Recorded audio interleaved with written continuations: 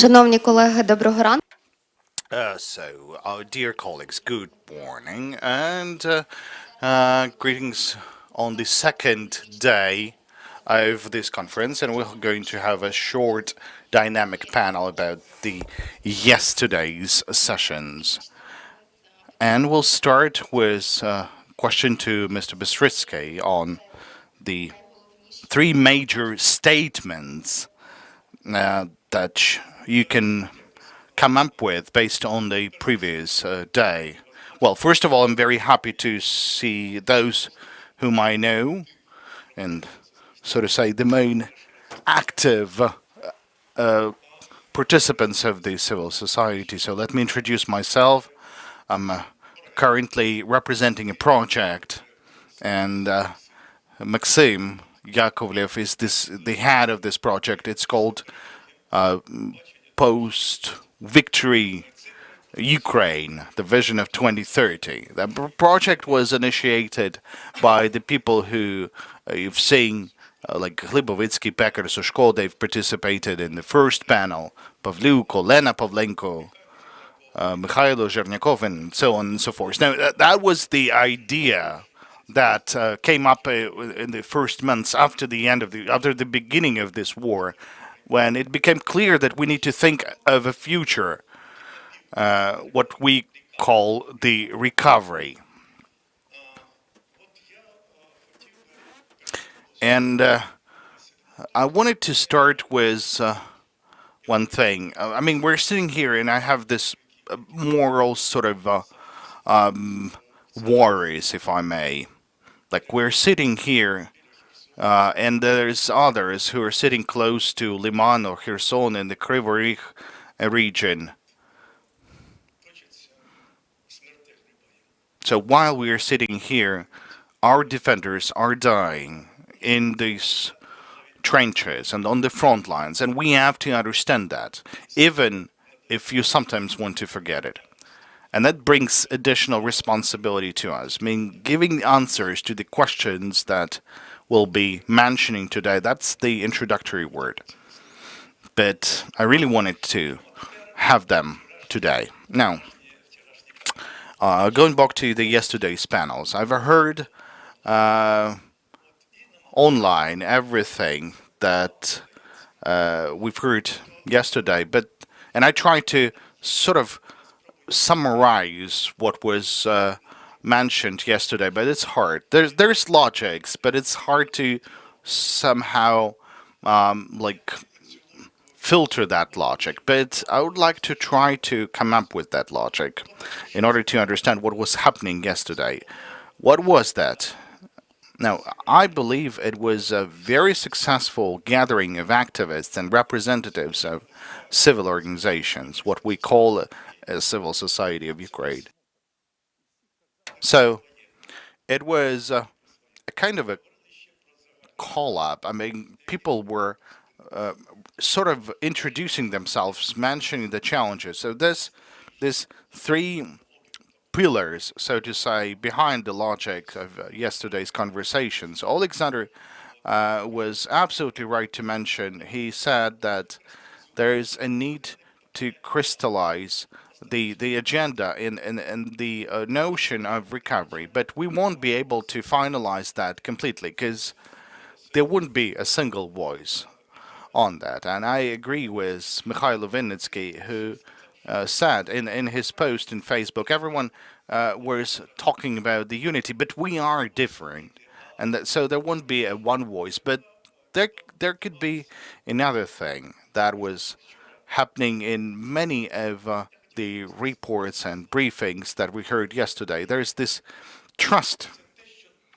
And whenever we're talking about the trust, it's all related to the trust. I mean, if we have a belief in this victory, a belief in the future of Ukraine, now then everything is becoming attached. Then we have a common background, common foundations. Now that's the very important thing that was coming out of yesterday's briefings, and the trust and the belief. It's not that we're talking to one another, but the fact that we are believing in this victory.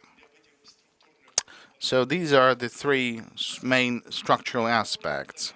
First, what is the role and the objectives of the civil society under current conditions, here and now? Now, that's a very important question. Second, any actions right now are being done by the civil organizations, and what are they capable of? And third, what sort of challenges do they face? Any strategy they might be coming up with or they're offering to overcome those challenges? Now, let's think of the roles and objectives of the civil society. Yesterday, we talked about several things. We talked about the role of a watchdog. I mean, civil society is sort of a watchdog, and this is something that I've heard 2 or 3 times. But then they said that it's not only about the watchdog or a monitoring agency, but those who first identify the challenges and then bring those challenges to those who have to solve those challenges. That's the authorities. And for that to happen, you would need to have an analytical thinking, and we have think tanks, not only them just ordinary organizations, and then their ability to advocate, meaning the ability to communicate, to have dialogue with the authorities. And the third thing, that's the strategic vision. And this is something we're going to discuss with Svetlana. What are we going to do next? Any challenges that we have? And I would start with a number of questions that were raised in the beginning. And one of that was related to corruption that you need to counter. And I think we have anti-corruptioners. Some of our anti-corruptioners are here with us, or rather drinking coffee close by. But look, there's this. I'm kind of afraid of using the word corruption too often with relation to Ukraine, because we had troubles, really, when the society didn't support the anti-corruption actions taken by the anti-corruption organizations. Now, that is my wish, and I would insist on that. Whenever we're talking about corruption, then Ligac said yesterday, or talked about it yesterday, he touched upon this issue, then Pecker told about this, and some others. But under these conditions, we need to be very careful in our thoughts about corruption. We have to identify those cases. One example, and sorry if we're taking the time while we're waiting for Maxim. This example of his volunteers. I was forced, for different reasons, for family reasons, I get my son on the front line, and he was in Yavriv exercise area, and his barracks was destroyed, and he managed to still to save, and he managed to escape the barracks sometime. So he lost everything, and I started like looking for clothes, for other gear for him, and I went around the shops trying to buy something. And I found volunteers, and those volunteers provided everything to me. And I didn't sign anything, it was all about the trust. And this handful of volunteers, it means that something is wrong about the legislation and law enforcement agencies. There's something wrong. They're working like by inertia, so to say. They need a signature to everything. So in the relations between the volunteers and the authority, there's no trust. Really, there can be corrupt practices, but I gave a small example. You have to identify what's the corruption, and not to say that everything is corrupted, and so that we wouldn't be working in support of those skeptics. Then we were talking about psychological trauma. Now that's a sensitive issue. Whether we will have a psychological trauma, and everyone was saying there will be like millions of people coming from the front lines and I mean, other people were suffering from bombardments, and that might result in trauma. But I would be very careful about those terms. And I'd like to say that there are things that could be solved practically. I mean, as part of the process, and you won't be able to solve them in advance. I mean, you might say that yes, definitely everyone would be affected, would have the psychological trauma, would have this lack of trust to one another with psychological um, disorders. But it will be what it will be. But we shouldn't be talking a lot about this. We need to prepare. Now, a few more things about the actions. I was impressed with this where it's about the fact that the women are becoming leaders locally. Well, that's clear. Whenever there are schools, whenever there are hospitals, and when male went to the front lines, the women are becoming activists, and that's important. That's we're supporting. They are the drivers of actions, and later on they will be the drivers of reforms. Then the strategy of small steps. I mean, we all think big, you know, but now it's important to identify the challenges where they are and to attempt to solve those. Now, I could go on. I could continue about the human rights, about these clear definitions on how the volunteers would return, what would happen to them. Now, these are all the questions that would be solved practically. We have to be ready for that. Okay, here we have Maxim. Maxim, I will take 5 minutes that you had. Now, the last one, before we would come to the next issue, this from resilience to recovery. Well, really, I don't like this term recovery. We're not only recovering; we are building a new Ukraine, and we would be able to build it, build the one that we haven't managed to build till the end after the Maidan. It's like a renovation or rather innovation. So that's going to be a new Ukraine, and under this term recovery, we have to have this larger scope of understanding, so to say, compared with our partners. And whenever we'll be recovering, we'll have a slightly different focus. Now, about the victory, someone told me that yesterday. He said the victory is not when we'll return Crimea. The victory is not about the Crimea. It's not about it. But the victory is about the protection of our identity and European choice. I mean, we are defending our sort of national life. And the fact that we'll become a member of European Union and a member of European family. Now that's very important. The victory is this mood, this belief, this that will help us to gain the victory and not just liberate the territory, even though that's the physical like foundation for the victory. So thank you for that. Let me add that I don't think that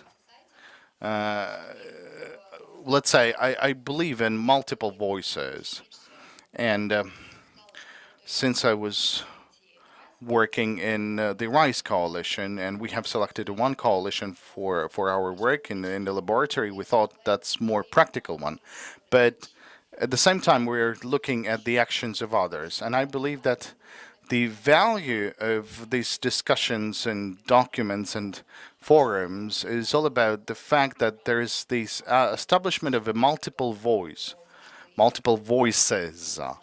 Because earlier we had this intention of having a one voice, the middle voice, and then the final voice. And the second option, it's about the coordination between the donors. And since I know a lot of processes from inside, I believe that the civil society is hard to be coordinated in between. But the donors also needs coordination, including the civil society, because without that, we won't be able to produce effective solutions. And the major solutions that would allow us not only to build a new country, but to make it a country for many decades to come, so that we would be able to build up something and not to start from scratch. And I'm happy to welcome Maxim. He finally joined this panel. Unfortunately, he missed the first question, so we'll start with Maxim with the second question. The second question is as follows. Now, what is something that we are lacking in cooperation between the authorities and the civil society, and any steps we would need to make to have this cooperation very effective? So, Maxim, you'll have 3 minutes, and then Yevgeny Konstantinovich will have 3 minutes as well. And then there will be questions from the audience. I do apologize. 3 years of online work undermined my ability to arrive on time at 9 a.m. in the morning. Well, but going back to the question, what's lacking? I think the mutual trust and this understanding that we are destined to have this cooperation. We must cooperate. Now, the authorities, they don't have this understanding, and maybe we are not so insistent, so to say, because some of the business relations of civil organizations end up with, report presentation and the report to the donors. And then we have a photo on Facebook. So we need to work as well. But since organizers told me that I have to remind what we heard yesterday, so let me give you an answer by using the quotations from yesterday.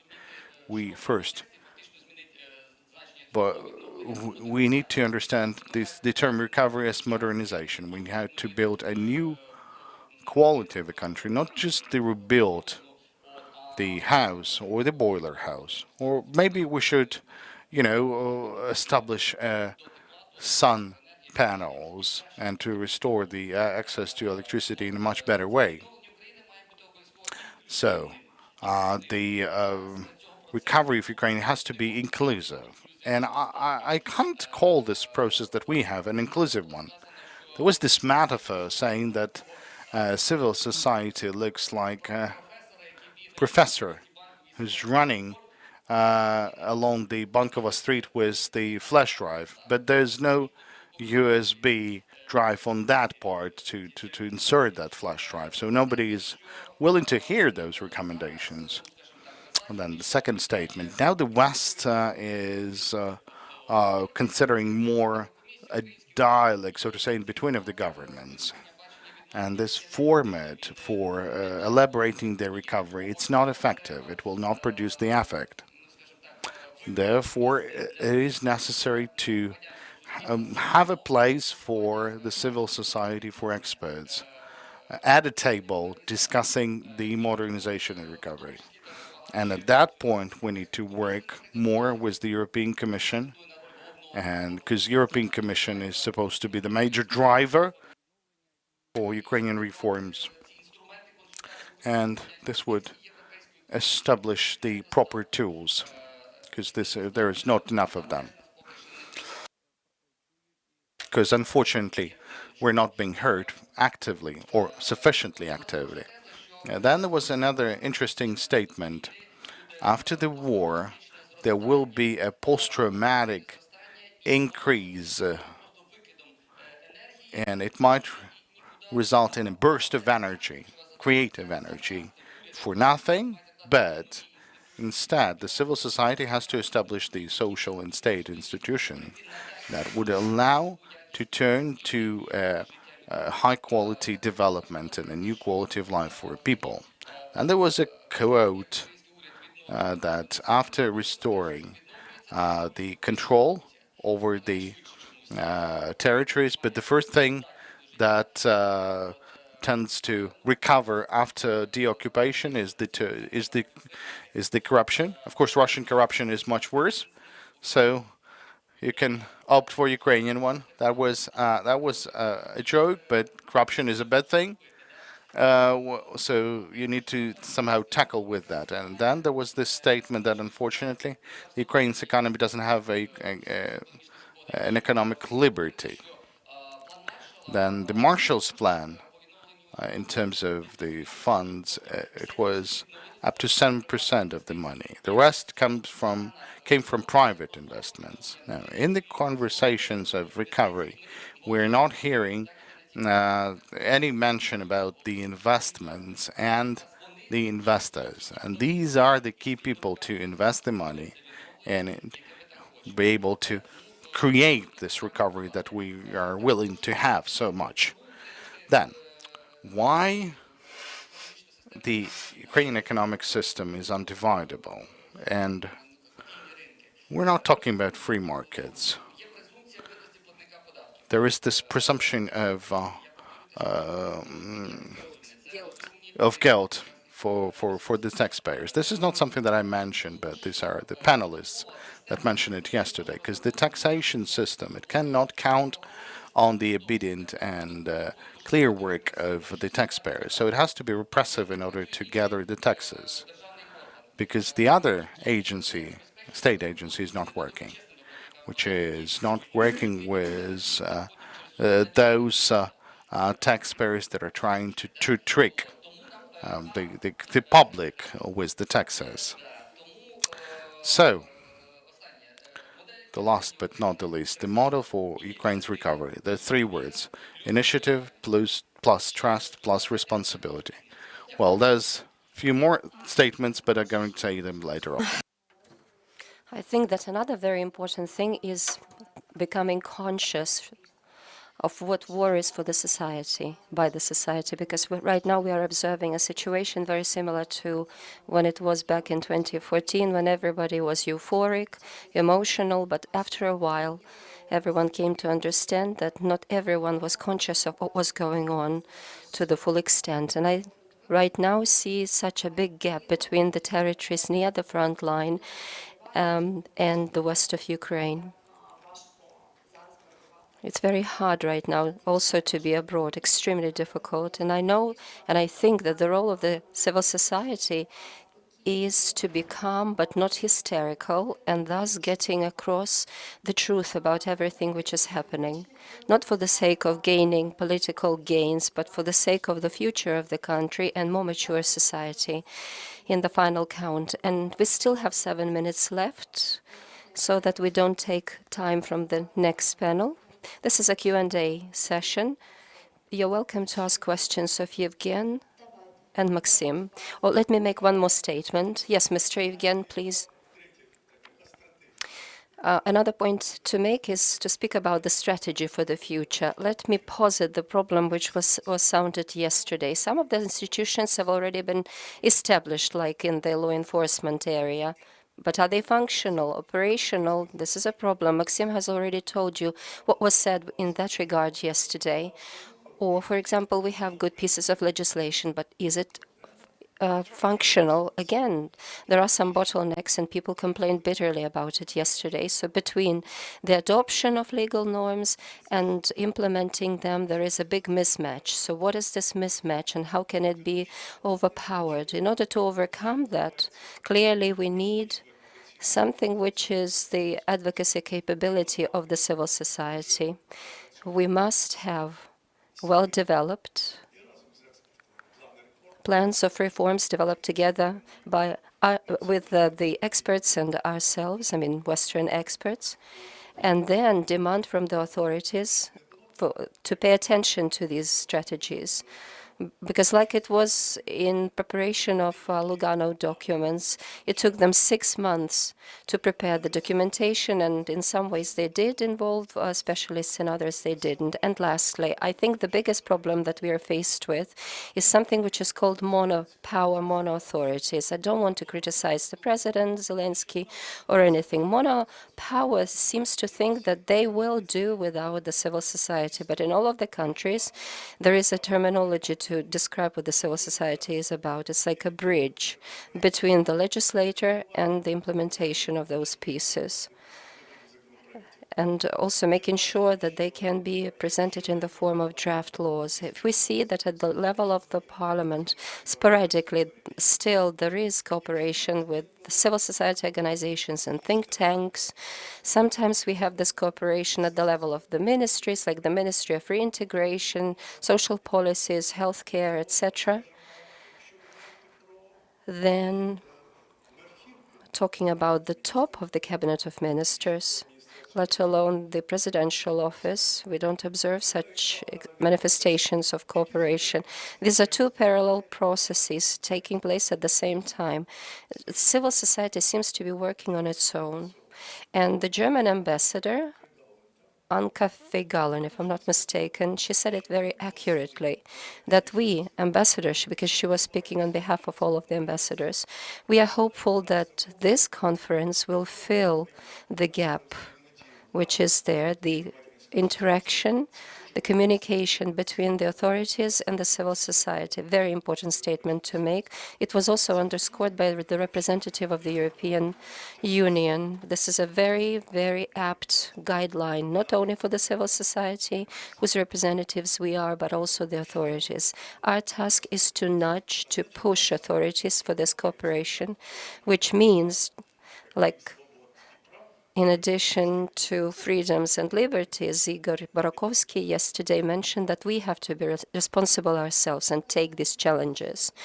Thank you, Mr. Konstantin.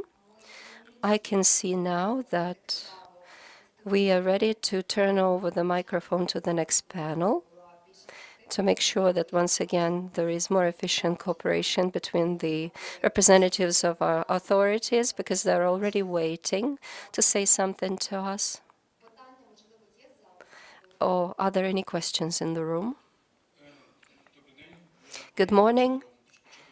Yesterday I came to hear answers, and there were a lot of answers presented, and one slide which presented a lot of clear understandings, the NDI survey slide.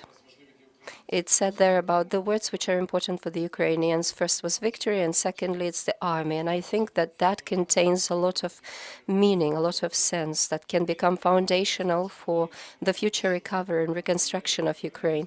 So we need an idea. It's like the same as victory. Victory over ourselves, right? Yes, true, over ourselves. But it's true, we cannot do it without a plan. I heard it yesterday from the representatives of Bucha. Bucha is a small town, but we need to reconstruct the whole country and not just repaint it. We need a plan for the victory, and the army is a paragon of this victory. They are learning, they are changing, and they are some of the best in the world. We need to have this plan from both the bottom and the top. I can see here at the top the fantastic collection of the organizers of this event. We need a participatory plan. We don't have it yet, so far not. And the Lugano manifesto and presentation, unfortunately, it was a sad story, a deplorable one, I'd say. And you, the representatives of the donor community, unless you give a nudge, a push to this idea of recovery, we will be hung in suspension between the big and the small. The big and the small will be fighting, and we will be just stuck somewhere in the middle. So the question is, isn't it time right now to speak about a big practical idea for Ukraine? If so, what should it be? Who did you address this question to? Maxim first. I'll take it first and quickly. Thank you, Oleg. I think your question was right. And you mentioned the armed forces of Ukraine. And yesterday there was a formula mentioned that we need to find the managerial formula for the Ukrainian victory. And they said, look, the army is winning. So what is the essence of their formula? So it's the freedom of action at the bottom, and the top leadership enjoys trust of the bottom, of the grassroots. With reference to how I can formulate this dream for Ukraine, I would put it in a couple of words. Get rich. This is a message to everyone. Get rich. With the help of your intellect, creative inspiration, painstaking work, education, get rich. And we have here the Renaissance Foundation as one of the co-organizers.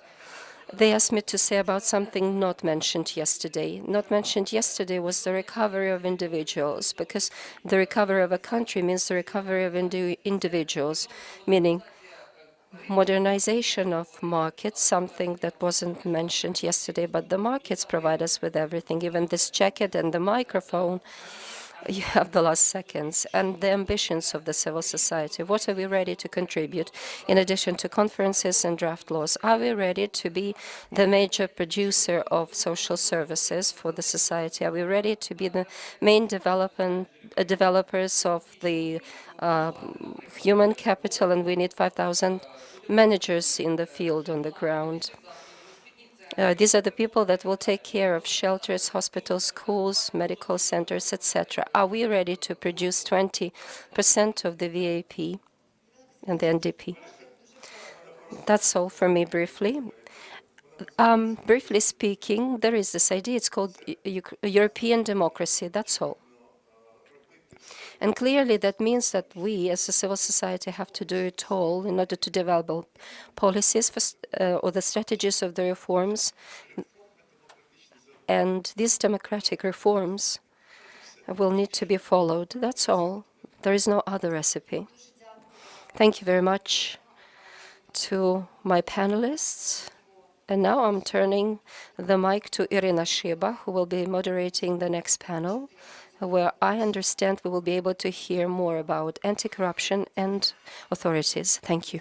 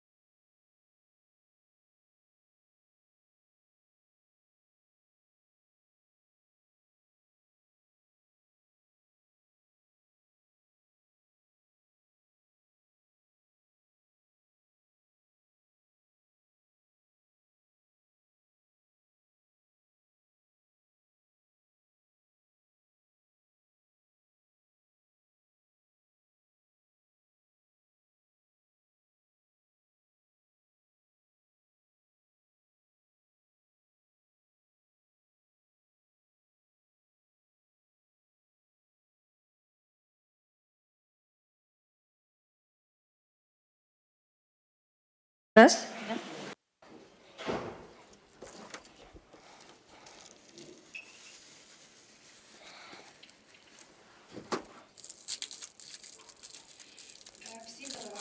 Good morning, everyone. Hello and welcome to this conference, both those who are online and offline. Our today's panel will be dedicated to the architecture of transparent and accountable process of recovery. And I hope it will not just be representation of the opinions of different representatives of the authorities and the civil society, but I hope it will be just as exciting for everyone to hear us as it was during the previous section. We have Marina Bogoslavets from the Institute of Legislative Initiatives, Andrei Borogovik from Transparency International, Olena Shulak from the faction The Servant of the People, and Andriy Shulavsky. I think that we will build today's discussion rotating around the following question. Is the existent anti-corruption infrastructure enough in order to ensure the honest recovery, or should we build new institutions in order to face the challenges that the country has been faced with after February 24th? And now I would like to give the floor to Martina for a brief presentation. This coalition, together with Rise Ukraine, has already developed some ideas concerning what's important in order to ensure trust in the process of recovery and, of course, to make sure that the general public is involved in that. So, Martina, the floor is yours. Thank you very much, Irina. Dear colleagues, good morning. It feels very responsible after the statements made by Mr. Yevgen in the previous panel, considering the fact that think tanks which are involved in anti-corruption, civil society, and international donors are expecting the definition of the rudimentary problems that we already have and the implementation of the mechanisms that the authorities envisage for the future recovery. And that's exactly what we have been doing. We are already analyzing preliminary decisions. We've been doing that since April this year. While analyzing and preparing for today's presentation, I was also listening yesterday and analyzing the presentations and interventions of yesterday's panelists. It seems to me that we need to focus on some ideas, like the words said by the ambassador of Canada to Ukraine, who said that lack of inclusiveness, of inclusion in the proposed plan for Ukraine's recovery may pose a serious challenge for the international partners in the process of the future recovery of Ukraine, especially while offering support to this recovery. So the lack of inclusion, perhaps some sporadic support, but not holistic support, something that numerous representatives of the civil society mentioned. That's something that I would really like us all to think about, not just to have it reflected in our beautiful presentation, but we need to make sure that there are beautiful partnerships shared between the representatives of authorities and the civil society. Briefly, if I am to show what propositions and suggestions on behalf of the authorities with reference to the mechanisms of future recovery taking place, well, we set up a fund for the future recovery in the month of March, and in April, the Cabinet of Ministers made a proposal to the President of Ukraine to establish the recovery fund. This will be an advisory body. Many haven't heard about it. Unfortunately, that idea didn't work. Then there was the next recovery plan presented in Lugano. Again, several months on, it hasn't been officially approved. Another initiative that followed, instigated by the National Council, headed by Mr. Hetman. It was about establishing the agency on the recovery of Ukraine, but again, it's just at the level of a statement. And now there is a draft bill registered, and it's being prepared by the presidential administration, again about the recovery fund or foundation. Along with that, numerous processes are running in the regions, because as of now we have 10 regions which are being mentored by respective countries in the European Union for the would-be recovery. So regional and national recovery processes are running alongside each other. So this also testifies to this comprehensive, holistic approach. We are a bit concerned about the civil society because these available mechanisms, which are numerous, are running, and fast recovery is something that many people think will be taking place after the war, but we want to make sure it's beginning to happen now. For example, we decided to analyze the order of accountability, the order of exploiting money, funding, which comes to the special accounts at the National Bank of Ukraine. It's the fundraising platform United 24 platform. And any criticism that can be sounded by us is not just a criticism for the sake of criticism. It's just for us to draw common conclusions. It's about making sure that we initiate this inclusion that international partners want from us. So allocation of the money by the ministries raised by platform United 24. Unfortunately, when analyzing that, we already are confronted with the problems concerning how the Commission should work. For instance, if we look at the order of the working of the Commission of the Health Ministry. It's completely dependent on the political leadership of the ministry. And understandably, given the fact that the war is still taking place, public processes still remain closed.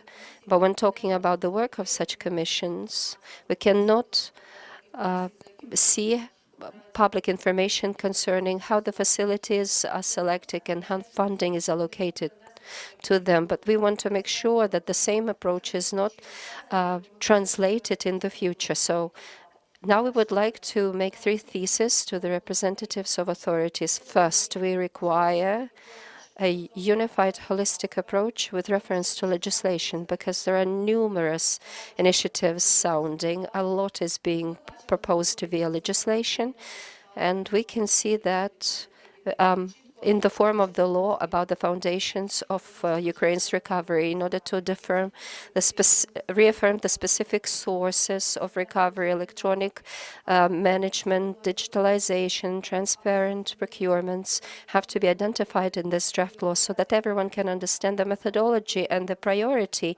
the selection of the facilities to be funded. That's extremely important for us. Thesis 2. We need a single system for recovery management. And this was so publish what you get, publish what you spend. So we need to have this. So publish what the international partners have provided to us, what supports this, what support Ukraine. So publish everything that was used, like how you've used this money. Then third statement, this was mentioned by the ambassador of Canada, the inclusiveness of this approach, because the society, we are trying to Google the information currently. And for example, in case of United 24, there's no involvement of the society. And this regional recovery plans, they also do not provide for the participation of the society. And we our challenges is that unfortunately there won't be an inclusive approach for the involvement of the society. And really, this is something that our international partners are pointing to. And Martina raised an important issue, saying that the civil society has not been sufficiently involved in development of the preliminary funds, on how the funds might or need to be transferred. And the idea is to have further involvement of the civil society in future. Like for the donors, it's an important indicator, since there is a great trust to a capable civil society, the way how it involved to the processes. But first and foremost, we, the citizens of Ukraine, need this transparency and accountability. And whether we will be able to come up with a digital system to cover that need. And we'll talk about digital tools on the other panel, so please don't take the statements from another panel, but anything related to the first question. Do we need the new institutions, or for those registers, for those funds, for those agencies, it's enough to have what we have? Well,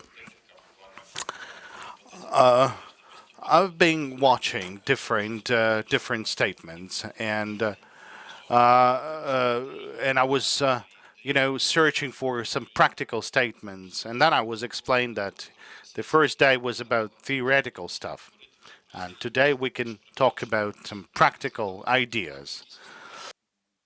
And Irina mentioned some digital tools, but we have to understand the most important thing, a very populistic thing. Recovery, it's difficult, it's a lengthy process, and from the standpoint of a process, I don't think anyone in this room or in the country knows how many sub processes are there. And now there's not really a very good coordination in terms of the efforts for recovery, but that's okay, because we need something for recovery because the winter is coming. But we still need a coordination between the international partners, between the state and the partners, between the state partners and local authorities and experts and investment companies. And this coordination, it's not about the meeting, but to understand who does what, in order so that there won't be double funding, so there wouldn't be any redundancy, so that if somebody would use that, we could use that as well. We need to have an adequate informing to the society. There has to be an involvement of civil society. We have a lot of agencies, like anti-corruption agencies, and there's civil councils working with them. And I can say for NABU and the Civil Council, and they cooperate very fruitfully. Now, secondly, whenever we're talking about the recovery, I would really like the recovery to turn the understanding of the officials upside down. That the recovery is not about the officials; it's about projects, really. And we need to think like whether we need to rebuild a school in this village or a settlement, because in the understanding of the officials, school is about the building, the roofs, and we need to come up with projects. Let's say we need to have a school for southern kids, and for that we need school, we need roads, we need equipment. So we need to have a project approach. Yes, someone will tell me now who's gonna do this project. Now, for that, we would need someone to assist, and the projects have to follow a single system, has to have a uniform format and assessment model, so that that would be a decision. For example, we are rebuilding or recovering point A, and the next one would be in a year. And that has to be based on the system of indicators, and not because someone is running around the governmental offices faster than another. So it's important to have this common approach. Now, in order for this to happen, we need an institution that would ensure the coordination, monitoring, and control, because there are different methods, and everyone remembered corruption in the morning. Well, we are working on that, but the countering corruption, it starts not with the law enforcement agencies, but with the rules. And if in the course of recovery, we do need the rules for assessment of projects, we need the monitoring, and before signing any agreement after the selection of the contractors, you would need to take a look whether you need to sign this agreement, so that you won't be terminating this agreement somewhere later on, in order not to create further work for NABUD. And there's a need for local control. There's a need for a range of inspectors who might be traveling around and doing the assessments and inspections, but not like it's being organized right now, when it exists, but it doesn't work in fact. So I don't see any institution or agency that could be doing that. And for coordination, for monitoring control, we need a new institution. And whether the office of the president is willing to have one or not, but I'm confident that there's enough politicians in the country that it's important, that it's impossible to create this institution without the involvement of international partners, civil society, coordination agencies. And now, in the frame of this institution, we could come up with like a focal point for coordinating everyone. Because recovery is hundreds of millions of dollars, but that's not the key. The key aspect is that it's a very complicated process, and hopefully we would be able to elaborate with a system like that, when, because a compromise, it's when well, everyone is a bit dissatisfied, but it's better than what Martinov offers, that the office of the president is not really open for cooperation. I'm not talking about civil society, but simply to listen to the point of view of some experts. But I think that can change, and I guess your coalition, we are actively cooperating with the Ministry of Infrastructure, a fairly successful cooperation. So we have a practical cooperation, and it's possible. And hopefully, thank you. Now, to sum up the position of the colleagues, so Leandre says that there is a need for separate institutions that would be tasked to coordinate, monitor, and control. And these institutions should combine international partners, civil society, and the government in elaborating the decisions. And the question goes to the representative of the political party, servant of the people. Now, how do you like this idea? Have you discussed the idea of new institutions in your political party? And what should be the architecture of the recovery in a dignified manner? So, thank you for the invitation. Thank you for the possibility to debate and to listen to some ideas. And it's great that we are talking in a practical domain, so to say. And I would like to talk to you not as the head of the political party in power, but as a representative of a legislative branch of power. Because I work in the committee which is dealing with drafting of the laws related to recovery. So, just as my colleagues from civil society, I feel worried that we're going to have a victory, hopefully very soon, and we'll be not ready for this recovery. Which standards should we use? Which principles should we use? So, as a person responsible for the construction in the community, I'm actively working to have those standards and principles for recovery. So that would be adopted at least at the level of legislative changes so that we would understand the energy efficiency. And then there's a number of standards that we focus on. And then what to do with this obsolete blocks of buildings, because there is a legislation, but there's no mechanisms. And what to do with the security, and how to deal with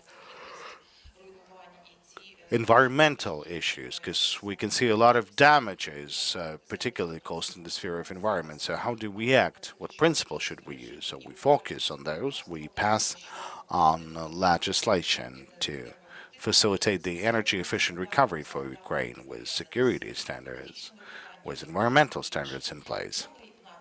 The second direction, an enormous one, I would say, of the past 3 years, I've been investing a lot in making sure there's different digital mechanisms in the country. So, among the first laws we've been passing during the first readings, and these were the laws that were later on worked in the Ministry of Digital Transformation. I'm talking about the register of the damaged property. This could become a foundation for the further reporting and the analysis and all the processes directly related to the recovery in our country. Then, international standards.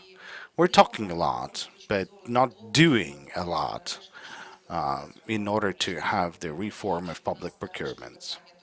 In order to have this issue of pricing coordinated with the international standards, we need to adopt our legislation in the field of technical regulation. I'm talking about the standards on construction products, our state construction norms, the technical regulations, different manuals, instructions, methodologies, so that our international partners would understand that these are the international rules that exist in Europe. They are adopted and implemented in Ukraine. And that's the big story with the urban planning reform, and I'll be happy to discuss that with the civil society. It's a very difficult and rough reform because without the responsibility, we can't say anything about the reform. And that's going to be a reform about the responsibility of the officials at central and local level, and all the participants of the construction process that will be engaged in that. I'm going to show you something and maybe call for the support of the civil society and international donors. In the Verkhovna Rada, we have passed a law. It's been signed by the president, so it's already implemented, meaning that But we have 5 deoccupied territories with significant destruction. So on all those territories, there has to be programs for comprehensive recovery.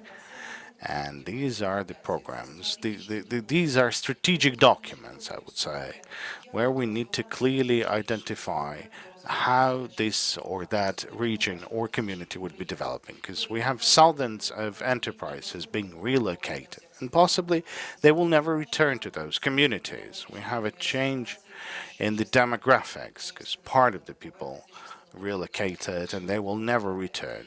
So we need to return them still. We're talking about the environmental issues. We're talking about the infrastructural aspects. All that has to be planned once again. And without this document, I don't really understand how do we move on with recovery. We're talking about different recovery plans at central, local level. But for me, they look like more of a statistics, like that number of square meters were destroyed, and we would need to find that amount of money to recover them or to rebuild them. But I'm confident that this is the false approach. And in order to talk about the recovery strategy, it's impossible without having a vision on all the complexes, on demographic, historical, cultural. I mean, without that, no recovery is possible. So, calling upon the civil society, I would like to ask you to help our communities, our deoccupied regions, to come up with these programs for comprehensive development of those regions. And that would be an input data for the urban planning documents on different level, local and regional. Now, those programs for comprehensive development, they will undergo public hearings. They will be approved at the sessions of the regional councils and all types of other councils. So this is a document. I believe without this document there won't be a way to move on. Just a couple of words about the digital tools are available already, and Verkhovna Rada passed the law 7789. That's the reimbursement for the damages for destruction of the housing, and we shouldn't wait for the reparations from Russia. We need to make sure that those people without accommodation should receive this reimbursement. And currently, there's more than 265,000 sort of appeals from the citizens whose apartments or houses were destroyed. These are enormous money, enormous destruction. And this has to be controlled, monitored, and understandable. This compensation has to be done under very clear rules. And of course, all the digital tools are engaged for this process. There's a register for damage or destroyed property. All the committees at the local self-government authorities. Our task is to make sure that all the documents, for example, those by the committee, local committee, the acts of technical surveillance, any certificates on the damaged property, which identify the status of the property. Now, these documents have to be in the system, has to be accessible, not only for citizens and local officials, but for all those who participates in recovery. And of course, in the system of compensation for the damaged property, we do not provide for the accreditation of this or that people or construction entities or whatsoever. So we want to have everything decided at the local level by the people. So there would be a minimum intervention of the state. And we're not going to say, okay, you need to use this supplier of the apartments or that. And this register is just a part of the electronic system that may be used for the digital management of the recovery process. And once again, I'd like to declare this readiness, and while this draft law is prepared for the second reading, you can participate in its discussions so that the process for this compensation with accordance to all these mechanisms would be conducted as much transparent as possible. Now, the urban planning reform Once again, I'd like to invite you for discussing that, and hopefully this is not going to be the final meeting for us. And I'll be happy to receive some of your recommendations so that we would be able to come up with new standards and rules for rebuilding and recovering Ukraine. Well, thank you for such a detailed presentation. I have a provocative question. Since we have a panel on the involvement of civil societies. Now, these concepts that you've presented, have you involved the civil society in their development? You've mentioned local councils, local committees. Now, are you planning for any civil society to participate in their sessions? Look, I have worked many years in the Office for Effective Regulation and Management, so of course I'm developing my draft laws with the involvement of the civil society. So the experts, they do participate in all the draft laws that that I sign. So what about the involvement of civil societies at local level? I will go back to this slide. When we are talking about the programs for the comprehensive recovery, these are being developed by local authorities. Not a single plan or program will be elaborated without the public hearing. And whenever we're talking about the committees at the local self-government bodies dealing with the compensation, or rather organizing all the necessary preconditions for the compensation, well, the civil society cannot be engaged in there because that's an organizational technical function for gathering documents, for sending them to the appraisal, to upload that to the digital system, to look at the priority aspects. I think the civil society might be used now when we are elaborating the procedure for the work of those committees. But as for the committees, I don't believe there is a need for experts or the MPs. There is a need for people that can technically administer and organize the processes in a fast and operational manner. Let me immediately ask a question, this question to the representatives of the civil society, if they agree with these suggestions. Try to be brief, please. We will still have to have a Q&A session and one more panelist. Thank you very much. Ms. Olena, we have recorded this proposal made by you. And if you involve us, we'll be highly appreciative. And I'm checking the legislation. And there it says that introducing amendments and approving programs for complex and comprehensive recovery, this is usually approved by the Cabinet of Ministers. But still, if we talk about all of the orders, regulations approved by the Cabinet of Ministers, there's usually a very serious drawback because there is lack of involvement of the civil society. And this can sometimes result in corruption risk. So please do get us involved. Thank you. And now I would like to give the floor to our next panelist, Andriy Vishnevsky from NACP, involved with the matters of corruption prevention, and there are a lot of expectations pinned on this body in order to ensure honest and decent recovery. So how is NACP working on this? What work is being done? I know that you were actively involved in the development or maybe the analysis of the recovery plan and the communication with the international partners. So how much are the international partners and the civil society satisfied with the results of your work, and what's your vision? Thank you, Irina. Good morning, everyone. In the first place, I would like to present my reflections concerning what's been said by the representatives of the civil society.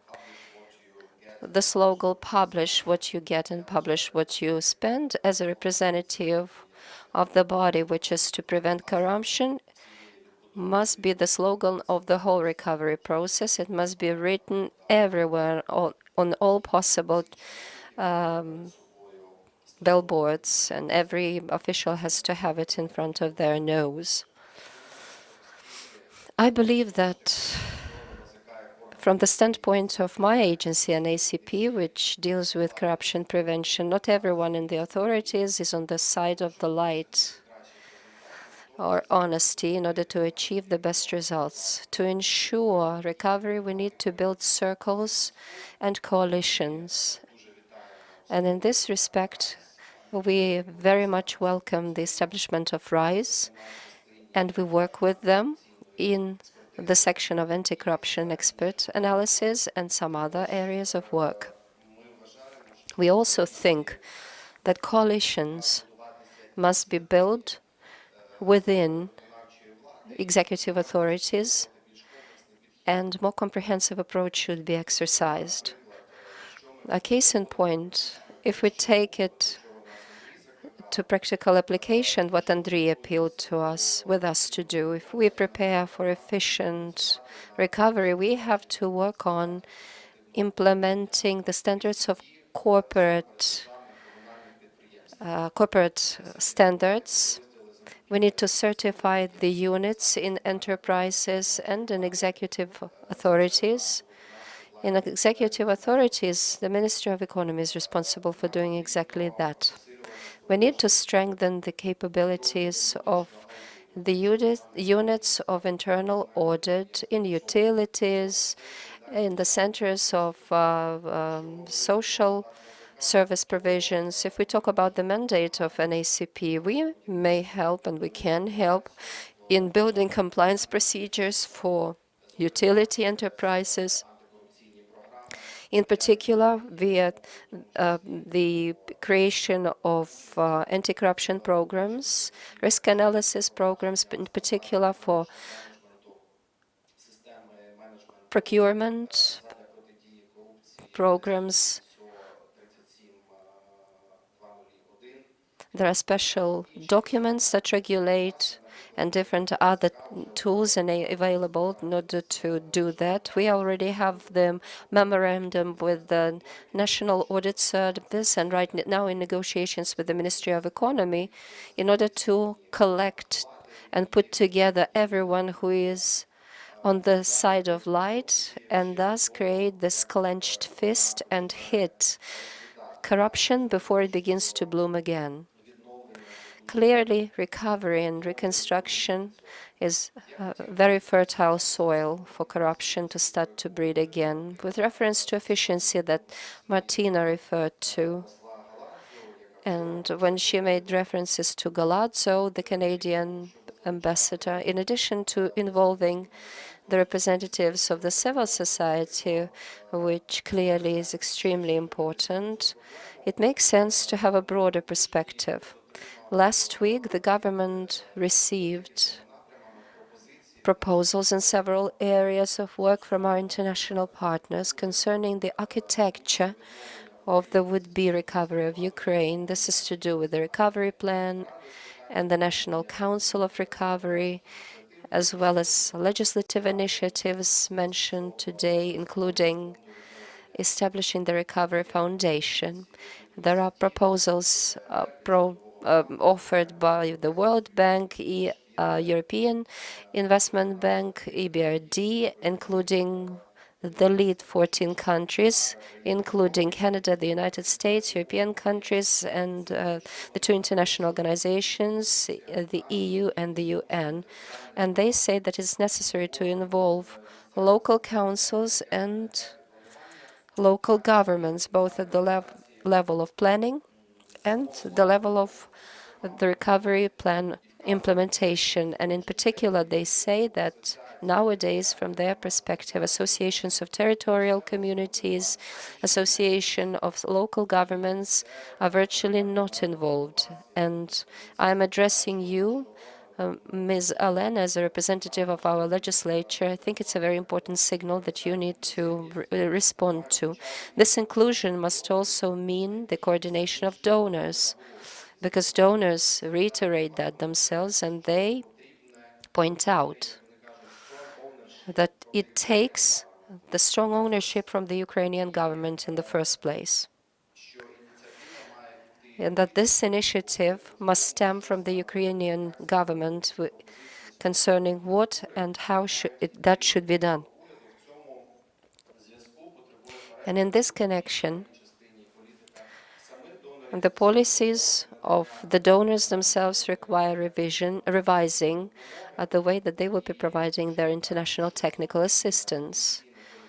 And they need to provide a greater involvement of potential beneficiaries within the structure of the government, and most importantly at the stage of planning. So international technical assistance planned needs to be revised to make sure that once again it has to be more inclusive, more flexible, agile, because of the highly volatile conditions, because commercial contracts, which still by inertia are being used by some donors as a way to provide technical assistance, which by their nature say that they have to earn money because it's commercial projects and their margin is 60 to 80%, and only 20 to 40% is used in order to provide us project assistance here in Ukraine. From our perspective, and it's our conviction, and other executive authorities, the Prime Minister and Vice Prime Minister are putting their heads together in order how to communicate it directly to the donor community to make sure that these approaches should be changed. Concerning how the NACP should and is already involved in the recovery and may be involved in the future, firstly, it's the anti-corruption strategy. As everyone knows, it was one of the prerequisites of providing Ukraine with a candidate to be access to the EU. This was done in June this year, and now NACP is developing a draft program for the nearest 3 years aimed at the implementation of this anti-corruption strategy. And I believe this will be the main framework to prevent and thwart main anti-corruption risk, because the sections of this program and the sectors identified as the sectors of priority to prevent corruption coincide completely with the sectors and areas that international partners point to us. This is regulatory policy, anti-monopoly policy, managing utility enterprises, land relations, healthcare, and social security. By the way, in part of digitalization, when working on the anti-corruption state program, together with the Ministry of Digitalization, we completely synchronized it in terms of its content and timeline, because in order to implement these digitalized programs, they have to be included in the national program on digitalization. So these large-scale programs are already covered by the Ministry of Digitalization, and now we are in negotiations with the European Commission in order to be provided with sectoral support and funding, as well as resources in order to implement this program. Andrei, if I meant 2 brief questions, you have been alluding to the strategy. I don't think that in the history of Ukraine there wasn't a strategy which was fully implemented. Most of the time it's a formal declarative document that many people don't see any usefulness in.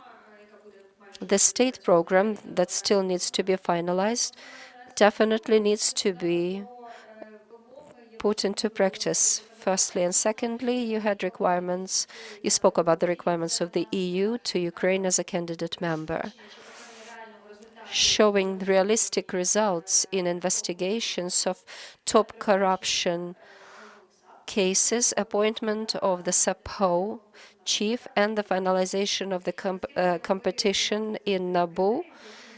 Do you agree with these criteria? Do you think there are any other elements of anti-corruption strategy important for Ukraine in order to demonstrate to the EU and our donors that I hope will allocate big funding to the recovery of Ukraine, that Ukraine truly is making a big progress in fighting corruption? Thank you for this question. I do agree with you that unfortunately many of these strategies remain on paper, and from my perspective there are three main factors that enable these strategies to be implemented. And in this case, we're talking about anti-corruption strategy.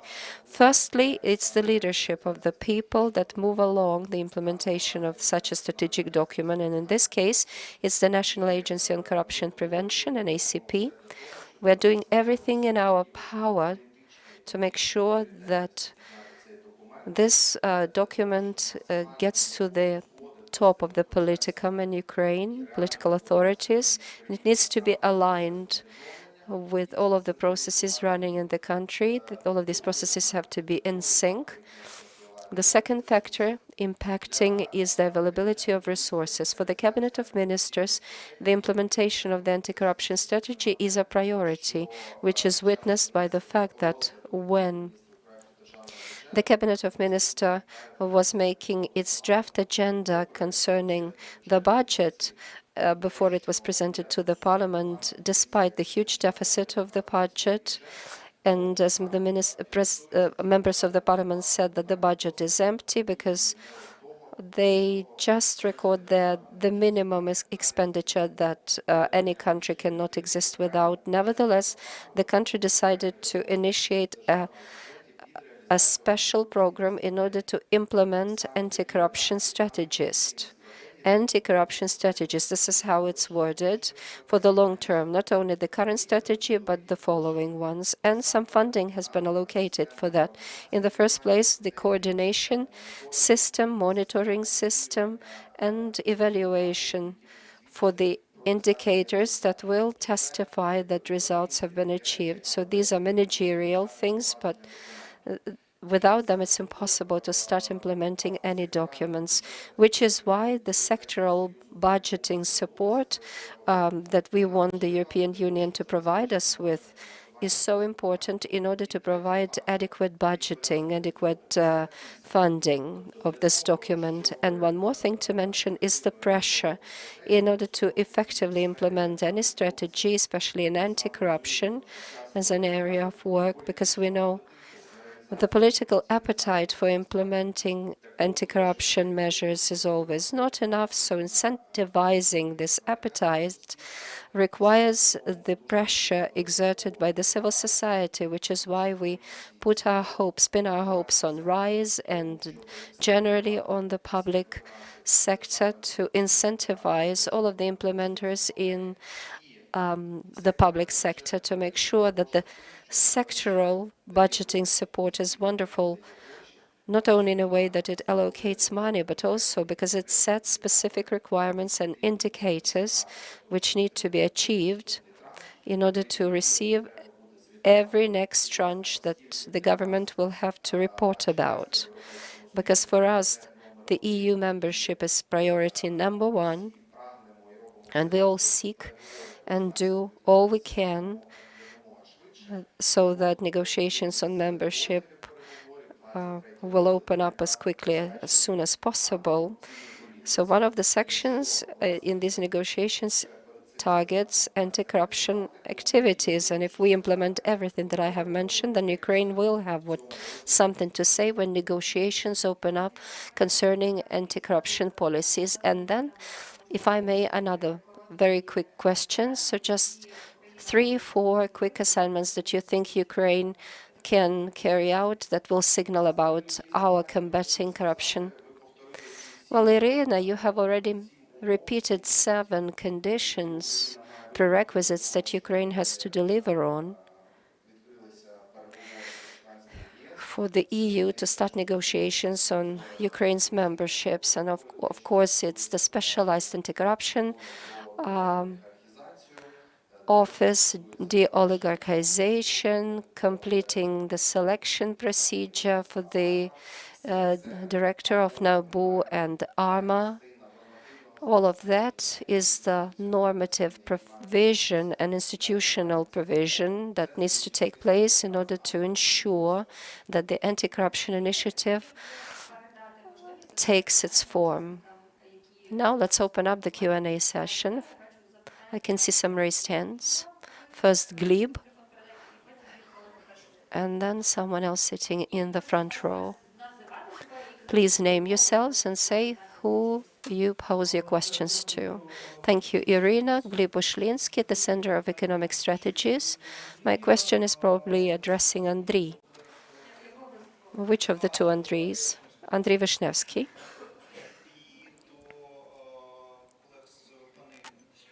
And to all of the panelists. Andriy, you said the problem of corruption prevention in state and utility enterprises. We need to look at the statements of the ambassadors of the G7 at the beginning of the armed aggression, 270 submissions concerning the support of Ukraine financially in a military way, the necessity to appoint the heads of SAPO and other anti-corruption bodies. And then they also begin to address the elements of corruption in the energy utilities and enterprises of Ukraine. Do you think there should be taken some aggressive measures in order to prevent corruption in utility and state-owned enterprises, not only at the stage of Ukraine's recovery, but also during the war? Because political and personnel decisions are being taken right now, and this can unfortunately result in building new corruption streams and flows. And what will happen during the recovery? Well, thank you, Gleb. First, we don't know what's going to be the decision. It was not made public, but we hope that Ukraine will become a member to the OECD. That will open up some possibilities in preventing corruption in energy sector, because OECD has a range of tools, and we're already working with them for a certain period of time, and therefore there's a sort of a toolkit available that would allow to tackle the challenges that you've mentioned. Now, also somewhere in future, along with the work on the compliance with the whistleblowers, we could establish an analysis of corruption risks in the programs and projects on recovery, as well as we could publish the risk profiles to do some due diligence of the procurement entities, and for that we would need some additional experts. And we welcome everyone for the dialogue, for those who's interested in this idea. Now, another sort of more aggressive event that could be mandatory monitoring for the implementation of anti-corruption programs by the companies participating in the recovery. But for that, the mandate of NAZK should be extended. The next question. Question to Madam Elena Shulak. I'm been working with the strategies for the regional programs, regional development programs. The effectiveness is like 20%. So if we'll provide that to communities, they will have new schools, maybe new roads, but but that's not a new country. I mean, I know what's within the competences of the those departments responsible for the developments. There's not too many experts in there. We'll paint the schools, we'll repair the roads, but what sort of recovered economy will we see? There has to be a map with the expectations of changes in the economy and some infrastructure being attached to that. Otherwise, we won't have. We will be spending a lot of money without the recovery of economy. Yes, I really, I am afraid of this painted schools or refurbished schools. The major task of the civil society and the authority and the experts to help those regions, to help developing those strategies for them to be effective. Now, as for building a new model of economy, we have an economic headquarters at the first Vice Prime Minister, Minister of Economy, Yulia Sviridenko. So hopefully this, headquarters should be reinvigorated as much as possible so that we won't have things that you mentioned. And speaking of the new economy and the map of reforms, all of that has to be accompanied. Well, do you give us a possibility to access to those reforms? Because I mean, some of the agencies are not interested in having civil society joining them. I mean, in that case, there will be no civil society. Look, just as you, I go to this office and I'll ask them not to have the statistics like meters multiplied by hryvnia. Now they are dealing with the questions related to the war, with the fast recovery, because we need to install windows, doors, and roofs in preparation for the winter. So they don't have a strategy on the first place. But there's we, there's you. And if you have proposal how to make them listen to that, how to make them have it on the first place, okay, please. Well, we can continue dialogue at the coffee. Ivana Khtiona, Transparency International, Ukraine. I have a question to Elena Shuliak. And at first, it's a reflection. Just we are talking about public procurements, but in fact, whenever there are money, there's public procurements. And I want to say that thanks to the partners of this conference, we have one of the best systems of e-procurements, Prozor. All of those logos, all of them are engaged in the reform of public procurements. And we are heading towards the European Union. We have an agreement of own association. So almost all of the recommendations are being fulfilled in terms of e-procurements. Now, today and yesterday, I've seen that we need to reform the public procurement system once again. We what what are we going to reform? I wouldn't like to have a situation when in one day we'll have tenders and all the money is spent, because we have a fairly good procedures which are important to develop. But what's the reform is about? Well, let me tell you about some of the things. Well, we are not going to break anything. Currently, Ukraine has this electronic system in the field of constructions, and it contains all the information for a construction piece. It doesn't matter whether it's public or private funds. And I really want to have all the data from Pozor being attached to them, so that we wouldn't be spending the time for going to other registers, but to see all the information in one place. So whenever I'm talking about public procurements, this is what I'm talking about. Thank you. We had one more question from the audience, please. Hello, Mikhailo Zolotukhin, head of the Civil Council at Mykolaiv Regional Administration. How do you see the cooperation of civil councils at the central executive authorities and local self-government agencies while developing the local and regional plans for recovery? And maybe Olena as a legislative would be able to answer that question. Whether, or maybe do you think that there's something non-existent? Well, this public hearings, these are mandatory for this comprehensive recovery plans. But your question may be related to how the trust is being developed between the local authorities and civil councils.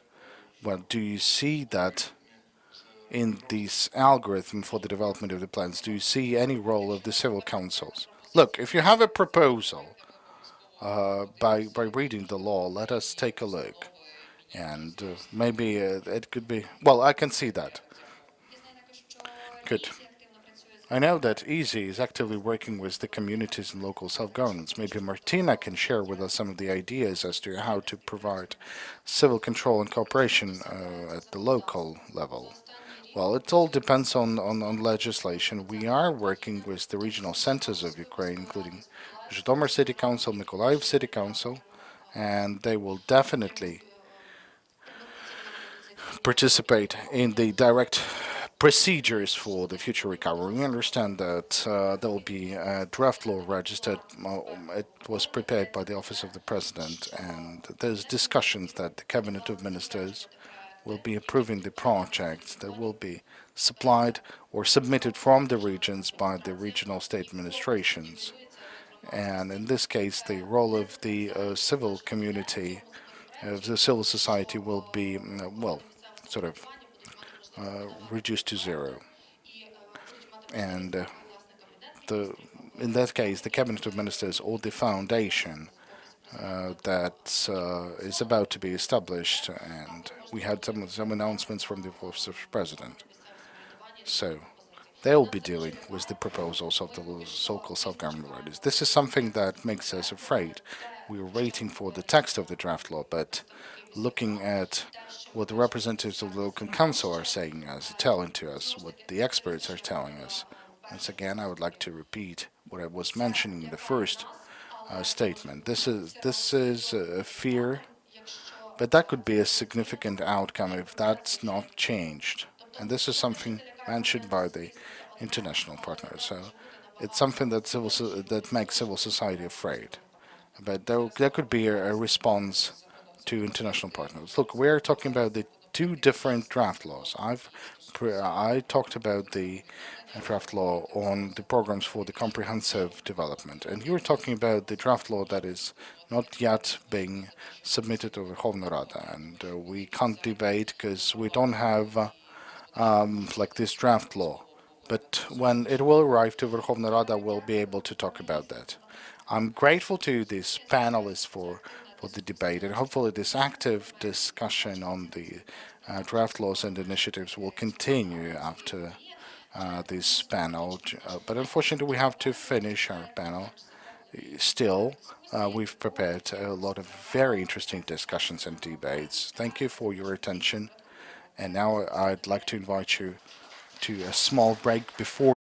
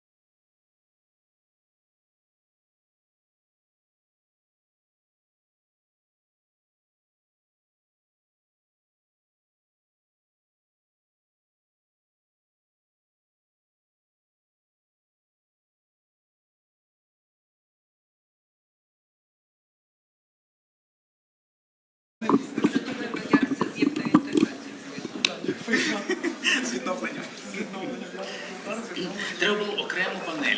Роль ядерного удару у відновленні України. Дав нам фреймворк. Ми сидимо, панелісти, коли себе дивно поводити, то ви що розумієте?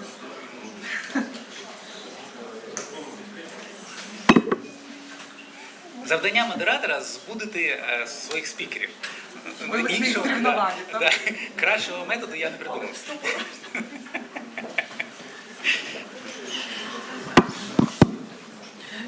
Я так розумію, ми чекаємо на...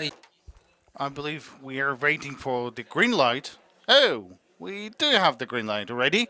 Good. So we should be talking Ukrainian, I guess. So good afternoon. My name is Serhiy Sendorenko. I'm the editor of the European Truth, and I have an honor to moderate a panel on whether there is a connection between the European integration and the recovery of Ukraine. And that's a very difficult and rhetoric question. I'll be trying to answer it now. We have very good panelists, representatives of the civil society. We have representatives of the Office of Reforms at the Cabinet of Ministers, and the representatives of the integration to EU. And this is something we'll be talking about. So first and foremost, I think we have to pass the floor to Tatiana Kovtun. I beg your pardon, I forget your position at the Office of Reforms of the government, but what's most important is that this person could tell us the governmental vision, so to say. Now, before having this question, we'll talk a bit about how we are going to establish our dialogue.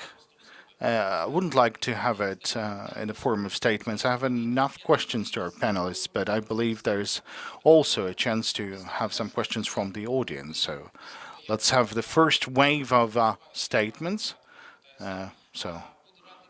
I'll be happy to see some hands raised, and we'll try to clarify some of the topics that will be interesting for us. So, Tatiana, this... Going back to this recovery thing, recovery of Ukraine and the movements of Ukraine towards the European Union. So that's the first question. Where's the cross section of those trends, so to say? So, Serhiy, thank you.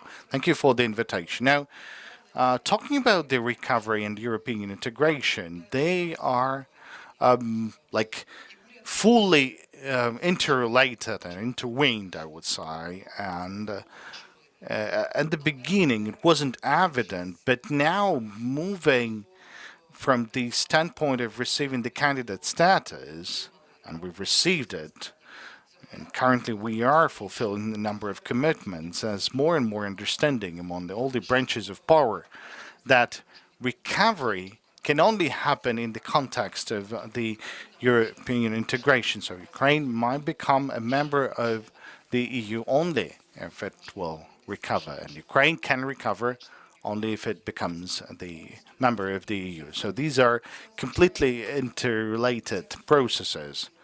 And this is something that people in the European Union clearly understand.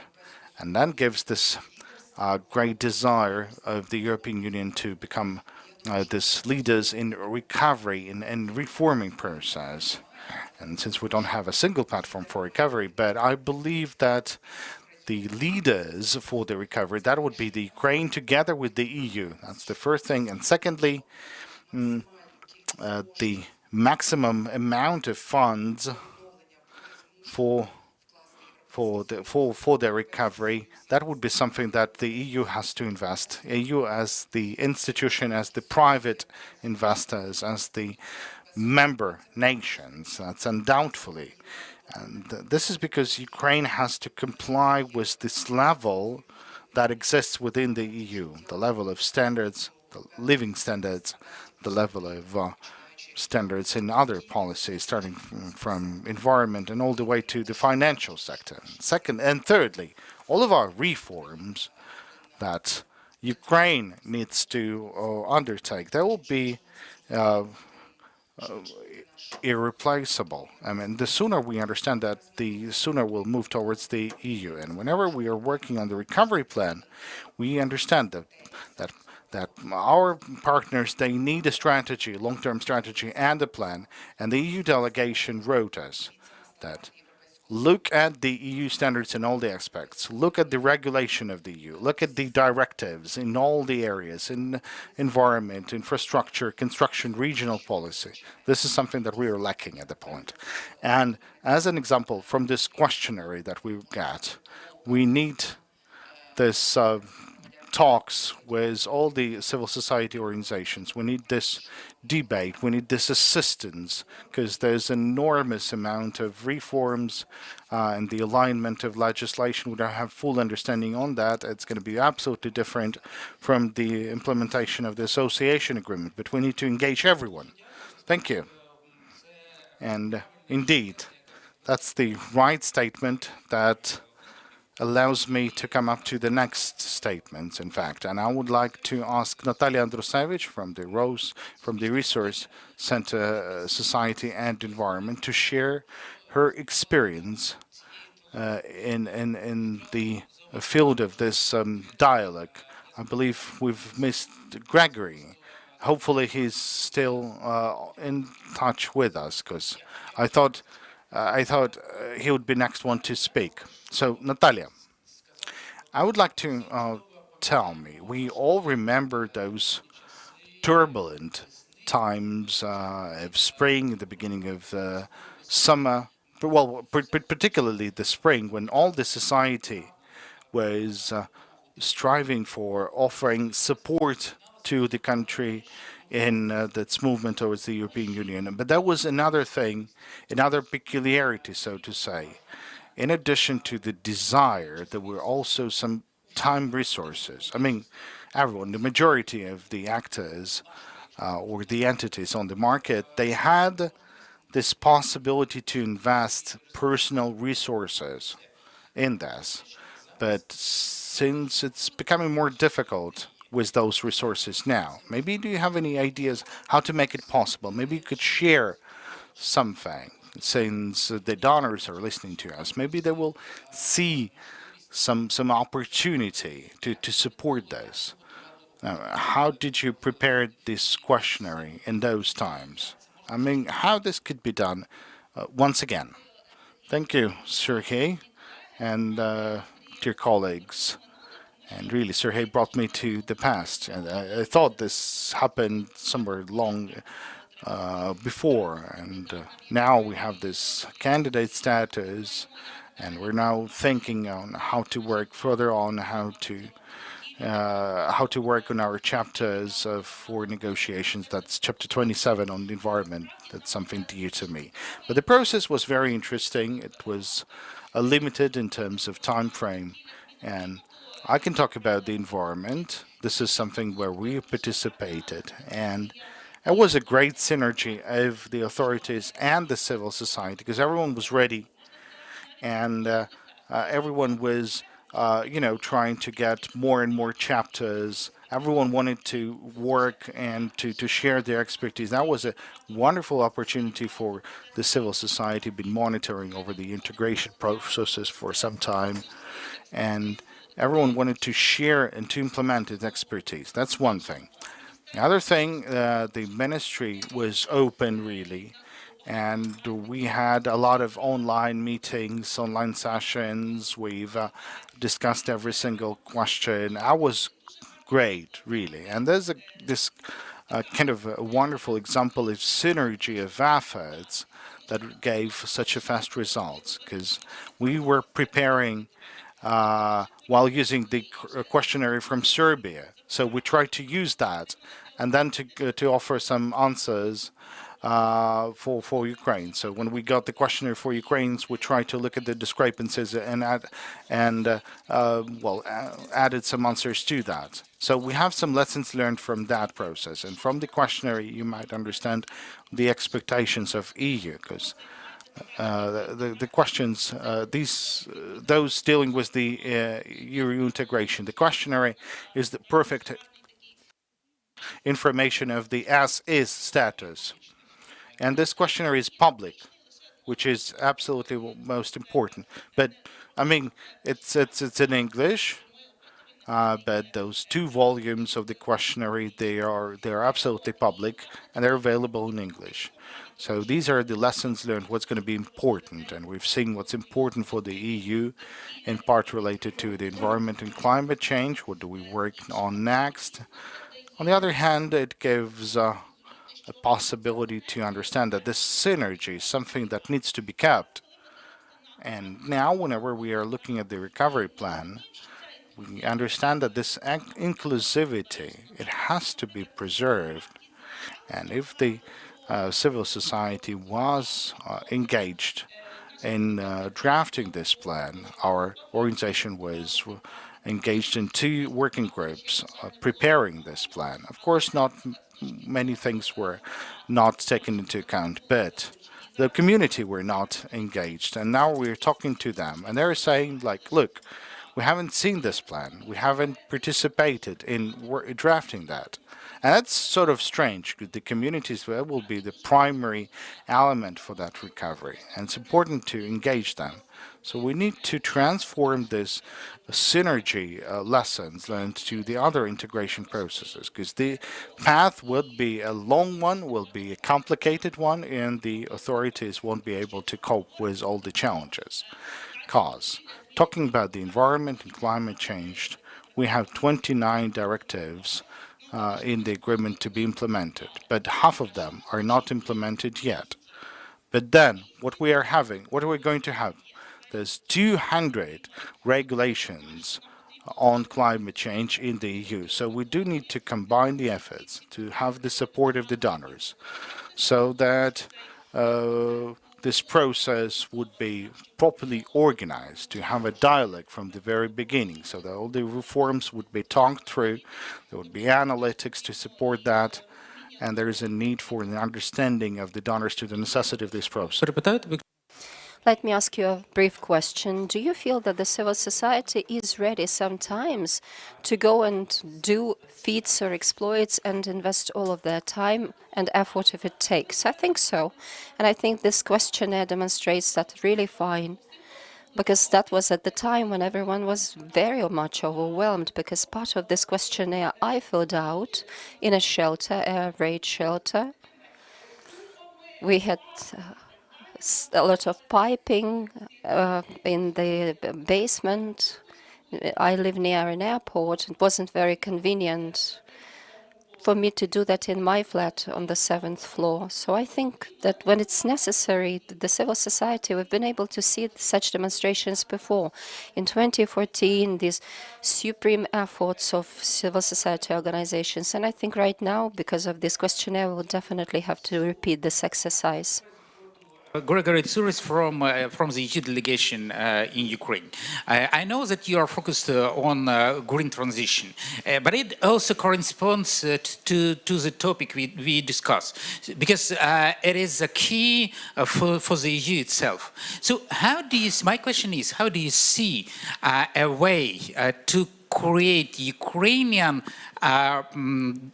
move towards the EU and towards rebuilding of Ukraine, how to make it coherent with the EU key priorities? Maybe you have some suggestions, and also if you can reflect on what was said before, you're very welcome. Thank you very much.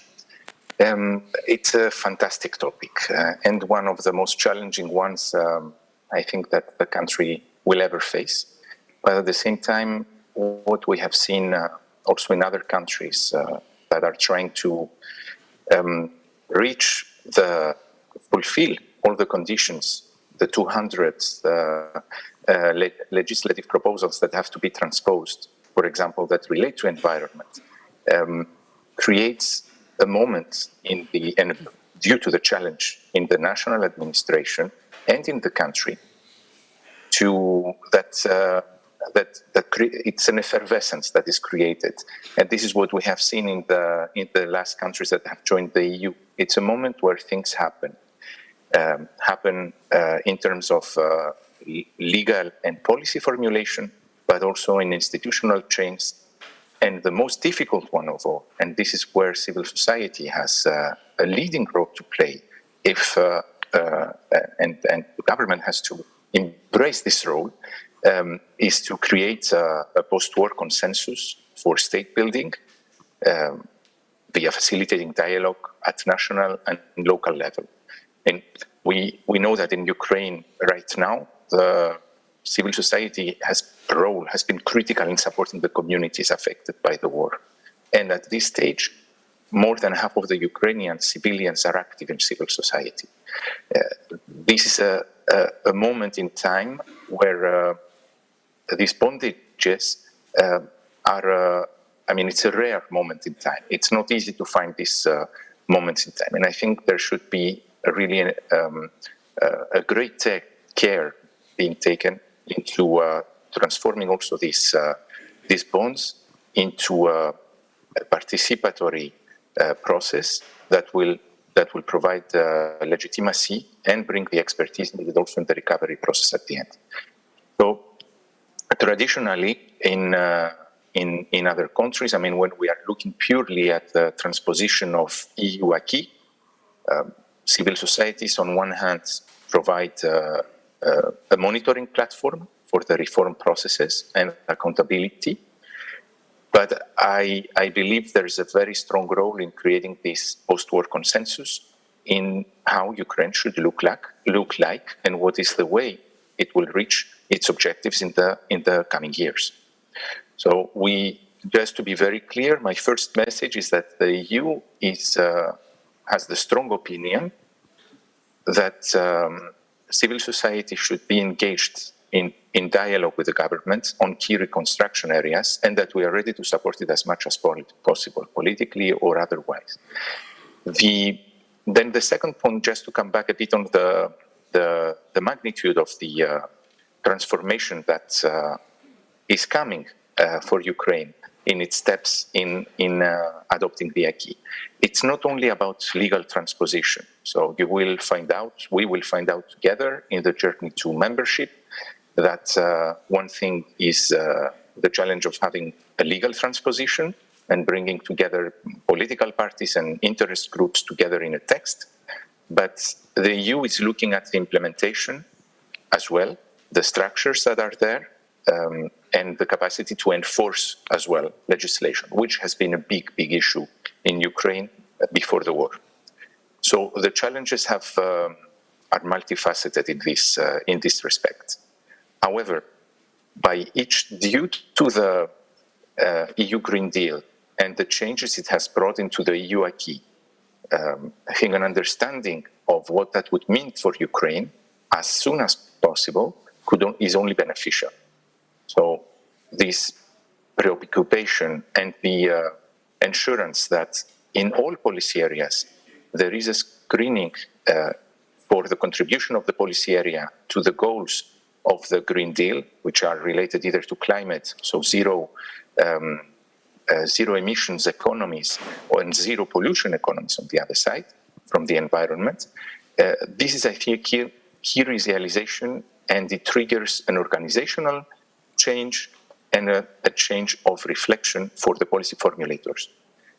I sincerely believe that for this, I think civil society bringing in their positions and expertise can really make this bridge happen, not so much in the institutional setup of the state, but definitely in ensuring that there is a consensus in the society on how things should move on. And with this, I will give the floor back to you, because I think I'm talking for too much. But it's an extremely interesting topic, and it's a win-win situation. Each step that is taken now on individual environmental legislation application, with all the prior steps it engages, brings Ukraine closer to accession to the EU. Thank you very much. Thank you, Gregory. If I may, I would like to ask you to specify one important thing. Do you see that the EU, European societies, politicians are really mature enough to understand that Ukraine would be the EU member one day?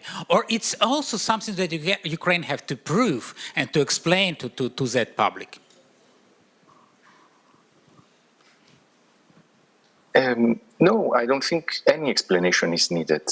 Ukraine is a candidate today to the EU, and in the latest State of the Union speech, also you can see that the President of the EU, Ms. Ursula von der Leyen, when she really says Europe is not complete without having Ukraine, but also Moldova and Georgia, and the other enlargement states being members of the EU.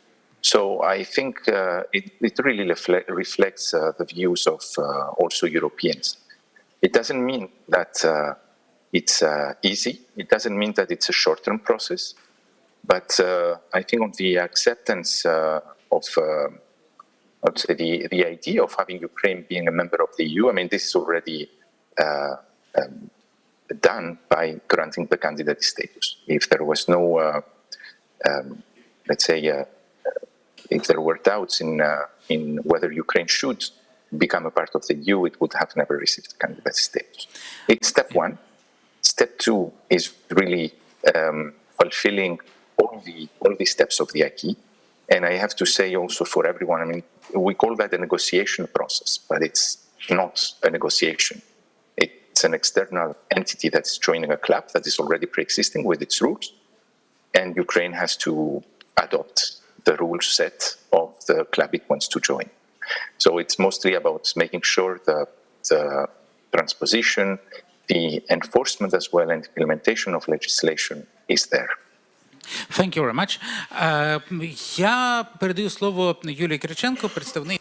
Now I'm giving the floor to Yuriy Kirichenko, who is the representative of the Center of Political and Legal Reforms. It's natural to continue on what Gregory has just talked about with reference to state and institution building. We'd like to hear from you where we are on this path.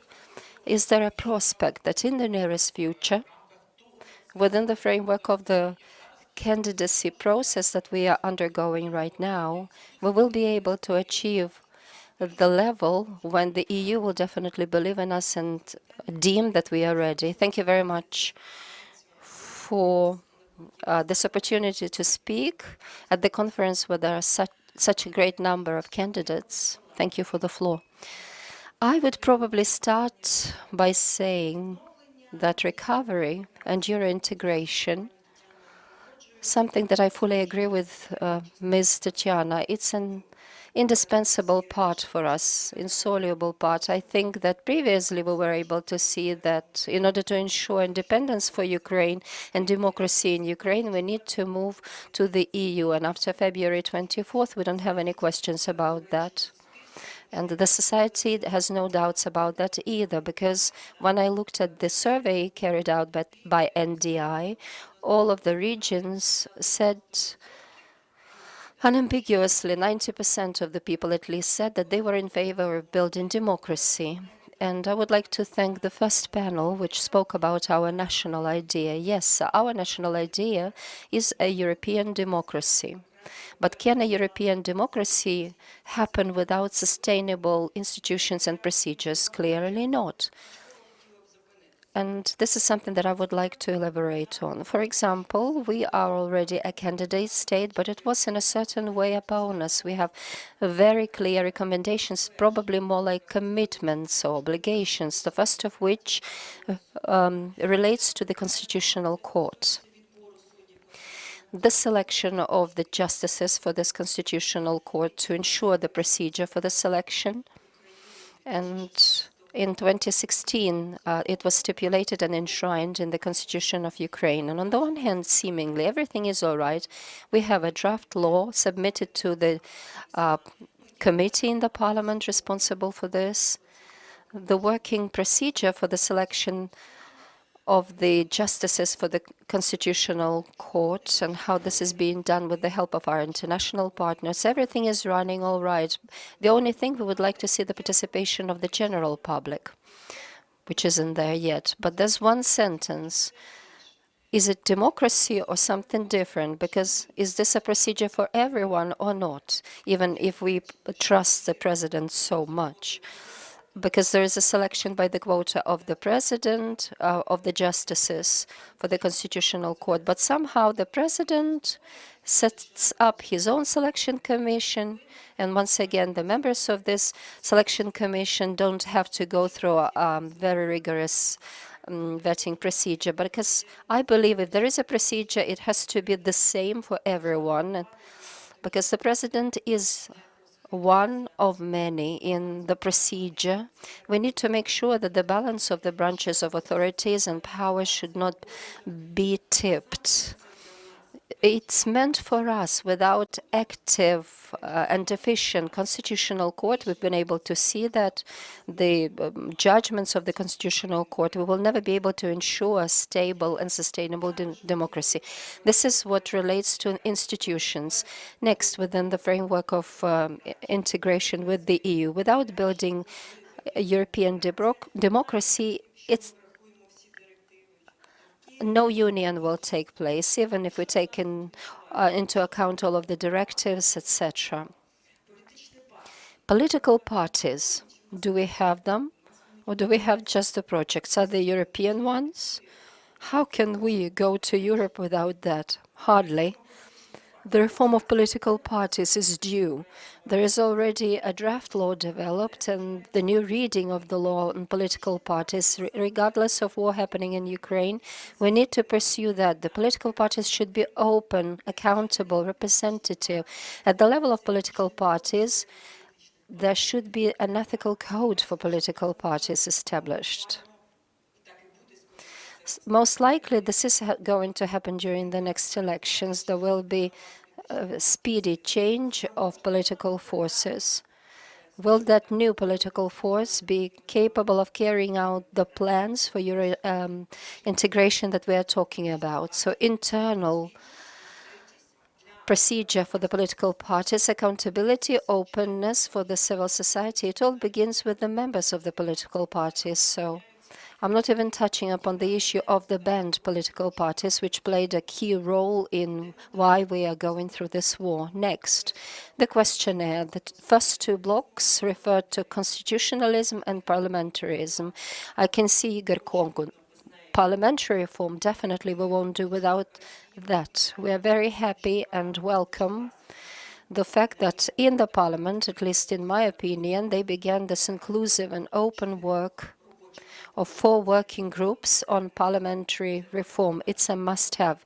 It must be finalized. There must be an ethical code for a parliamentarian. There must be a law on the status of an MP, 100% insurance of every possibility for the opposition in the parliament, and the rules of procedure have to be brought in compliance with what happens in parliament when laws are discussed, as well as parliamentary oversight. It's a very painful issue too. So institutions, the due role, the respective role the government has to play. We keep talking about monitoring and plans, but let's open the constitution. Why do we want the government?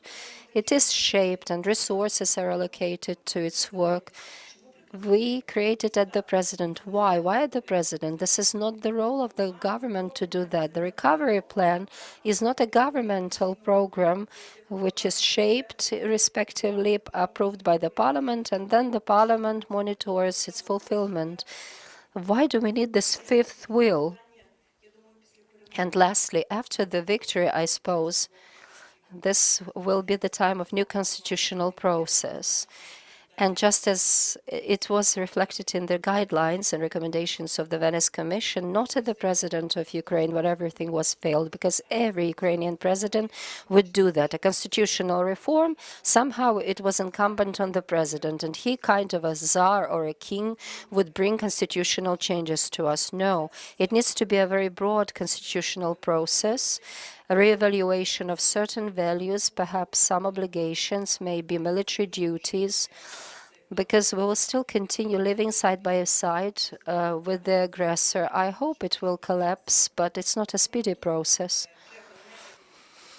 So we must be mindful of the comprehensive constitutional reform, and of course we need to ensure this broad, inclusive constitutional process. Thank you.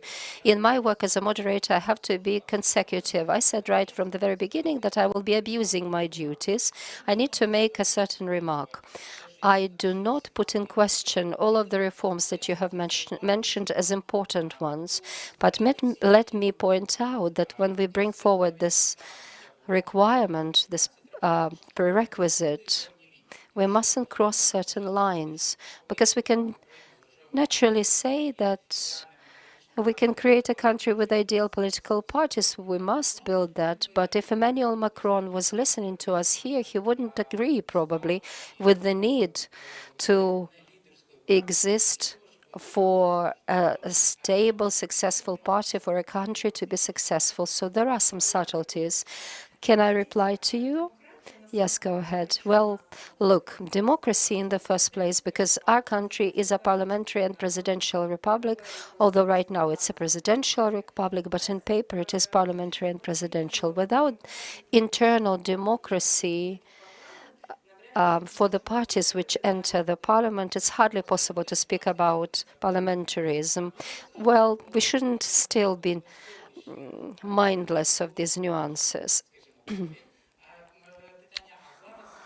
Now I would like to give the floor to Sergei Solotkich, the Center for New Europe, or New Europe Center. Спитати про такий I would like to ask Sergei about the following. If we talk about the 7 criteria that Yulia mentioned, which are requisite for us to move on and be access to the European Union, at least for the negotiations to start, or for us to start about the start of the negotiations, we have a certain issue with the fact that the EU is not too fast in assessing how Ukraine is delivering on these 7 principles. New Europe Center and the coalition revolving around it, now carrying out your own polls. So how realistic is it to advance with the help of the evaluations done by the civil society in the EU countries, the understanding of us Ukrainians delivering on these obligations, because Brussels and the other countries of the EU have to recognize that, let alone Hungary. I'm sure that we will be able to convince, the civil society of Ukraine will be able to convince the European Union and the EU much earlier than the EU gives its positive assessment of the realistic delivery of the reforms which are necessary for us to cover this pathway in order to be access to the EU. Why am I optimistic in this regard? Because Ukrainians, over the last 7 months, have been proving their capability to win on the front line. They have been able to prove that they can break certain biases and the bureaucracy machine of the European Union. And this happened when we insisted that Ukraine should be given the status of a candidate state, and this happened in the month of June. A lot of us were in communication with the governmental institutions in the EU, and you remember back in March and April there was a lot of skepticism, even in May.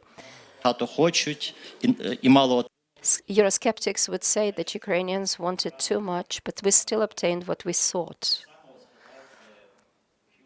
The same way, go back in your mind to the month of February, when hardly anyone would believe that the European countries would provide Ukraine with heavy weaponry.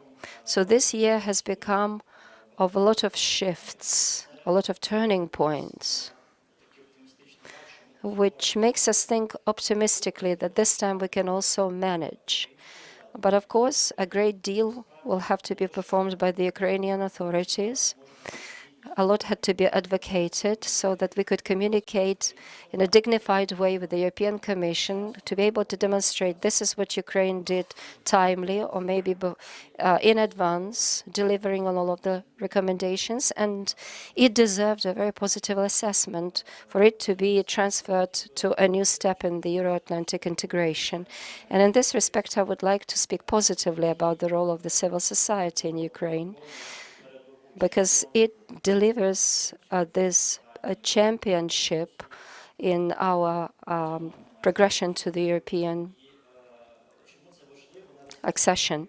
Why is it important? Even from the standpoint of us joining the EU, the civil society for a long time wanted to have this prospect of being access to the EU and use this as a tool to blackmail the Ukrainian authorities, the so-called conditionality, meaning, dear authorities, deliver, fulfill on your obligations, because otherwise won't be able to move along our pathway to be access to the European Union. In its turn, the EU has always insisted that you don't need any conditionalities for the membership, but you have to demonstrate the ownership. So co-responsibility for your reforms, because these reforms are needed for Ukraine in the first place, not for the EU.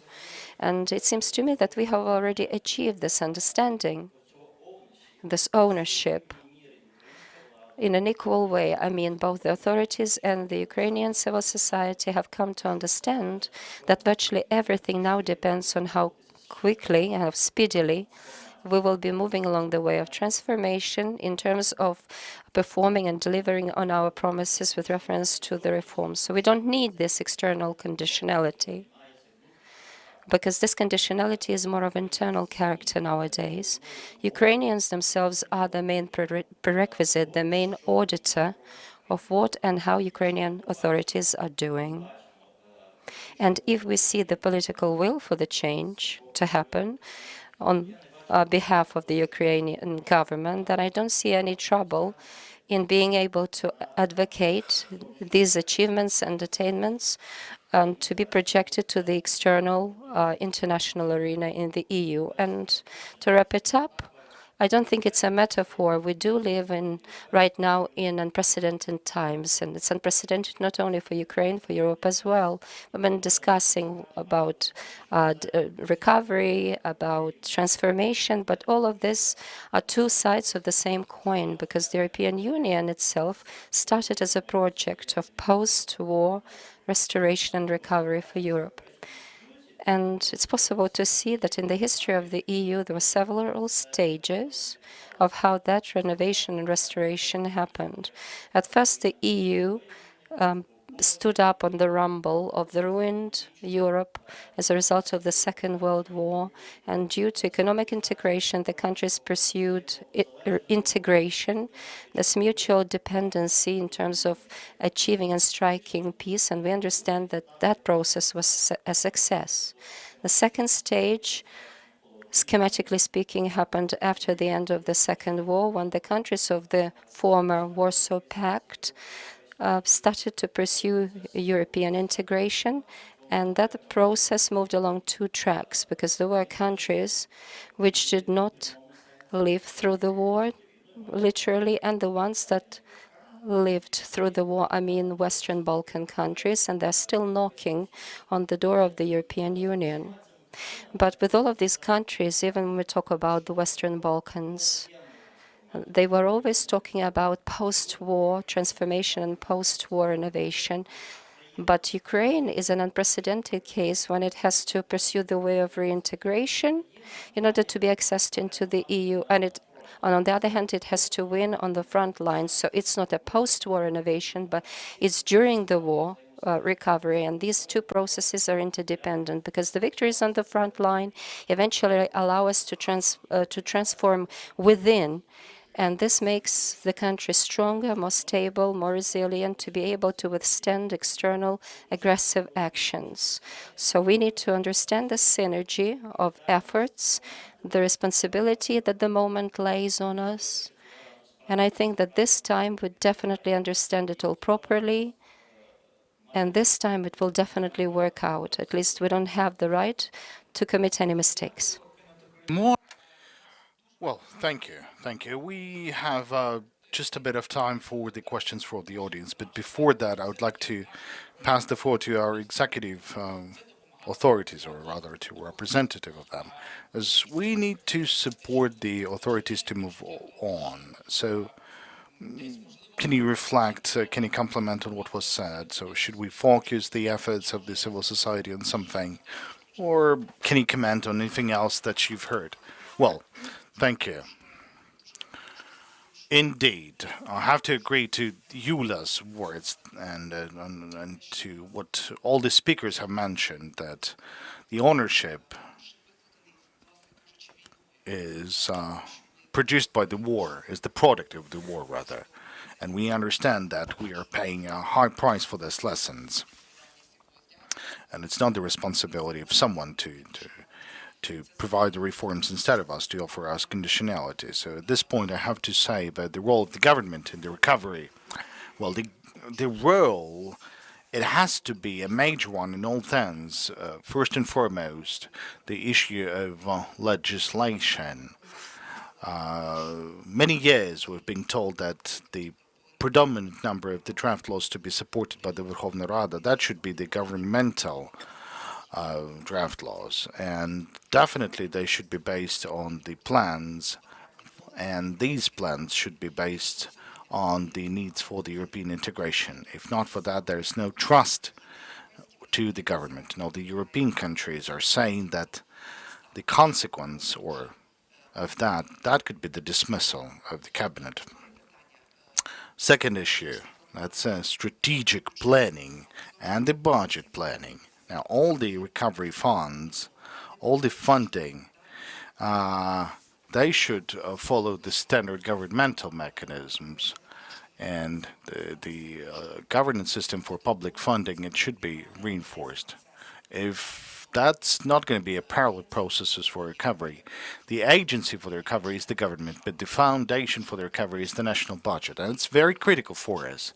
Now, thanks to this understanding, will have the governance reinforced, and as well as the democracy, because the democracy is the result of having political parties and process, and the process in Verkhovna Rada, there's this process of trust and mistrust.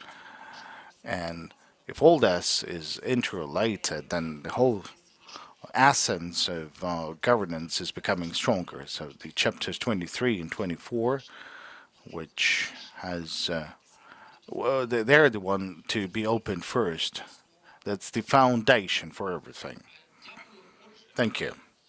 So, do we have anyone to ask the question, or should I take this opportunity and ask some of my own questions, rather? Okay. Good. So, I guess I'll be the one to ask the questions. I have a question to everyone, in fact, including Gregory, by the way. If we are talking about the movement of Ukraine towards the EU integration and recovery, at the same time, when we, the representatives of the civil society and representatives of the government and the EU, when do we see the formal beginning of this movement, the formal beginning of negotiations? I mean, do we have any cornerstones for this process? Maybe, Sergei, you can start if you do any assessments. So, when do you think we would be able to implement all those criteria? Well, first and foremost, there's this commitment made by the government of Ukraine, and those officials that we communicate with, they promise to do that as fast as possible. And some might say that it could be done in October. And in October, we will be able to see some major achievements on the implementation of EU recommendations, or EC rather, recommendations. But realistically speaking, I think we can do that by the end of the year. Is that real? Well, I hope so. Well, I think less real to do that by October or by the end of October. But still, let's stay optimists. So let's look at the planning done by the Ukrainian government. I mean, there should be some plans. Secondly, we as the civil society, we have to keep reminding you, like you've promised to fulfill some commitments in due time. Why haven't you?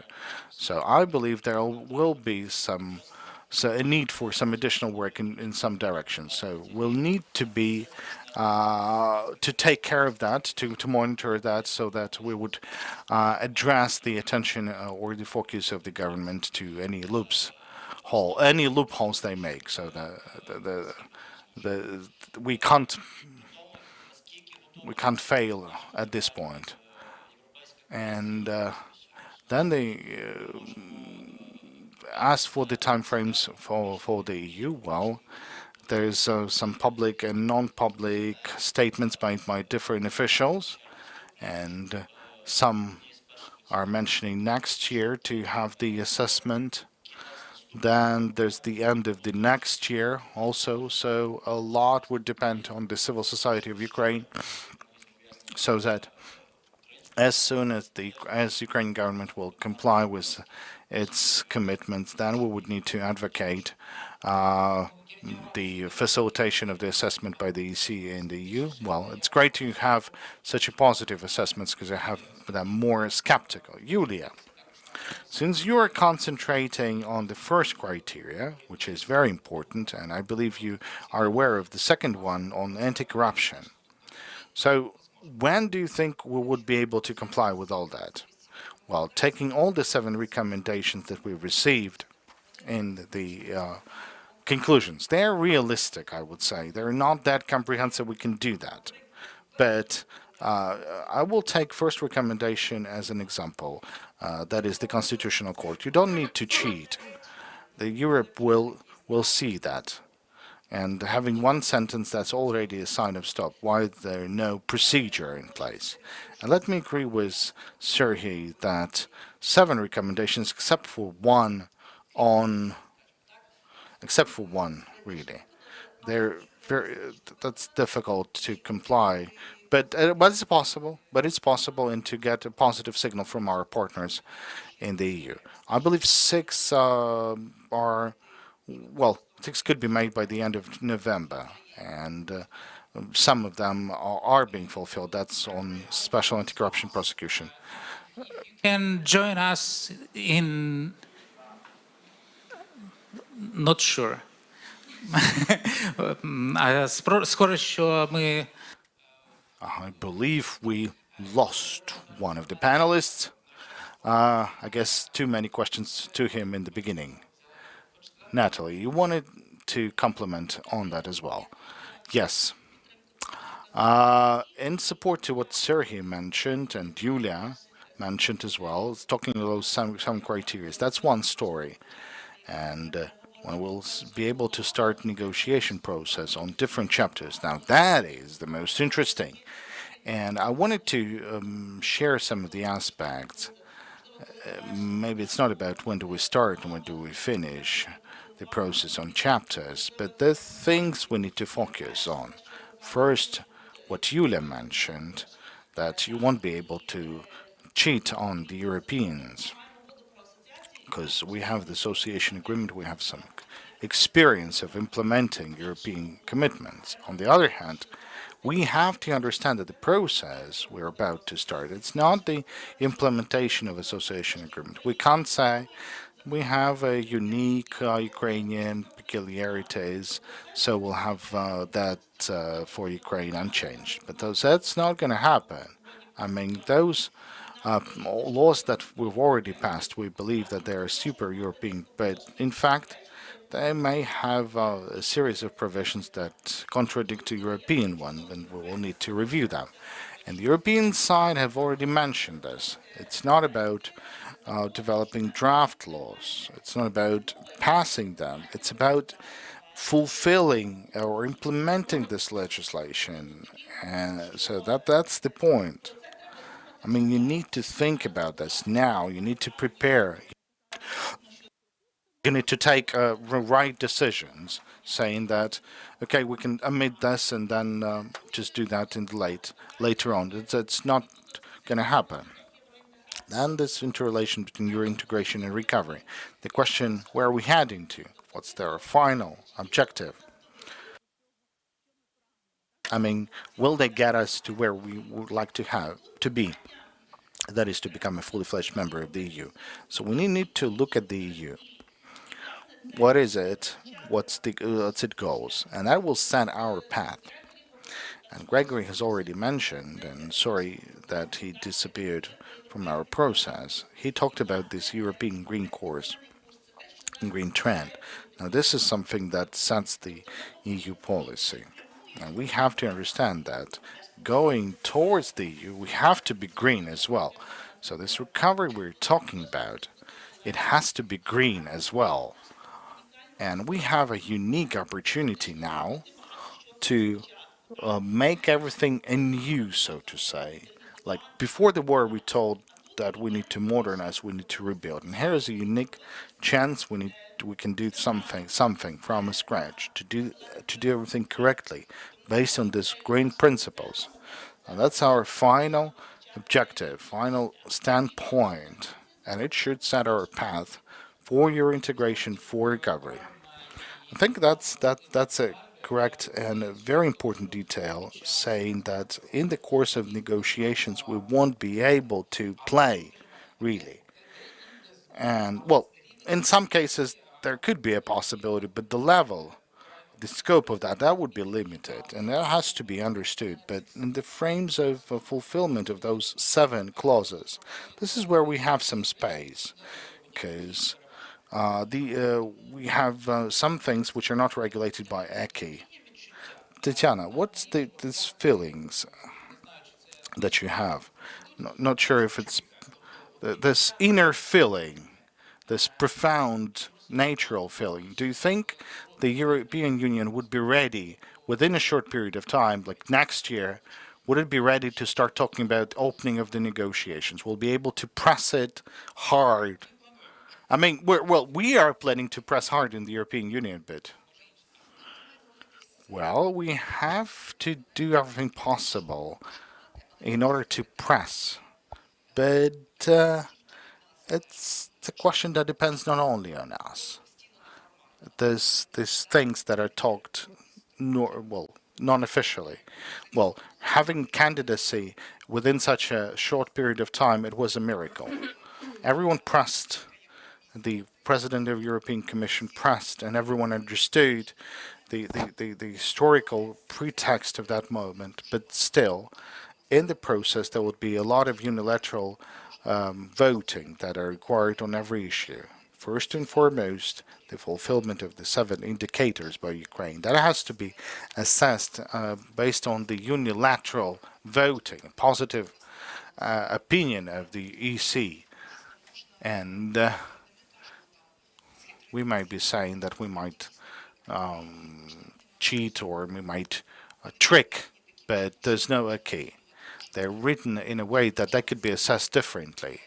You could assess that as good enough, and you can assess that as not good enough.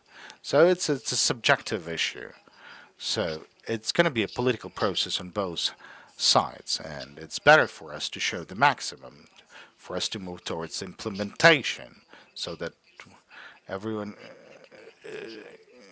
it's not about the paper can hold on everything. We have to show the results in implementing, at least partial implementation of all those criteria as ASAP. In that case, our chances will increase, because if we'll be talking that we've fulfilled something or implemented something only on the paper, then the EU member nations, they will come and they will say, yeah, you've got it implemented on the paper, but the real life implementation is not done, or there's no track record, and then let's delay this process.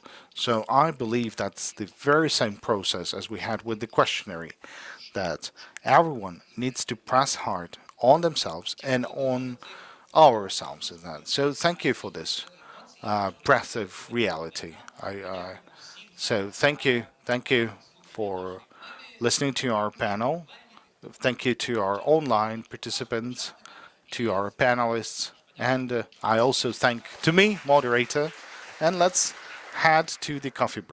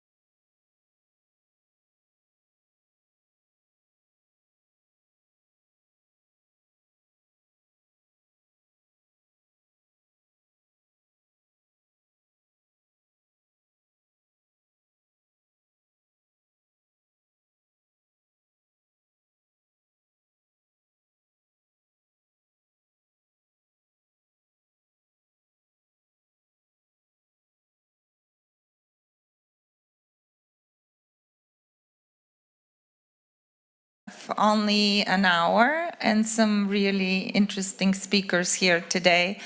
I know it's Friday lunchtime for a lot of people, so I'm hoping others would be able to join us in person. In the meantime, let me just mention that we've had some really interesting discussions on the role of civil society and business associations and government officials in Ukraine's reconstruction. But we did not have a discussion about media and the role of media, which, as we all know, is essential. Without a vibrant, accurate reporting, not only citizens would not know about the war, but it's going to be really hard to ensure the needed transparency in the ongoing recovery and reconstruction. At the same time, media itself is changing and transforming. It's under immense pressure with the collapse of the advertising market, with journalists risking their lives and many of them being fallen heroes in ensuring accurate reporting. But it's also an opportunity to see the media sector recover and renovate and come up with creative solutions. So I'm joined today by some prominent journalists. Let me start with quick introductions. Sergei Sidorenko probably needs no introduction since he was facilitating the previous panel.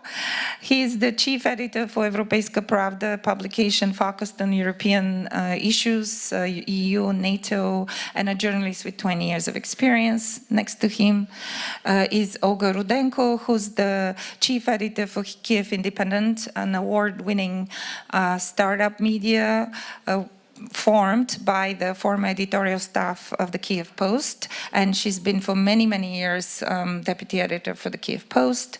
And Svetlana Ostapa, who is on the supervisory board of the public service radio and TV broadcasting in Ukraine, a very prominent journalist, a number of commissions, ethics commissions, advisory council, and the deputy editor for Detector Media.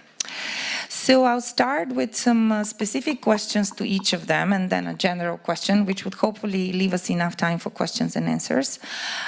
I have my translation device, so I would welcome our speakers to use any language they're comfortable in, and whatever works for all of you, probably Ukrainian is best.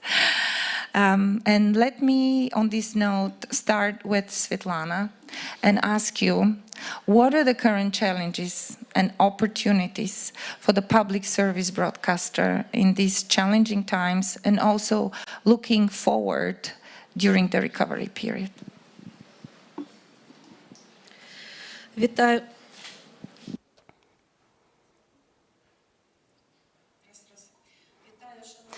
Hello, dear participants of the conference. Our public broadcaster, faced with the challenges right from the very outset. We are only 5 years old, and we keep getting new challenges all the time. And the challenge that we were confronted with this year, clearly, it's something that we couldn't even dream in our worst nightmares about, although we had been preparing for that.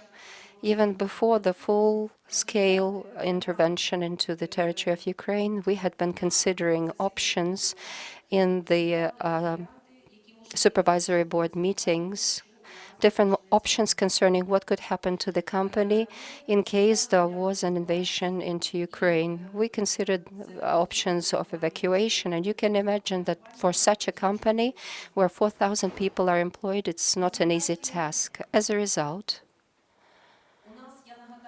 let me remind you, public broadcaster has offices and branches in every region of Ukraine, which means it's 24 TV companies, 3 large national radio channels, 2 national TV channels, and the house of music recordings. So this is a lot of estate that we have to be able to steward, and multiple digital platforms. Before the beginning of the war, there were 3 major assignments we were tasked with.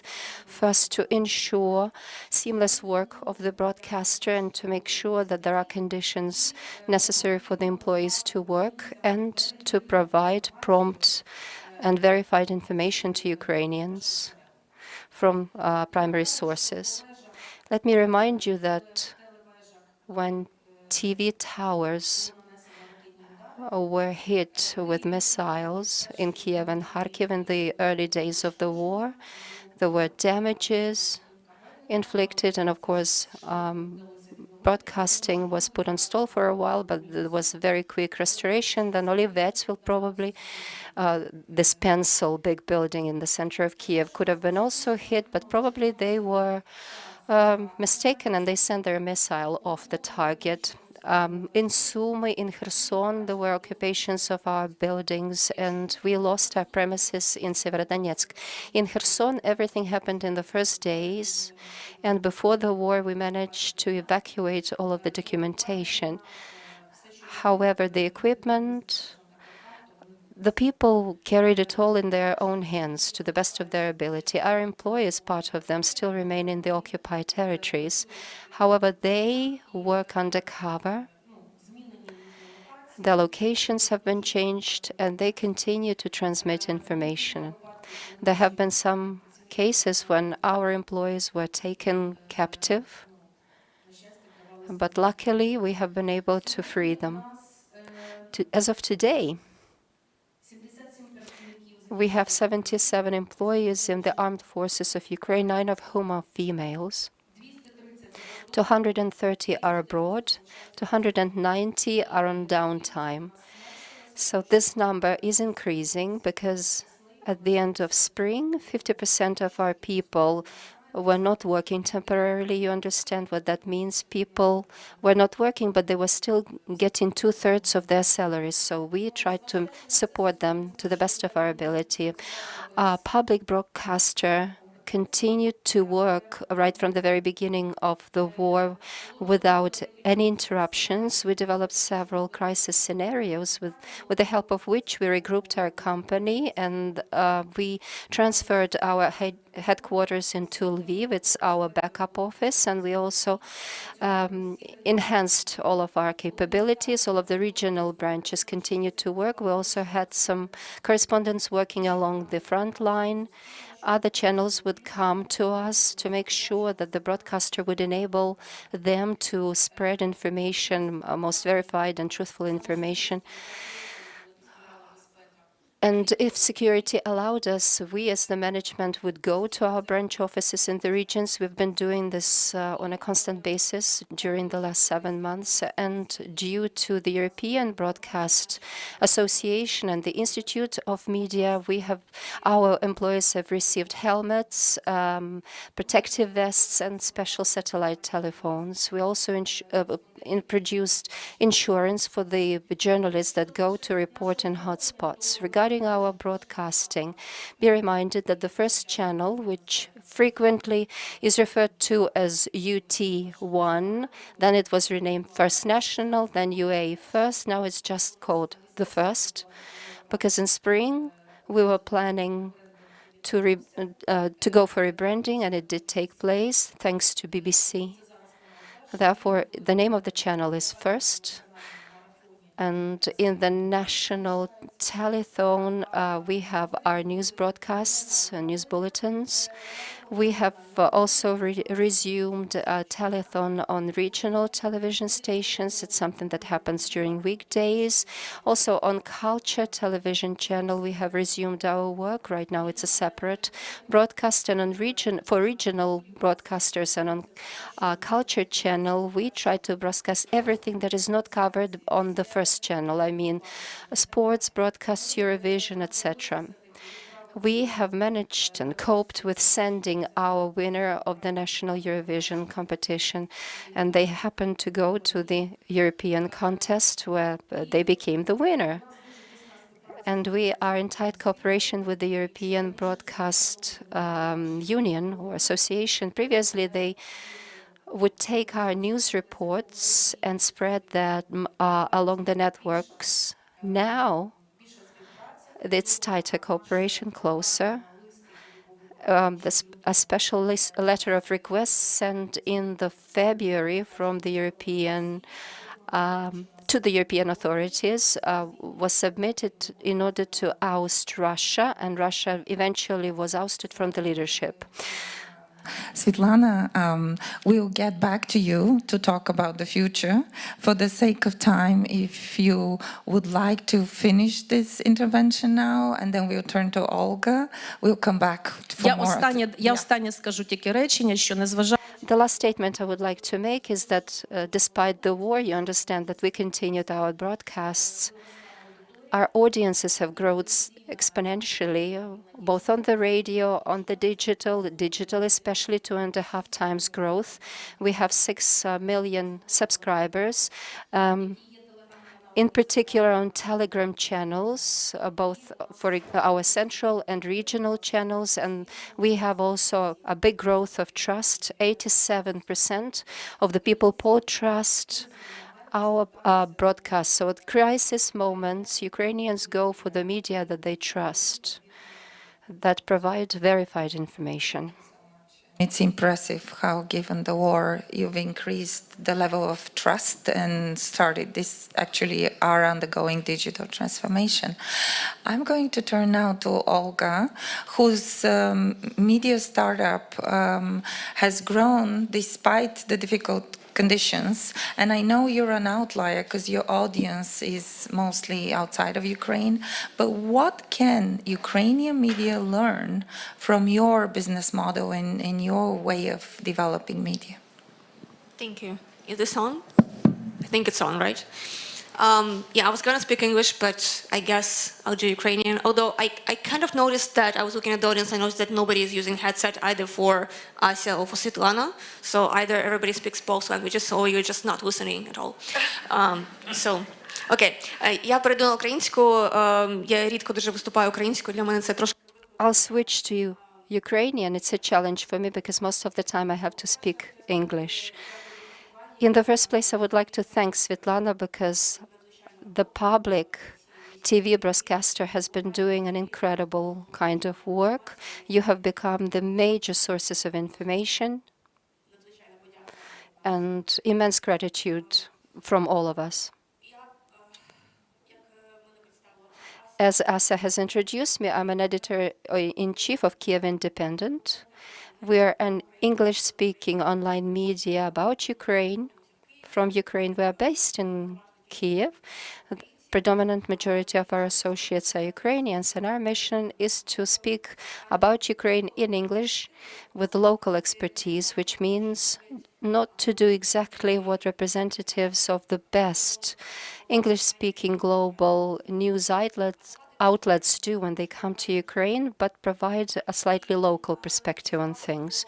And those of you who have been watching and tracking the Ukrainian media market, you know the history of our establishment. You probably remember the Kyiv Post newspaper, which in a certain way still continues its operations. And what happened last year in November, the owner of the Kyiv Post newspaper decided to dismiss all of the editorial and relaunch this newspaper in the format that wouldn't make any problems with him in interacting with the Ukrainian authorities. And the editorial office said to that, okay, instead of going spread to all of different editorial offices and newsrooms elsewhere, we would like to stick together, be a team, preserve our values,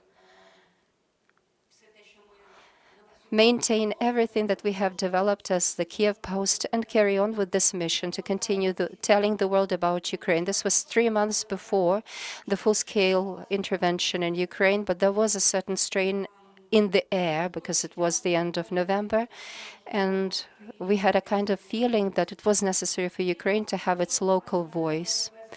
And we started virtually without any support in a very narrow circle of donors that supported us right from the start. NET, which Asa is a representative of, was one of those who believed in us right from the start, and we very much appreciate that. And what happened was that at the beginning of the invasion in February, we found ourselves in the right place, so to say, and the work that we were doing was sorely needed for the world. Our audience grew abruptly tenfold, several times tenfold, and the interest in Ukrainian affairs for some tragic reasons grew exponentially. And the way I usually say, we became very successful for very tragic reasons. And since that time, the editorial office has been working 24/7 without any days off. Perhaps all of the other news outlets perform on the same basis. And our mission is to try to carry across the balanced information from the position of Ukraine and not to become the propagator of Ukraine, not to violate any journalism standards in martial law, because it's a very difficult time for all of the Ukrainian journalists. When we do a lot on a daily basis, we take very serious, rigorous decisions, we take a lot of extraordinary challenges, and still we need to strike a balance between being a citizen and being a journalist. And this means a huge number of different personal and professional challenges for each one of us. But basically, I will probably talk about that in greater detail in the second part of our panel discussion. But now we are in a process of this journey, which has been for us shorter than a year as the Kyiv Independent. But we already have learned a few lessons that can teach all of the Ukrainian media, and perhaps all of the media, despite the fact that naturally all Ukrainian journalists, just like all Ukrainians, exhausted, let alone tired. But the whole team of us, I haven't mentioned, we are 30 employees right now. We are extremely happy and grateful that less than a year ago we decided to stick as a team together, because now we cannot possibly imagine things happening otherwise. If there had been no Kievan Independent, this local English-speaking voice in the midst of this full-scale war, the one that is articulating whatever is happening in Ukraine. I beg your pardon, I feel very emotional when I talk about these things. So I will be happy to answer any of your questions concerning our operations in the second part of our panel discussion. Little bit. Ну що ж, One of those lessons you mentioned for the Ukrainian media. You said you learned a lot in this process. I mean, I feel like I could write a little book about that now, but I think the most, definitely the most important one is the approach to, the totally different approach to building our communities that we've taken at the Kyiv Independent. And I mean, in media, if you follow, чому я почала, вибачте.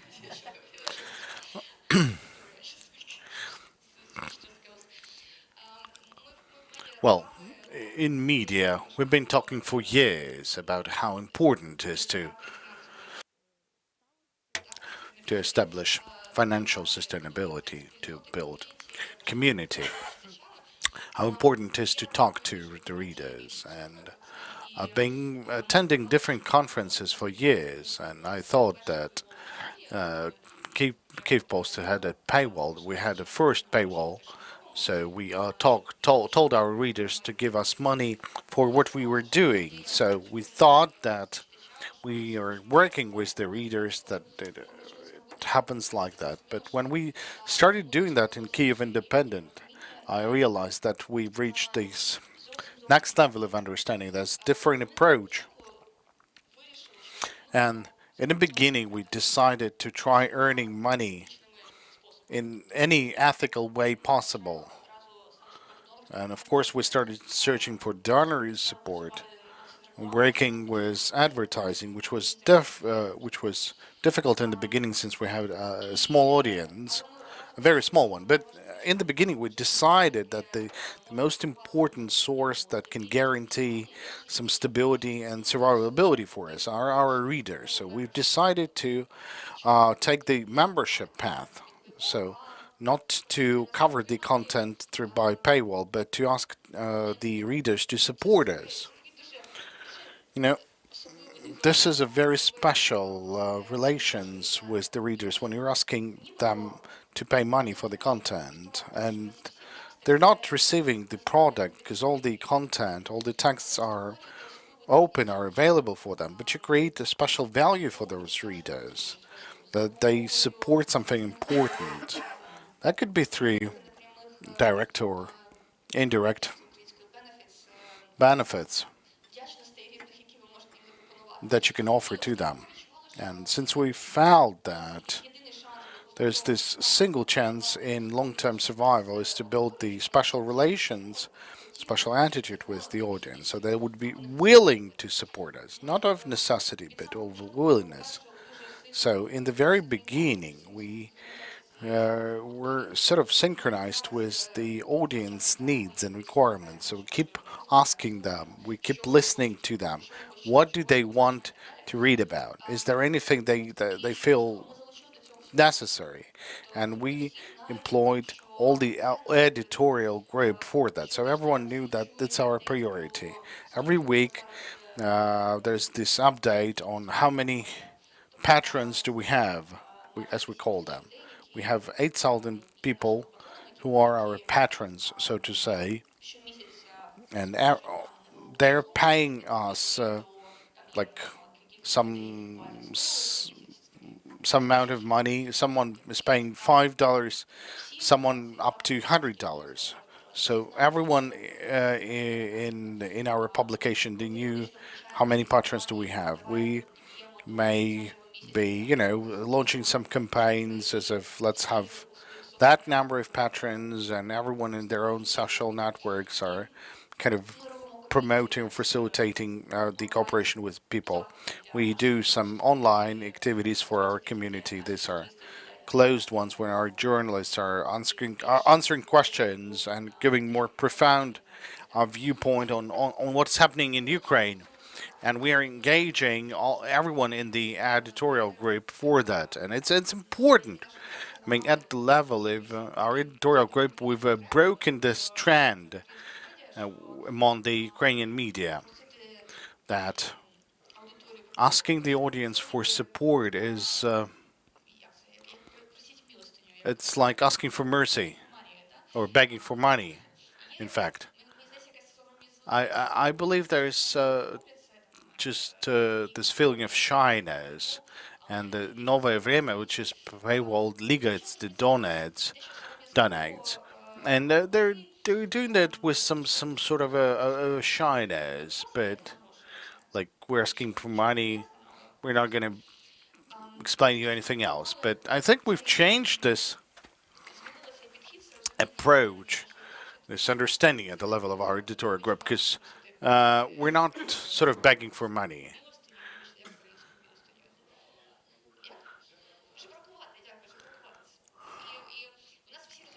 And everyone understands that that's the most natural way of funding your work, because we are providing people with services and they want to support us.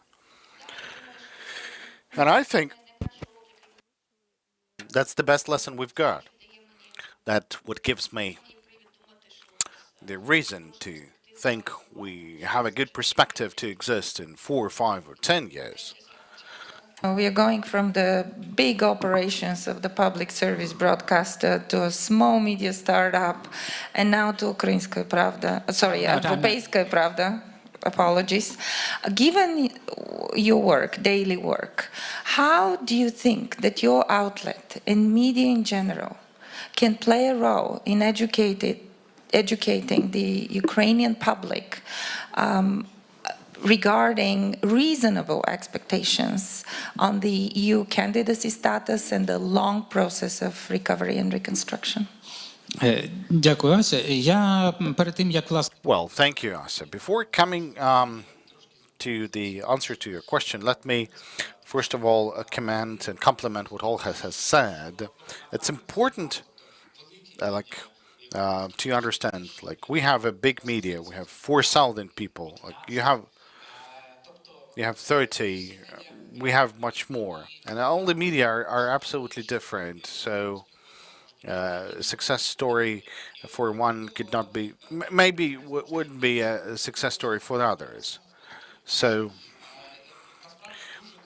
really, I can fully support the fact that some independent outlets were established before the 24th, some after 24th. That's the voice of Ukraine outside of Ukraine that allows to balance for New York Times or Reuters.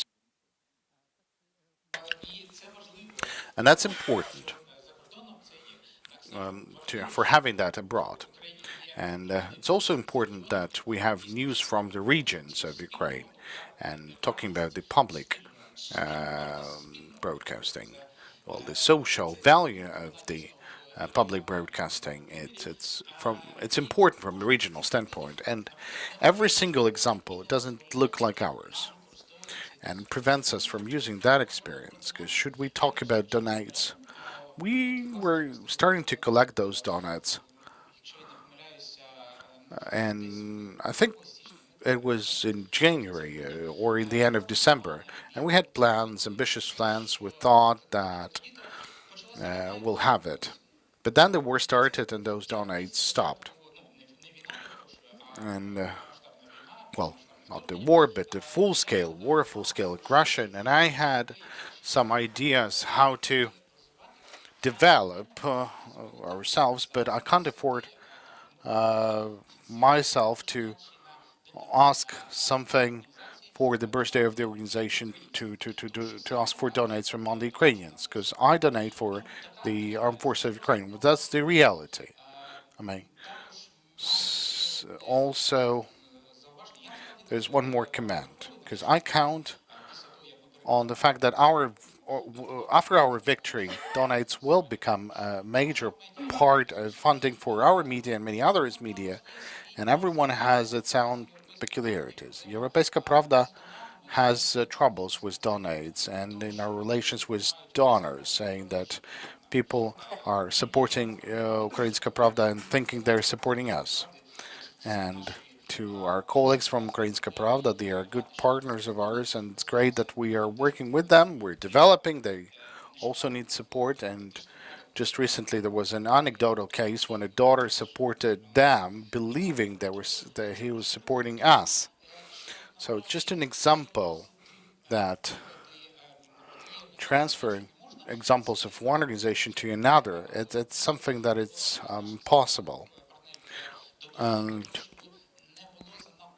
it shouldn't be that simplified. I mean, every media is separate. Now, going back to this question that you've asked, and one more moment with regards to funding. It's an important one. There is this peculiarity about donates, about donations, uh, which is important among the Ukrainian media, covering very sensitive issue, political issue in Ukraine. Now, those donations, if there is a lot of donations in the budget, that makes the media dependent on the needs of the audience, and I guess that's a tragedy, because like our society, they're looking for sort of hate stories. I mean, in our case, a lot of people, a lot of your audience supports this politician, and you have to write positively about him. Or, for example, if our foreign partner did something wrong, and it happens. So as a representative of European Pravda, I know a lot of cases when the foreign partner does something wrong, and we wrote something. We wrote the true information about this partner, and that terminates our relations with the audience. So going back to your question, like how to cover the truth about our movement towards the EU, towards the recovery, towards the democracy within the independent media. That's a mission that has a challenge in itself. For that purpose, the media must be ready to destroy the relations with its own audience. I mean, in Ukraine, there's no other way possible, and it's conducted on a weekly basis. When we write something about Ukraine, about officials, about politicians or partners of Ukraine, about the movement of Ukraine towards somewhere, something that does not correspond the point of view of the audience. That creates outrages, blames, and the media that starts working on that, it has to be ready for overcoming this. It has to be ready to continue showing the truth despite the availability of subjective challenges related to that objective. And I think we're coping with that. But still, it could be emotionally difficult. One more thing I wanted to mention. Media, okay, not all the media are different. There are general, so to say, media, which are sort of different, but not that specialized. And you can make some sort of a comparison with them. There is a lot of media on the media market, and I believe you can't say that these are the most valuable one, but the special media, they are among the most valuable. Like independent, like we are, like other focused or media, like deterrent media. This is the only one. There's no others. This media is destroyed, and the whole segment would be destroyed. So we also need to realize that the topics, the focus topic, like the movement of Ukraine towards the EU, it will be covered in a profound manner only by several focused media. And this is normal. This is okay. There's nothing wrong about it, because those media has to be ready that after some time, and in our case, we are having a lot of popularity, so to say, because of the availability of a significant number of international activities. But later on, there could be, a standard process of accession of Ukraine and the EU. This topic would be less interesting. But there will be a focused media who would be the only one writing about them. Like the other media will be reading them, like they are reading the detector manuals. And the donors who establish the Ukrainian media environment, they have to understand this. Hopefully I answered that. Svetlana raised her hand before. I want to make sure that each of you has enough time. You actually started answering my second question, which is where is media going? And let me just broaden it also. In an ideal world, what's your vision of how Ukrainian media should look like? And I'm turning to Svetlana and then Olga. Я постараюсь. I will try to go fast. I mean, all of you have mentioned funding, and I have not. And the public broadcaster is funded from the state budget, but this year it has received only 68% of its budget. But of course, that's not the full surprise. Even this 68%, this is something that we can spend on salary and on utility bills. So all the content we are doing thanks to the donors. And I have a full list of donors who are helping us, and we are very grateful to them. Besides, the public broadcasting has helped the culture. We've allocated 40 million for culture, and in May it was dying without the money. So we try to help them. Besides, we're ready to offer the independent productions to fulfill any projects regarding the establishment of the content, which could be considered as part of our mission. It's not like the entertainment projects done by the commercial projects, but the other thing which is also necessary for our audience, but not produced by the commercial broadcasters. Now, going back to this second question of yours, and Sergey was answering how the media would be covering the path towards the EU. Now, this detector media, they're what they're doing. They're taking one segment, one law that Ukraine needs to pass in order to, well, become part of the EU. This is the law on media, and we're covering a lot about this law of media. Has been preparing for a couple of years, and we are trying to cover every stage of that development of this draft law. We are covering only debates around this law. Well, Sergey knows about it. Whenever we criticize something, then okay, you are supporters of the President Poroshenko. If we're not criticizing, we are being called as supporters of President Zelensky. So we're doing our work and we'll continue doing that. Now, as for the media landscape after the war, my ideal vision would be as following. Ukraine has a lot of media. There's so many media that our advertising market cannot sustain that.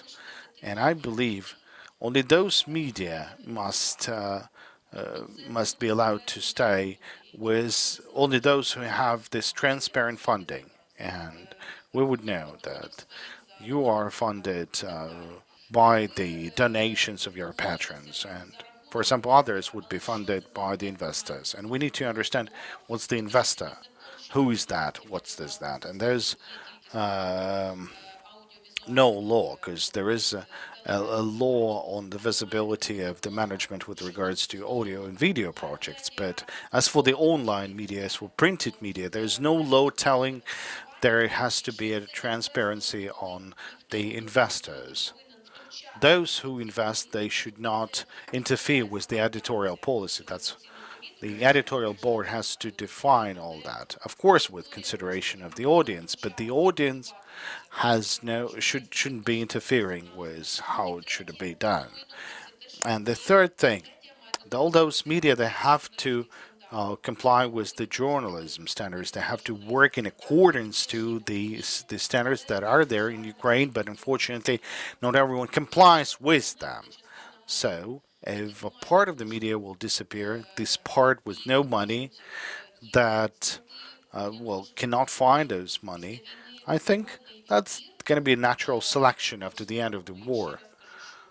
But if the media abroad are funded through the media market, and they received a lot of funding through advertisement and through subscribers, well, in our case, we can have a situation where the lion's share of the media market has been taken by the tycoons, and you can't even imagine in what way they've funded this media. Because when we've tackled with the situation when some journalist suffered, for example, the journalist from the Inter channel, and we had to prove the investigators and law enforcers that this is the journalist who suffered, and we couldn't prove that he is the journalist, that this is a camera team, because he's in production, and production is media, and it's not about the journalism. So it's a chain reaction that we had. So everything has to be simpler, clearer, and I think it has to be sort of clearly elaborated so that we would start work normally. Turning to Olga, and I guess I have to modify the question a little bit. It doesn't have to be necessarily after the war. It could be, I mean, we don't know how long this, unfortunately, war is going to last, but reconstruction has already started. So what's your ideal view of media? And anything else you'd like to add? Так, я і погоджуюся, і не погоджуюся з I both agree and disagree with Svetlana concerning the future of the media after the war. I'm slightly scared about this expression of the natural selection, and let it be so. Well, not let it be so, but it may happen. Concerning our supernatural or unnatural circumstances we are in, we should avert that from happening, because the root of every war is stemming from the desire of Ukraine not to be like Russia. And one of the main drivers for us to be different from Russia is the availability of free media.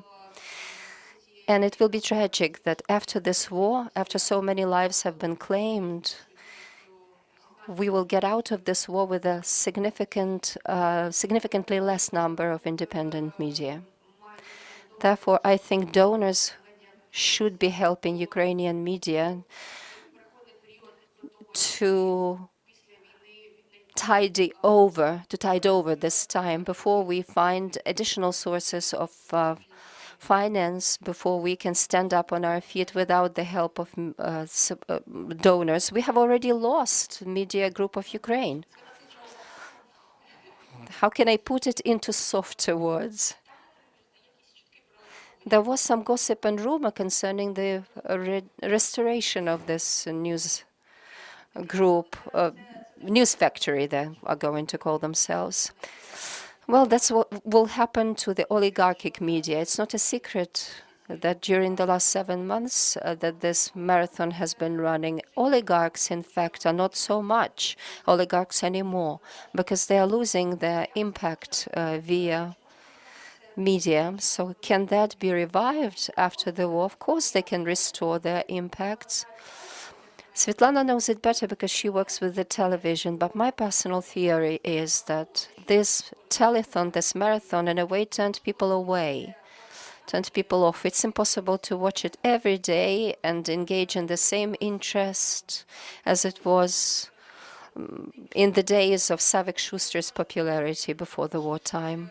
And I think that in a way it will also expedite the change of habits, and people will definitely opt more for online. And of course, there are their own bottlenecks and challenges with online media. But anyway, concerning the recovery of Ukraine, it's true that we have to preserve, to the best of our ability, our independence and our position, our stance that will enable us to continue being a watchdog and observe when the reconstruction of Ukraine is fully launched. There is some gossip that because of kickbacks and grafts, some are beginning to refuse to cooperate when some money is donated towards the reconstruction of perhaps some facilities or bridges. But we live in this environment of corruption, and it would be highly naive to believe that war puts this phenomenon on a stall. On the contrary, and it's been proved by numerous instances in our history when there are some special circumstances which in a way eclipse our vision, hinder our vision, there are people who begin to exploit these opportunities and try to cash in on that. And historically, the media have always been the watchdogs, making sure that this wouldn't happen. And we have a very strong school of investigations carried out by journalists, and right now they're doing a fantastic job in terms of investigating war crimes committed by the Russians. And I hope, and we would like to get on board of that in order to watch and report about some indecent personalities wanting to steal, but making sure that they don't steal as much as they could. And a quick response to what Serhiy had to say. Firstly, that we cannot transpose the history of one media on the history of another media. Blindly, we cannot do that. But of course, there are lessons that we can learn. And we, as a media outlet, can also learn a lot from every media outlet. And this is no exception to that. Even negative lessons, absolutely.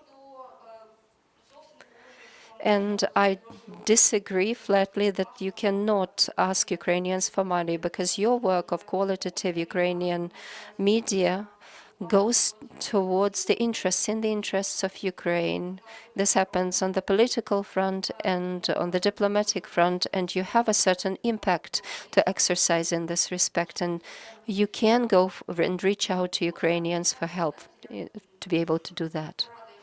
And the last bit of advice, which is unwanted perhaps, but anyway, because we are trying to become a member also through Patron, and I'm watching how other media are doing this. Nobody is doing this as systemically as we are, as consistently as we are doing that. We simply have to see the messages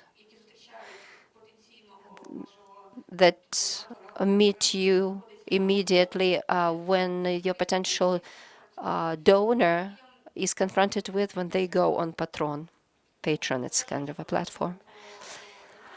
And in conclusion of the topic of donations, we have learned that we have to ask for systemic help. We have to reach out for help, because the greatest breakthrough in the recent months, when after spring, of course, it was a natural decline in the number of subscribers, but in August there was a spike in subscriptions. And why was that? Because we began to do a very banal and basic thing, and I'm just embarrassed to say about how simple that was, but our texts at the bottom were supplemented with small 3 sentences by the author with a request to support us and with a link. And we began to see that based on the links, that the people began to go on these links, and it was fantastic. And we said we were not reaching out and asking people for something tremendous, but it's just this, you have to reach out and address people systemically. Waiting. Maybe you can respond or go to the original question on your vision. And let me add one more layer to this, which is what's the role of the international community in supporting such a vision of free, independent and robust media? Так, я спробую відразу. Yes, I will endeavor to answer both of the questions about the independent role and also provide my reflections as a feedback to this small conversation that we have just had concerning the demise of a part of Ukrainian media. I'm always saying that I'm not a professional in terms of the independence of the media. I don't know much about the standards.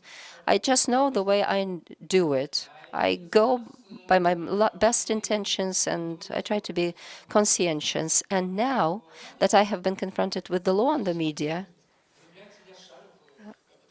I concluded, wow, I know about the freedom of the media, and very well so, because everything matches everything that detector media and professionals that elaborated this law on the media of Ukraine. It all matches with my vision. I share the view that this is unavoidable.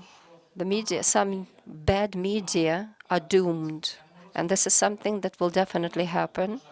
Unfortunately and regrettably, in Ukraine, there are some media, in the inverted commas, as you understand, which become tools of exerting influence. And for me, as a person representing the media, it's really unpleasant, and I believe that my track record is sufficient to say that I have a good reputation, and I wouldn't like to be on the same rung with Politeka or Znanue. But them and us are regarded equally now, and I don't see another way to build a healthy media space, but to drastically change the rules of the play in the media market, to make it visible that we are true media, but they, okay, if they want to register as media, let them behave as media and comply with the requirements, even to the point of being taken to court. I agree that this would mean some additional costs, financial outlay for legal services. It's important. I hope that now, in some 2 weeks, a trial, a case, a litigation with the guy called Vasily Filipchuk, who took us to court because I said I had claimed that he is a proxy, he's a Russian proxy. This litigation has been going on for 3 years, and IRP is supportive of us in this regard, and I hope that after the proper media market has been institutionalized, the same international partners will help the proper media to defend themselves in a proper way in courts. This will enable us not to have a lot of outlay for a whole staff of legal specialists, but to centralize this process. It's one of the ideas. Next, with reference to the market of the media, it's reformatting and part of it dying out. Now, being based here in Kyiv, at times we forget about the existence of the regions, and they have their regional newspapers. I don't know what will happen to those. I would be extremely happy about media demise or death of such resources of disinformation as Politek, as NIUA, and some other ones. Those that believe that I am their peer, well, I'm so sorry to say I'm not. I'm talking about those media. There are some good regional outlets, but I don't know how they can survive. And whether we implement legislation or not, it's an extremely complicated process. Moreover, it goes beyond Ukraine. And I think Asa, I hope she will confirm that in the United States right now, the same story is going on. Regional media are dying out. In some states in the US, where it was mandatory to have at least two newspapers, one Democratic and another Republican in central towns and cities, there may be just one, and elsewhere, not even a single one of those political newspapers. And these are the processes going on across the globe. Sometimes it's not clear where the media are over and where Telegram channels start. So what is a Telegram channel, after all? I don't know how to define that. Facebook accounts, bloggers who have tens of thousands of followers or subscribers. I don't know how many I have, for example, because it doesn't concern me much. I'm not fussed about it. But they are obviously a lot, more than 10,000 definitely. And probably this is also one of the ways to regulate the activities of the media, but I don't want to undergo that because it's my Facebook account and I post my pictures and I can say death to Russians, Muscovites. It's my blog. And this vague idea concerning what is reality and what is not still pervades. Just for a few minutes so that we have at least one option for a question from the audience, but Добре, please respond. я додам про закон про медіа. Я сподіваюся, With reference to the law on the media, I hope it will be approved because it is significant for Ukraine. More than 2,100 amendments have already been submitted that will have to be managed in the month of October. But this will change the rules of play in the market. Why? They haven't been able to do so because big oligarchic groups did everything to put this work on stall in the previous years. But I hope this time it's going to work out and there will be regulation of online media. But this will be done on a voluntary basis, which means if you want it to be done, get registered, but then you will have to comply with journalism standards.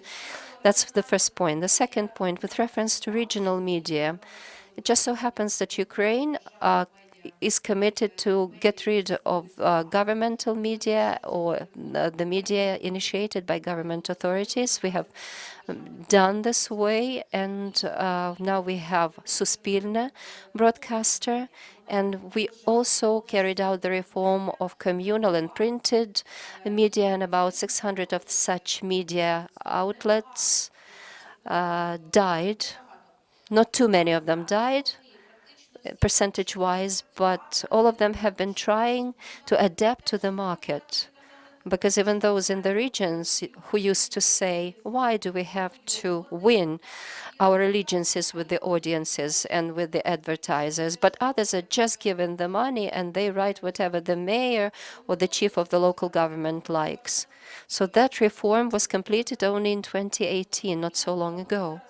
But now they are learning to work online, they establish their own sites, etc.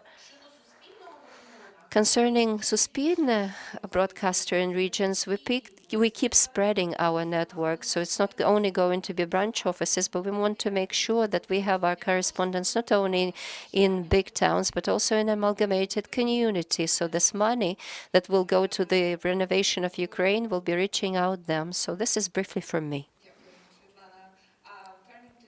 Please introduce yourself and tell us who from the speakers you're asking the question to.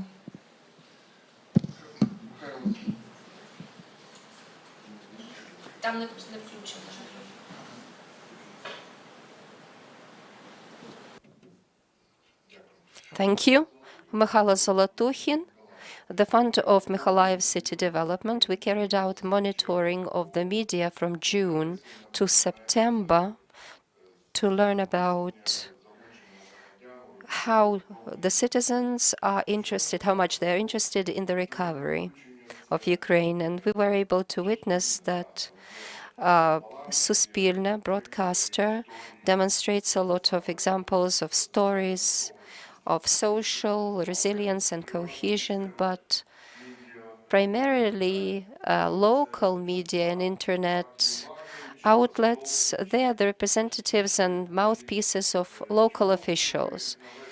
Can you cite any examples of your media, of how you popularize social resilience and cohesion? Who does this question go to? Whoever wants to take it. Мабуть, ніяк. Ну, да, я думаю, що Probably in no way. I think only Suspilne broadcaster has its own people in the field and in local regions. We have our employees. With reference to the other ones, also know that there was a special monitoring carried out by a specialist institute. It's true. Such outlets are trying to raise their heads, I mean, the ones that are financed by local politicians, and Suspilne broadcaster tries to comply with all of the standards, for which, unfortunately, in many situations, we get lambasted by different representatives of Politicum in Ukraine. Talking about this marathon or telethon, they say that we should strike a political balance. We need to highlight the opinions of different factions represented in the parliament, and that's what we have been endeavoring to do. There was a period when we did it less so, but now it's more or less equalized. But it's just a small slot in the 24-hour of our broadcasting. But the rest of the broadcasters, they just cover one or two political forces, that's all. In regions, politicians, for some reason, do not see Suspilne in regions. They only see the first. And they think that Suspilne is the same as the first, although we have the regional marathons and we have radio channels and we invite regional representatives to go there. And recently I had a representative of Batkivshchina political faction who came to say, I was just invited once in 7 months to make presentation of my views, and this was only done by Suspilne. Thank you. There's another question there in the corner. Sergei Hotsenko, the media communicator, Suspilne, sort of representative of the independent mass media, which is not funded by anyone. So thank you for the topic you've raised. Unfortunately, I've heard all these speakers, and I didn't find the answer to the question, like, how do you plan to engage the citizens? Because you were talking about your problems, your challenges, how do you survive? But why is this conference important? Why is this meeting important? Because today, Ukraine has turned into an international trade maker. And I'd really like today's journalists and representatives of mass media to hear what are those new trends that appeared over the past 7 months of the large-scale aggression that you're offering to the civil society of Ukraine, that you're offering to the mass media, that you're offering to the world. So the world would be able to hear that. In turn, I'd like to say that I'm both a consumer on the one hand. On the other hand, I'm also intending or trying to change the informational space in Ukraine? Because what we're seeing now is some sort of a PR project. We're taking teleradio company KYIV or the old leaders, all the new ones who are trying to become one.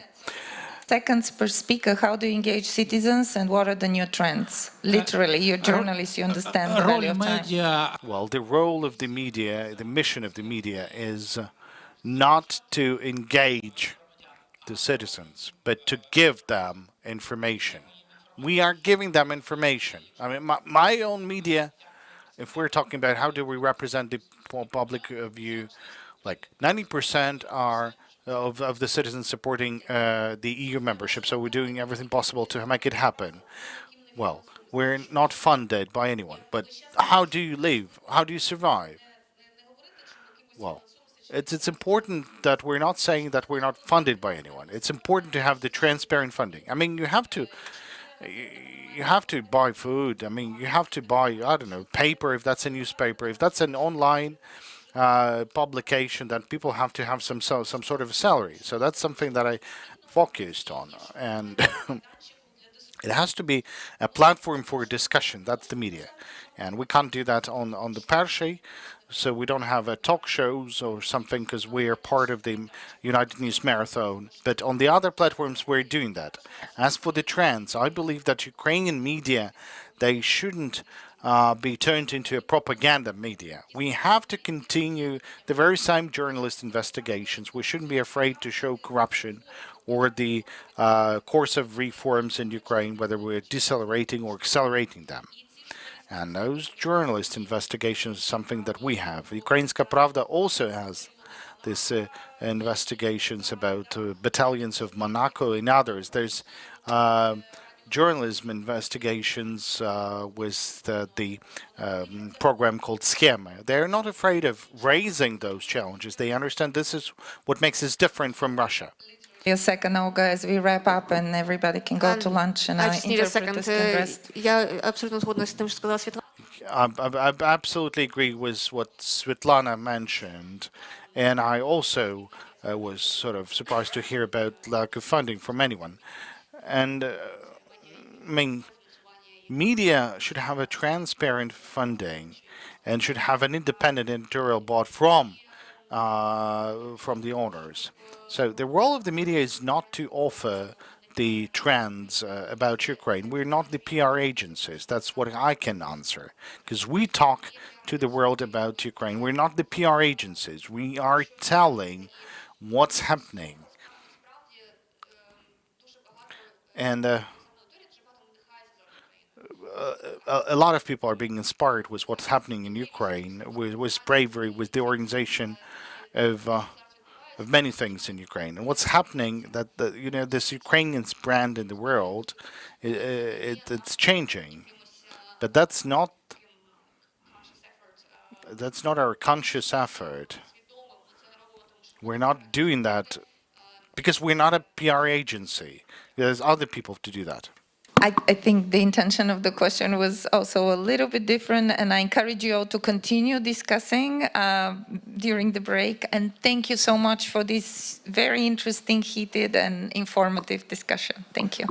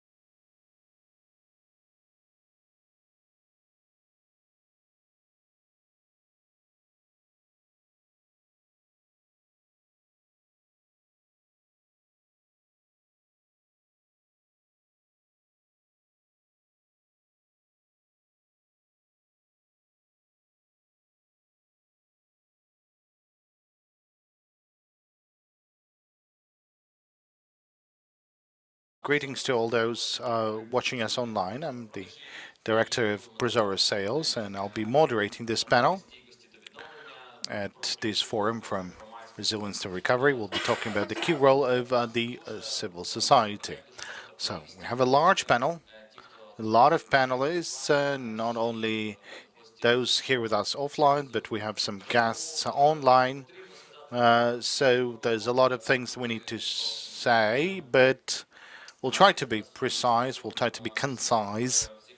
So let me introduce all those speakers we have. We have Natalia Chernohub, head of the Open Data Association, and dealing with the PR at UControl. Then Vanessa Guest, the operational director from Development Gateway. She's online with us. Those who were watching us online, they should be able to see her. Then Maxim Fedosenko, head of Strat programs at KYIV School of Economics. Then Viktor Lech, the president of the Foundation Eastern Europe. Then Viktor Nestula, head of the direction at Open Contraction Partnership and co-founder of the coalition called Rise Ukraine. And we're going to have Maxim Nefyodov. He's the co-director of the project Damaged UA. So the main idea is to discuss the role of the civil society in the recovery process and any digital tools that might be used, any of them available, and how the civil society helped to develop them. What else do we need to develop? So that's the plan for today. We'll briefly cover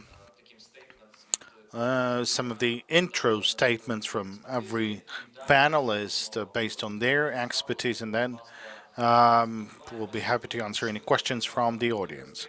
So hopefully we'll cover as much as possible the intro statements, and then we'll go to Q&A session.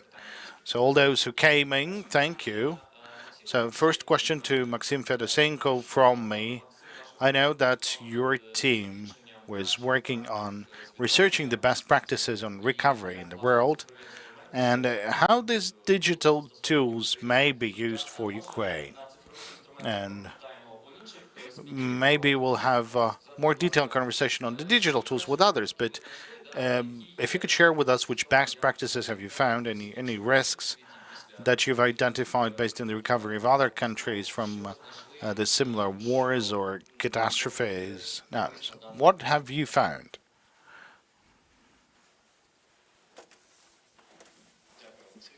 So thank you, Alexei, and good afternoon, everyone. We've did this research with the assistance of JSAT, and we've looked at best practices in recovery. And there's a lot of recovery cases. All of them could be divided into two parts, the post-war recovery and post-catastrophe recovery. Now, talking about the post-war recovery, over the past 50 years, there's more than 40 different cases, and we've analyzed the common traits. Now, most of those cases, well, you hardly call them a successful one, but there's common traits that helped. First is the use of the sort of common association or common window for recovery. The other important factor is to concentrate on the economic development, meaning the recovery of enterprises and economic ties, instead of focusing on the recovery and rebuilding of housing. Another important element is the engagement of the community and local authorities to the recovery process. Another important factor is the availability of proper institutions and the security factor. And it's important to do the monitoring and assessment of the impact while using the digital tools, as well as the institutions for that.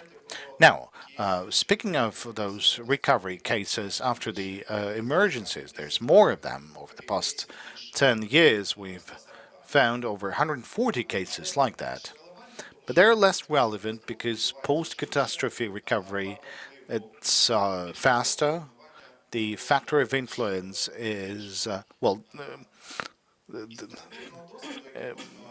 Now, talking about the positive lessons learned from those examples. First, build back better, meaning that you build the facilities that are better than those you had before the catastrophe. In our cases, that means the use of energy efficient technologies or designing with account for security requirements. Then turning the catastrophes into possibilities, meaning looking at the situation from different viewpoints and to rebuild the economy, because this risk factor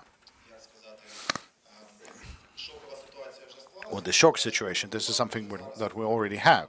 So it's better to rebuild the economy based on new standards.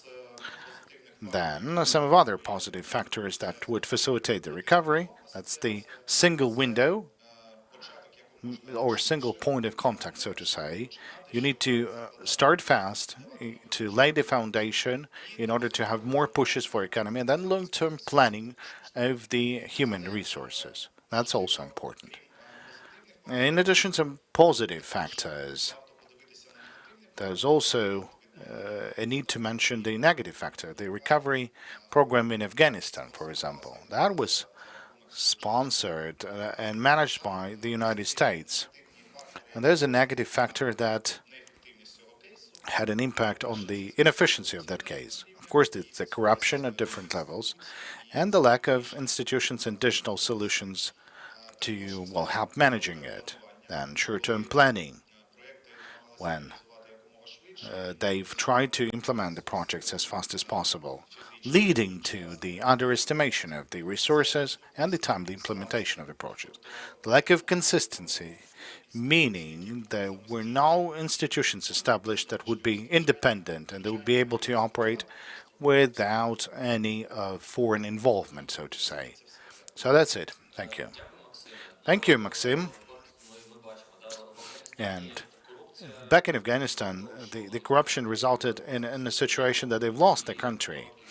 And the short planning horizon plus the society was not involved, so it's very topical. So there is an example of what we shouldn't do. Now, a question to Victor Lach. Looking at what we've heard right now, and what we know about the recovery, how it should be, which digital tools do we have in Ukraine that could help us solving those challenges? And which of those tools could be used for recovery in order to avoid any risks? So, Alexei, thank you. Greetings.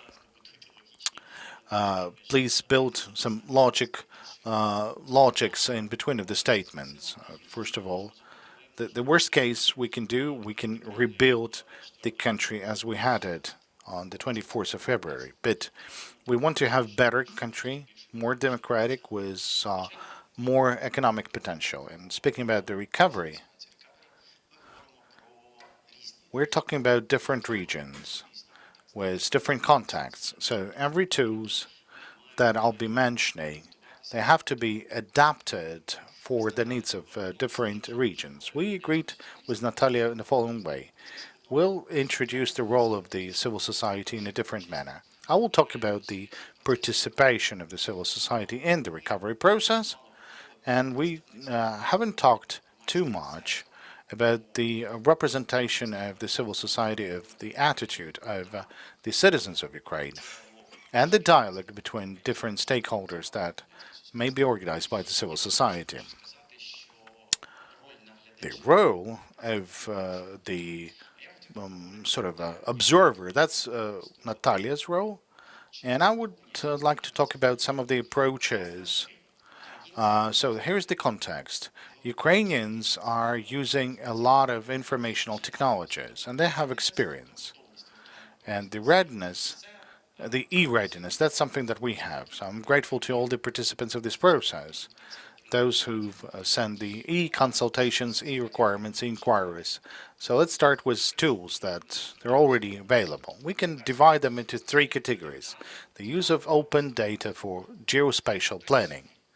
Now imagine, whenever we'll be rebuilding the community, we'll be rethinking every social infrastructure facility, its role, its essence, its scope, the number of citizens visiting that facility. We'll be thinking about the role of those facilities. And then having this open data on migration, on transport, on access to this social infrastructure facility, there's enormous scope of open data. Now, all of them should be used while recovering the community. There's a question, open question to all of us. There's enormous amount of open data which are being closed because of security reasons. And so it's a philosophic question. Where's the balance between the open data and we should have some open data for economic sake and the closed data. So maybe there's some ideas from the audience on that. But my point is that the regions are different, so we might be requiring to have a diversified approach to different regions. And imagine if we have all the data on migration over the past 6 months. I would imagine that some of the communities would be planning to have their development while taking into consideration the increase of population by 20 to 30%. That means more intensive use of roads and things, and while other communities will have a reduced number of population. And there's more opportunities for geospatial planning and the use of territory, so let's think of that. And of course, we'd like to engage as many people as possible to developing the vision for the future of their communities. And that's not about the recovery and physical reconstruction. We're talking about the recovery of the essence of those institutions, the buildings, the local authorities. So we got used to using these tools like e-consultations, e-inquiries. Now that's one of the tools, but e-consultation, that's something you can use not only to work with regulatory acts so that the citizens could provide their feedback. You could also publish the plans for the communities, the concepts for recovery, the outlook of, I don't know, of new square, for example, or the outlook of the new center for providing administrative services. That's something that we can do. There are tools to do that. And of course, there should be a communication with the citizens at all stages of the recovery. And my dream is the following, so that the resources that would be allocated from different sources, so that it would be coming not only to the government, but to the local authorities and for the citizens. And my dream is to have this participatory budget.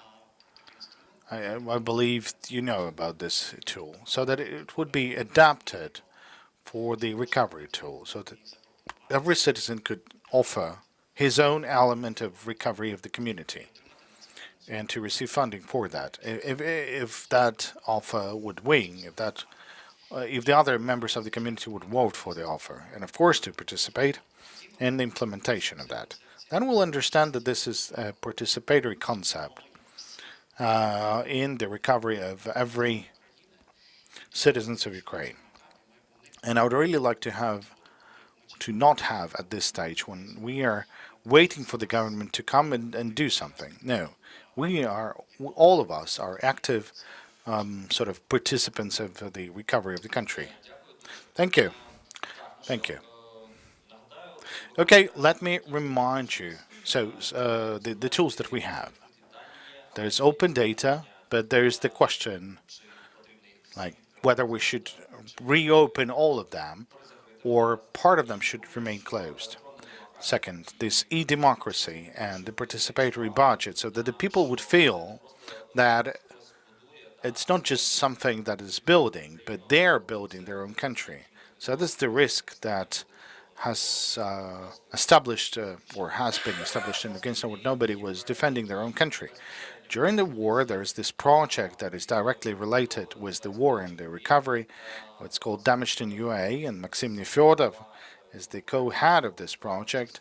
So it was created during the war. So Maxim, could you tell us what risks are covered by this project? Anything that you're still lacking in order to implement the best vision.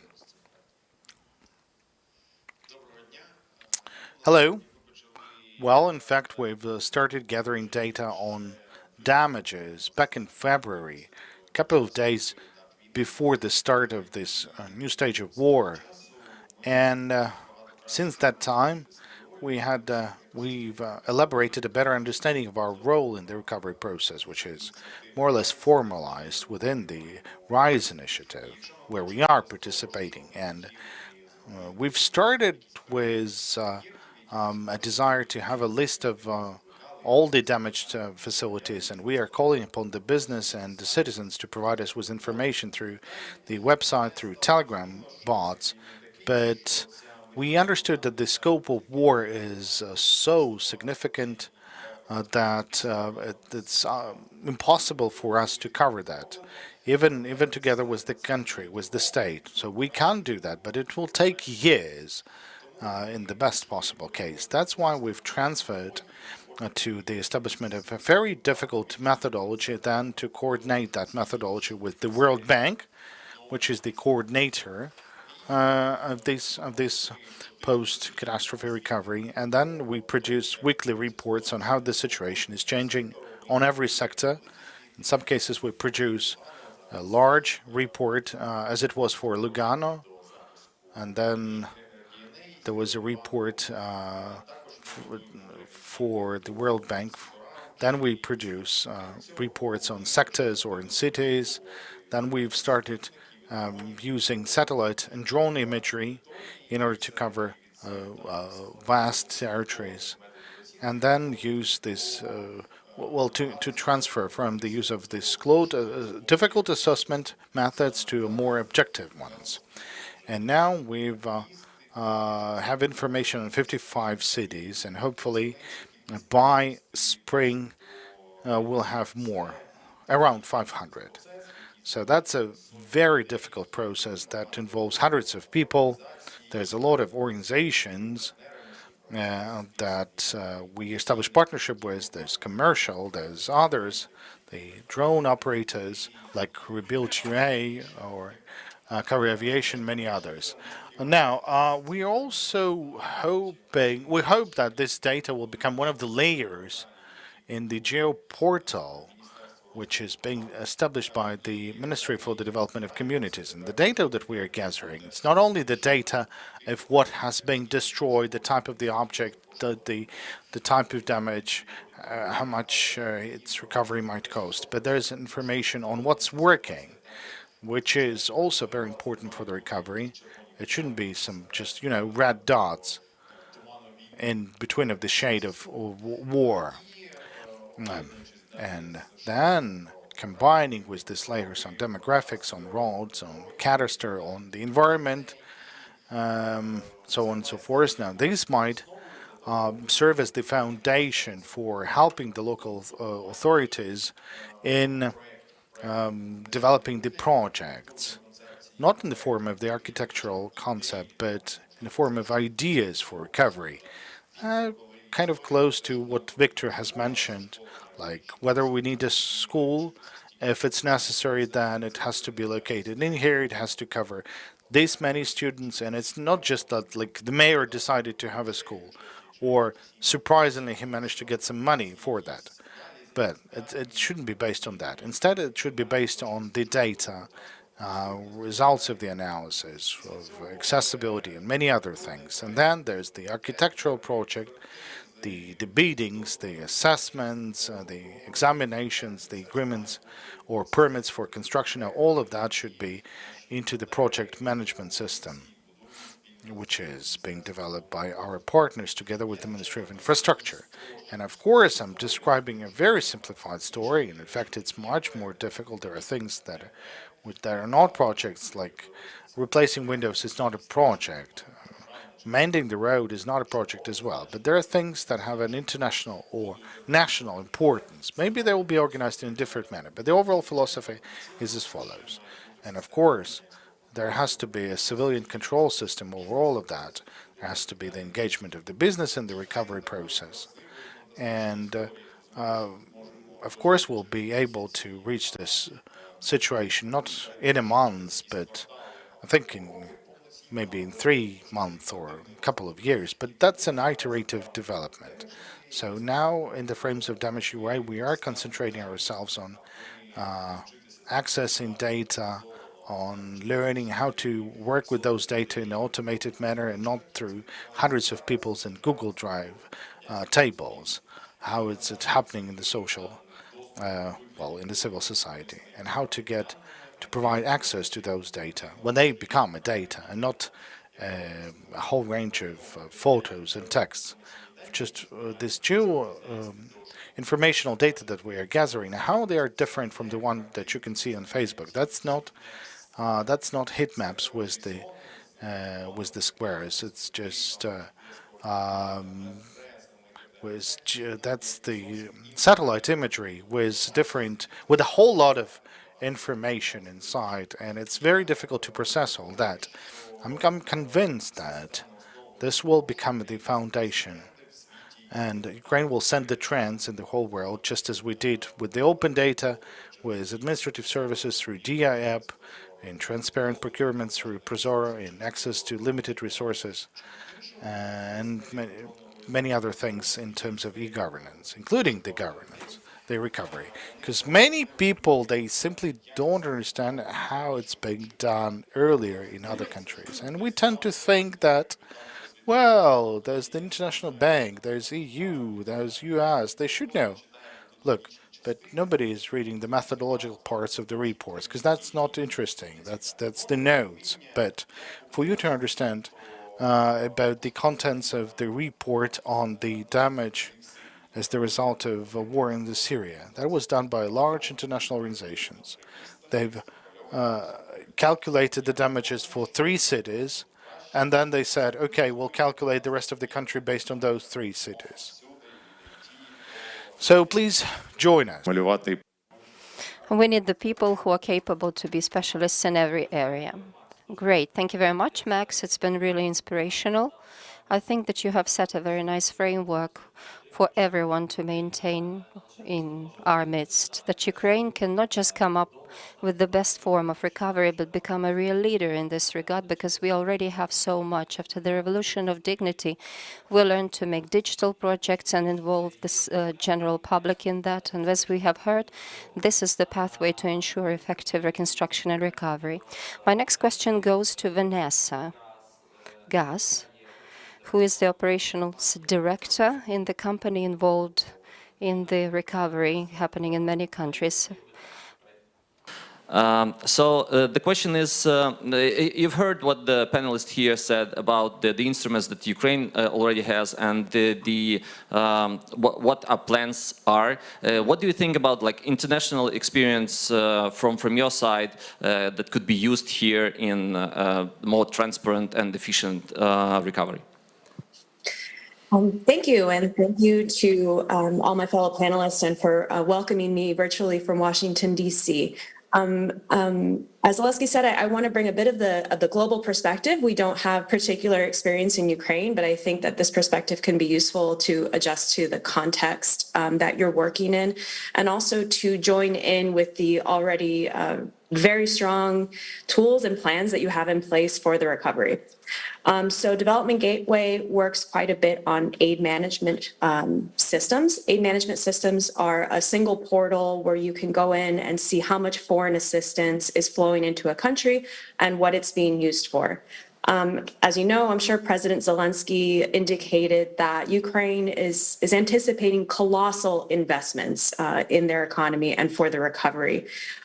Most governments are not set up to receive colossal investments. They don't anticipate it and they don't expect it. So there need to be tools, systems, processes, human resources in place to be able to absorb all of that foreign assistance. At the same time, there is going to be unprecedented eyes looking at how this money is being spent, not only domestically, which I think Ukraine has a very good track record of holding their government accountable for how they spend money, but also internationally. Citizens of the countries that are donating money to Ukraine are going to want to know how this money is being spent. From experiences in other massive recoveries, you have moments where big pledges and big promises are made in the UN in New York, billions and billions of dollars that are going to be given to a particular country for their recovery. But that money never materializes. Either it's not sent or it's not used for the purposes that it was originally envisioned for.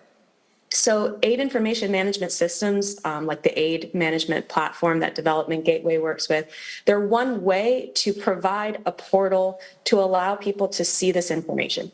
Of course, as you all know, data availability, data quality, data integrity, these are all things that are mattering in this process to make sure that citizens of both Ukraine and internationally are actually able to see and do their own analysis on the data.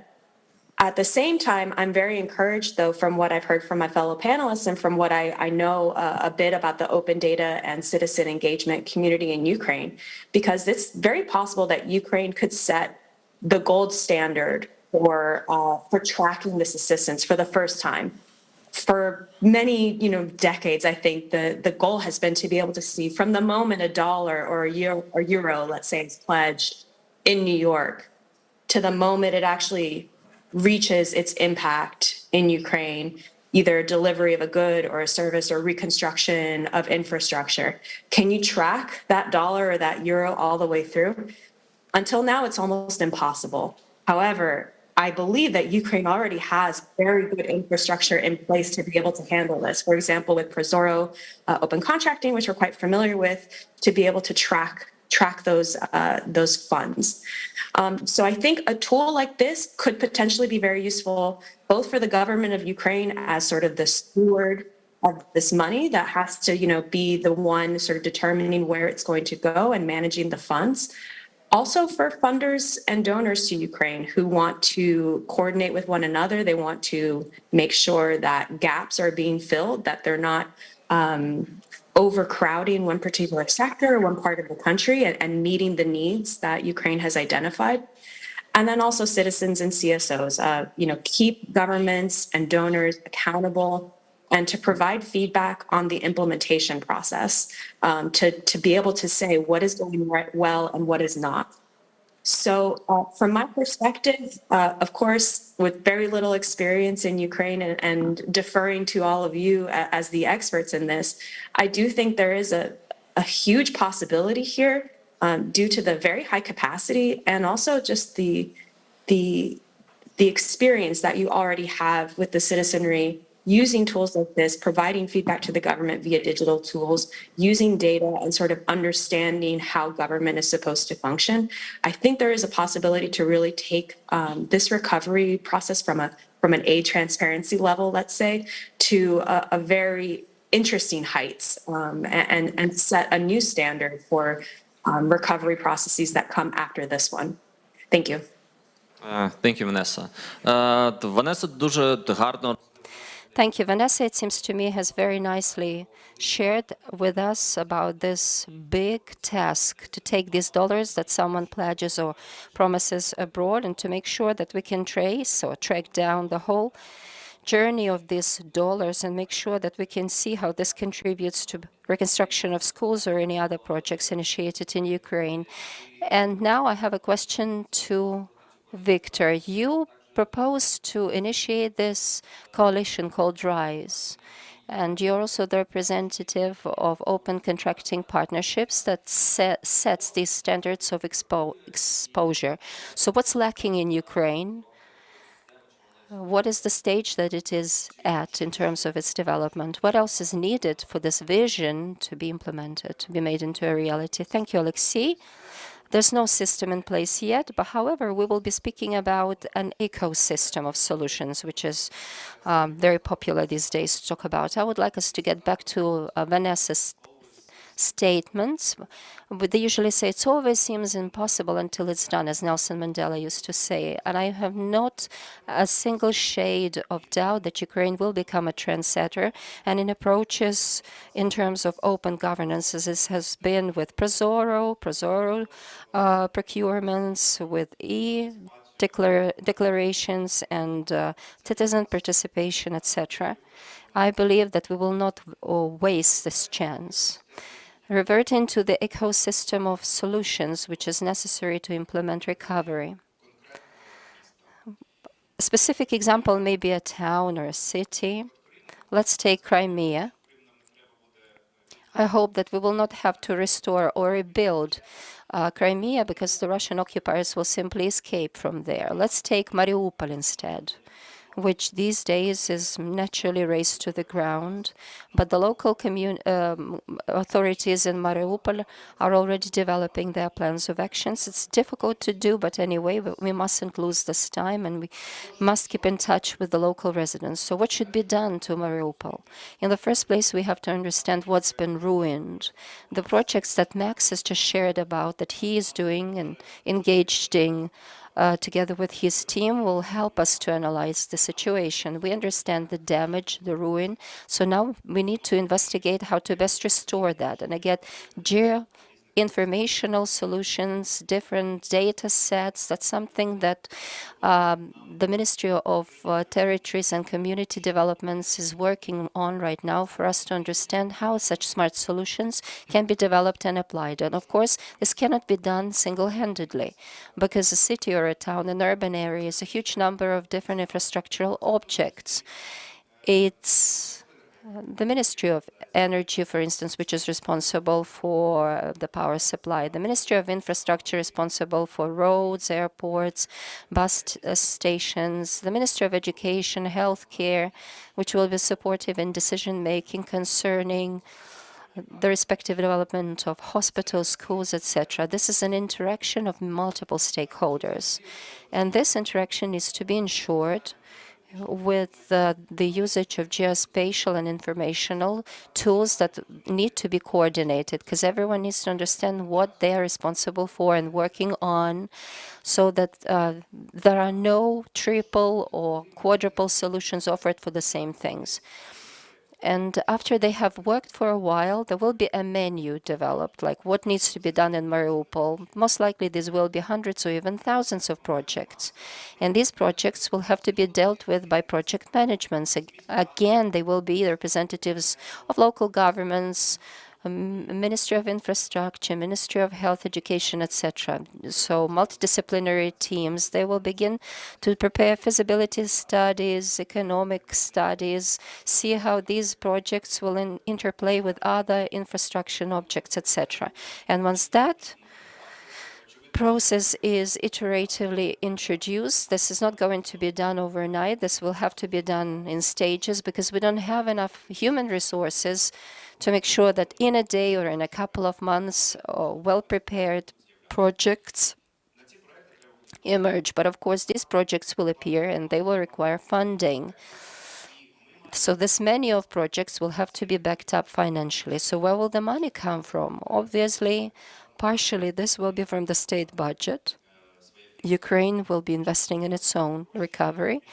And partially this will be international donors' money, borrowed money, money that Russia will pay as part of reparations, money that we will claim as confiscations. It's not a speedy process, but it will take place. In part, these will be some sponsors, and we will have to understand who is paying for what and what's happening to each of these projects in order, once again, to comprehend the whole scope of request and the stages of the implementation. So once we get the money, we understand who gave the money, and the partners, they will also understand who gave how much and what for. This coordination should be done from within and without.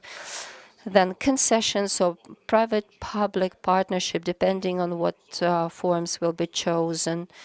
Per every project, there is Prozoro procurements, different systems. I've already heard about the necessity to reform Prozoro, but I wouldn't like our international partners, for instance, to think that this is available policies or technical decisions and solutions. In the first place, it's all about competition and possibility to participate in any tender from any corner of the world. And if some policies or procedures are not in line in some way. Okay, let's analyze that. Let's finalize these policies and procedures. But it's necessary to make sure that all money is used and is allocated, again, in line with the policy of Prozora and Prozora Prodaji.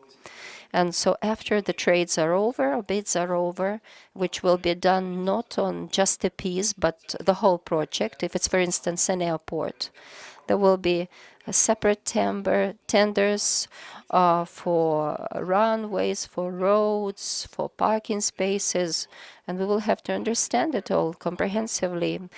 Imagine all of these projects are being tendered, and then they begin to get implemented. So we need to understand what will be happening to each of these projects at a specific moment in time, because in the past, this is how it was. Something was tendered, there was a foundation laid, and nothing followed. Therefore, it's extremely important to have a system in place which will enable us to understand about the stage the projects are going through, the bottlenecks, wrangling issues with the salaries paid or the low quality of services provided. General public have to be able to see what's happening to those projects and perhaps provide their own feedback to that, etc. Once the project is over and it is already brought into reality, this ecosystem of decisions initiated by the fact of ruin all the way to post construction exploitation requires several levels of cooperation between multiple ministries. Ministry of Digitalization of Territories and Communities Development, Ministry of Energy, etc. All of these systems have to be integrated with each other. They have to interplay with one another and be under a single umbrella. And they will not be claiming authorities from each other, but we hope that this system within real-time terms on the basis of real and structured data, we'll be able to see what's happening on the basis of every region and every community with reference to individual projects. And this is what we are working on with several executive bodies. And I hope that this system will work out and it will enable us to coordinate both internal stakeholders and to simplify and streamline such coordination for the external stakeholders. They will see all of the requests coming from Ukraine because there will not be a single fund. There will not be World Bank or the fund that the presidential office is talking about, or the European Investment Bank. There will be multiple mechanisms of financing, and they will have to be coordinated. And we believe that this ecosystem of electronic solutions will enable us to do that, to involve the civil society as well as the general public, and eventually to expose, make public, make this data available in real time terms, to make smart solutions, and of course to engage in audit and control and monitor all of these processes by the general public. Thank you. That's all from me. Thank you. We have just come to the point of the general public. So let's imagine that the system happens and this structured data is made available and the general public participates in the participatory budgets and projects, etc. So how can we get these people on the board? How can we get them involved? How can people submit their ideas or monitor the implementation? What's your experience and how to strike the balance between something what everywhere they like to do, and in our very democratic country, they like to do that, criticizing. So where's the balance between public criticism and participation? So how can that be resolved? So greetings. Now, you've heard all the speakers have underlined the importance of data for taking wise decisions. There is a need for proper data in real time. Now, which decisions could be made if those data are closed or unavailable, or you don't know how to use them? There's a lot of data, and Ukraine is one of the leaders in terms of open data. Well, that was the case before the war. My Open Data Association is engaging the society, the authorities, the journalists in taking decisions, to analyzing the partners, to searching the individuals who might pose risks to Ukraine. So this open data, it helps the society to understand who you're dealing with, if you can trust his or him or her. And thanks to the partnership with YouControl, that's the analytical system that allows to verify the counteragents, physical and legal entities based on open data using Ukrainian official registers and foreign one. And over this, the recent time, there's more than 12,000 investigations being done through YouControl system. So how the tenders are being done, who made any procurements, if there are any if there are any abuses or any way we can prevent corruption risks. There is this myth that the number of inquiries to open data has reduced. No, that's not true. Before the war, we had 1.5 to 2 million inquiries for the investigation. Now we have around 3 million people. So people are willing to know if there are any rashes in the company that sent you a contract. You're trying to get a job and you want to make sure that this is a good employer, there's no risks. Or you're a donor and you want to send some money to a civil organization. Now, are you sure you can work with that? So that's the open data. That's the system that we are spreading among the authorities, because the users among the authorities, the number of them has increased. They're calling us for help, like, YouControl, please help us to make a module so that we would be searching for any relations with Russians or any hidden beneficiaries of the companies. For example, the Ministry of Justice is now creating a process for the confiscation of assets, and they're actively using our system because they don't have a chance to analyze the data.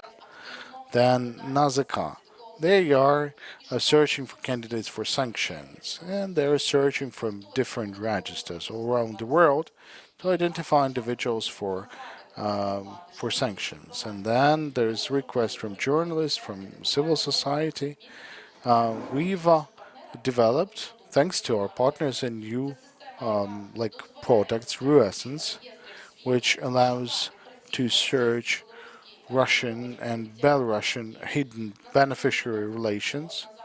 Then who are you? That's another system. So whenever you're passing any control, and if someone would want to verify if that's the valid passport, or maybe some sort of a saboteur was cheating on this passport, and people for UA, that's thanks to the Renaissance Fund. They helped us. It helps to accumulate the requests from the society, from volunteers, like how would we may be useful for the MOD. And now, like, what's the request? How do we combine the society? We have hundreds of requests from the society, from the journalists. So how the sanctions are being imposed in Ukraine? Just recently there was a common report, like why Ukraine is so slow comparing to others in imposing sanctions. Let's analyze where the money was spent. And it appeared that over the past 6 months, over 1 billion hryvnia were spent on companies related to Russians. Now, that's the control of the civil society. The same for the international donors and partners. Where's the guarantee that the money will be sent into Ukraine, that they won't be, stolen through corruption? Now, the systems like ours, and the system what like Maxim mentions, an informative open data when you can click and you can see in real life mode that this is the amount of money that was sent, and the contractor has organized this work. Everything is transparent, and you can do that in any part of the world. So now there's this great request among the authorities, and for establishing several tools, modules capable of processing different inquiries. Because earlier we had our own system, but now we have different systems that allows to unite the society. Somebody is dealing with sanctions, with the corruption policy, so you have to combine them. And answering the question of the balance of data, I believe that this topic about this data that has to be closed. These data should be closed from us. I mean, so that we won't be able to take decision from international partners who want to make sure this company has no relation to Russia's. So there has to be a balance, but a coordinated one. Now, why is the Unified State Register has been closed? Well, for now we haven't received the answer to that question. But hopefully through that conference, through international partners, you'll be able to send a question to the government, like open the data that allows to make the sound decisions, so there would be no corrupt practices, and that would opening data, that would support this. That would support our openness to investors. Okay, thank you. So please prepare your questions, because it appears so the country opened the data and now it's using the tools for making the better decisions. I think this is the best example of the positive spiral. What we heard is there's the inquiry from the people. The people are getting interested. They want to have more information, more transparency. In that case, there will be a request from the people for participation.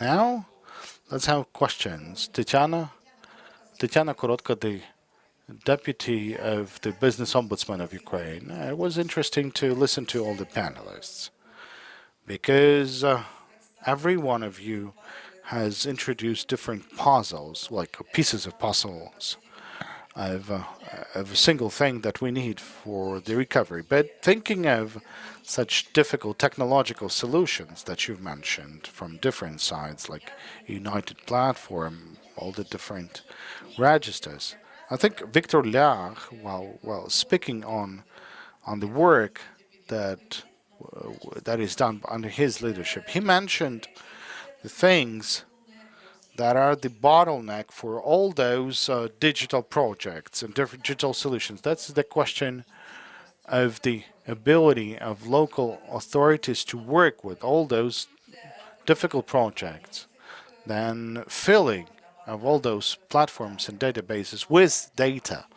But there's also a question of balance between closing and disclosing of the information. Yes, today, temporarily, after a significant stage of digitalization for Ukraine, with so many information available,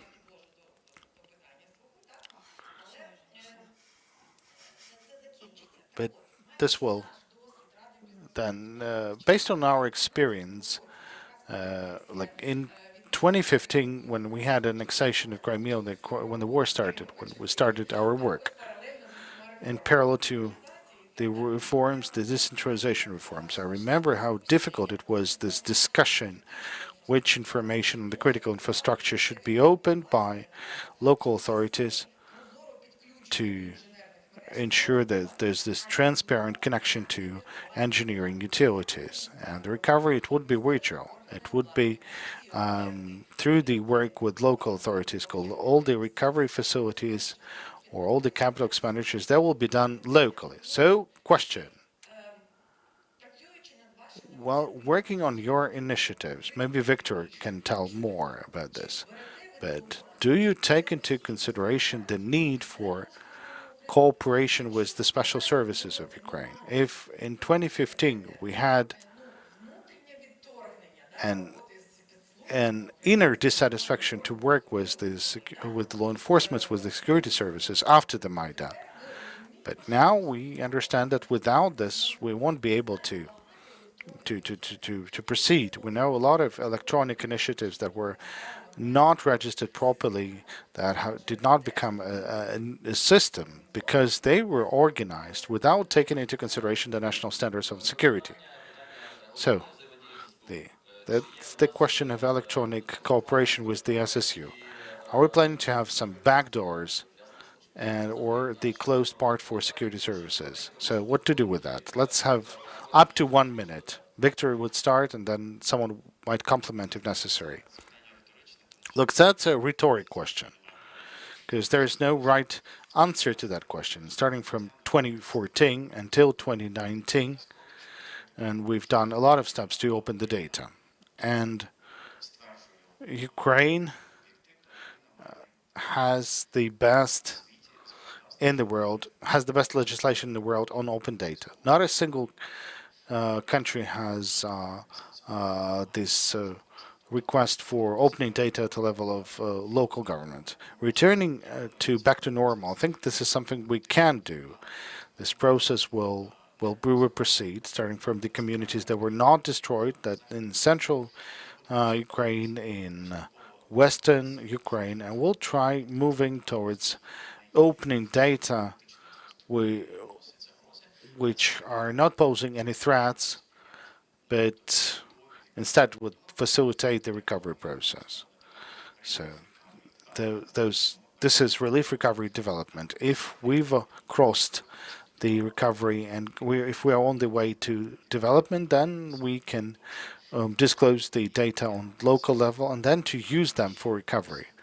And also taking this opportunity, I'd like to call upon the local authorities, to the central authorities. There's the need for using open data in every recovery project. Maybe Maxim can add something. Well, it's funny to hear about the security of open data and the role of Security Service of Ukraine, which is sort of in control of the fact that the largest information systems are in fact owned by the private property, and the data are being sold, they're being recorded and re-recorded, being stolen, and then we're being explained that the state is not storing any data. We don't know how they appeared on Petrivka market, for example. And when the same people trying to hide their own constant losses in IT security, when they're saying that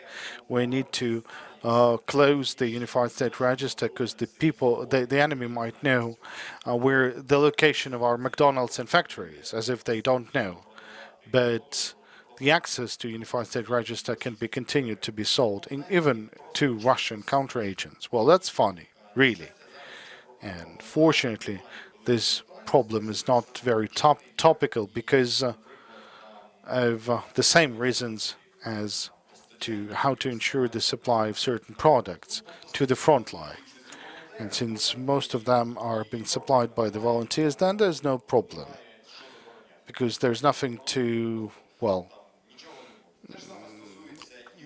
to prohibit. And the same goes for the majority of the informational systems. Because they're being developed by the civil society or the business working on the volunteer basis. And 99.9% are being developed based on the funds of the international taxpayers or the private volunteers. An enormous amount of data has been gathered by similar resources. So fortunately, well, some part of our security agencies, they might wave their hands and they're saying, like, stop working and stop delivering volunteering support to the front line because that's a crime. But hopefully after the victory, Security Service of Ukraine will be reformed, as we keep hearing about. But still, the politicians and taking care of that topic will deal with that. Yes, we had a case with Russia when they've downloaded the data on procurements from Prozoro, which is absolutely open, and everyone was happy about this. Not sure there would be. Look, one comment. We are launching a pilot on transparent reporting on the use of these 400 million for construction of roads and bridges. And there were some consultations, it was general stuff, so there will be open data on dashboard. There's no objections to opening this data. So we had this consultations and there's no objections. Let's take 2 questions from the audience, but fast, please. So, Ihor Burakovsky, 2 questions.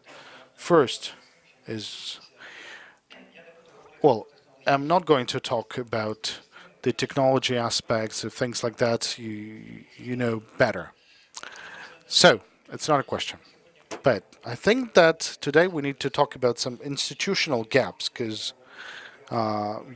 we've talked about geospatial planning, and yesterday we had a representative from Bucha or European, and there's these tools, and there is a question what to do with those tools.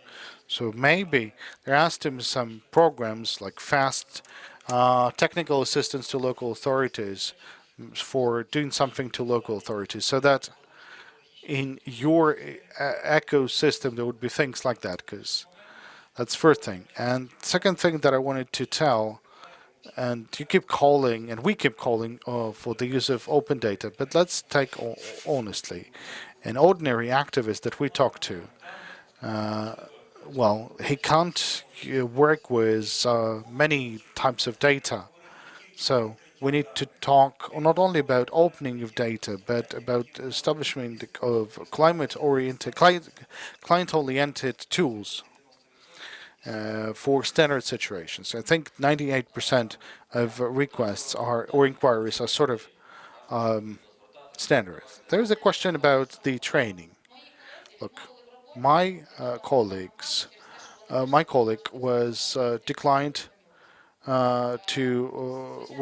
declined to work to employment because they found a person with the same name in the register, and the other person managed to get employment in the public agencies despite being like having some relations to Russia. You're absolutely right in terms of the training. I was surprised that not all the public authorities understand the open data and how to use them, and how can you organize the analytics on this open data. So this is definitely we need the assistance from donors for training for building models for creating different graphs so that we wouldn't have like thousands of documents, but instead the system would be doing that. And this is something that we need to share. Like the environmental data is important, like the air condition, like what's happening in the field of energy. That's also concerning. That also raises some concerns because of this data are closed, and because the data are closed, there's this mistrust with the authorities. So open data. Of course, my mother used open data when she bought, I don't know, some products for her. She went on the internet, she verified that, and then she understood that those are some criminals who tried to sell windows to her. So everyone can verify if you're not paying money to a fraudster, it does not exist, or if you're paying money to someone related to Russia. If now you can get to Ucontrol, and every journalist, every civil person can do that. It can verify some of the information if you're safe. So, okay, Victor, please. Look, we might not be aware of all the directions that the state is working on, but many ministries, together with partners, are developing the projects for project managers. Some ministers are saying they have training for 500, for 250 people. That's going to be a big challenge. There is a need for investments. And I remember implementing Prozor together with Renaissance, together with USAID. We did the regional training for over 20,000 procurement officers. So please count on the civil society will help. There's many different tools. There's a comfortable interface for non-experts in open data.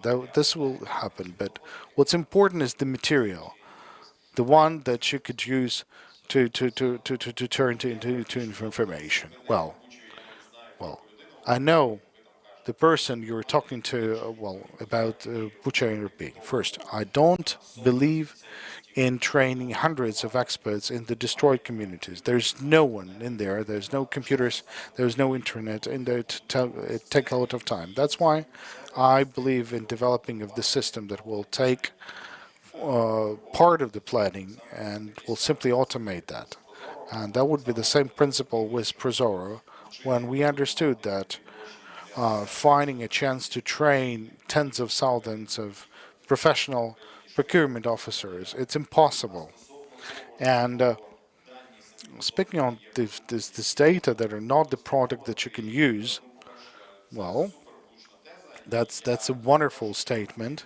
And first, I would like to appeal to the representatives of donors in this room. Just yesterday, I've received from one very big organization the following request: like, you're planning to do something, and there was a press release from the Ministry of Infrastructure. They've posted something on the website, and why are you doing the double funding? So please pay attention to that. If something was posted like for business, for ordinary citizens, for more or less professional NGOs, that's a big part, that's a big share, and please take that in consideration. Okay, I want to share with you an interesting course, and it's in the Netflix style. It's wonderful for representatives of the NGOs and local authorities how to use open data. It's called it's in on the platform in UA. So thank you everyone for this question. Now we can have a non-official conversations, and we're going to have a next session very soon.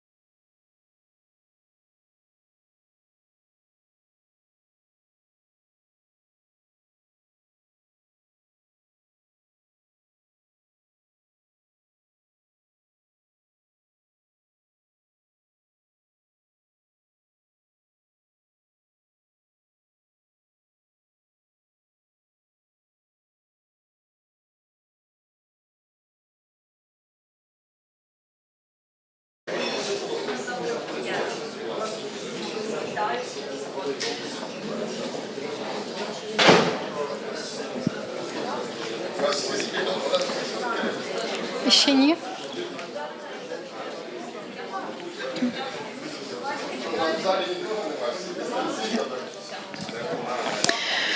Good afternoon, dear colleagues. We're going to get started, so please join us in this room. Thank you so much for taking the time for joining us today for the discussion panel organized by the German Marshall Fund of the United States on the international support of the civil society's role in Ukraine's recovery. My name is Olena Prokopenko. I'm a fellow at the German Marshall Fund and a development advisor at the Danish Embassy in Kyiv, and I will moderate this session. Ukraine's vibrant civil society, particularly after the Revolution of Dignity in 2014, has become an impressively strong driver of the reform process and one of the most influential participants of the reform process in Ukraine. Due to the then fragility of the state institutions, after the Maidan, civil society organizations undertook some of the functions that are not quite typical for the civil society sector. They were architects of Ukraine's new anti-corruption institutions. They drafted legislation in all the key reform areas. They even participated in the selection of judges and other top state officials. It is safe to say that all the reforms that Ukraine has succeeded with so far have been either initiated or developed or directly supported by the civil society. Today, in the midst of Russia's full-scale invasion, Ukrainian civic leaders are up against a whole new scale of challenges, of course. And again, they perform a number of functions that are way outside their profile in order to boost government response to the war. They take on evacuation of citizens from war-torn communities. They join territorial defense. They collect humanitarian assistance. They even they document war crimes. And all of this, of course, puts additional pressure on civil society, both in terms of human resources and in terms of financial capacities and calls for additional assistance. But at the same time, civil society has a lot to offer in terms of its unique experience and expertise that should be utilized in Ukraine's recovery process. Instead, we are unfortunately observing some worrying tendencies of the civic actors' marginalization in the recovery planning. International partners and civil society have been, for a long time, a perfect match when it comes to enabling transformations in Ukraine. In fact, this sandwich approach, as we call it, when CSOs and donors put pressure on the government from both sides, is one of the key reasons why we have a number of successful reforms implemented in the past 8 years in Ukraine. And today we would like to make a transition from Lugano to London, where the next Ukraine Recovery Conference will take place, and to discuss how to make the most of this coordination, of this partnership between international partners and civil society, and what can these two key stakeholders do for Ukraine in the midst of the war and in the reconstruction process. And we have invited a distinguished panel of speakers today who will help us navigate the complex dilemmas of the Ukrainian recovery. Today we're joined by Erin McKee, Assistant Administrator, Bureau for Europe and Eurasia at USAID. Katerina Matrinova, Deputy Director General, DG NEAR, European Commission, and Head of Support Group for Ukraine.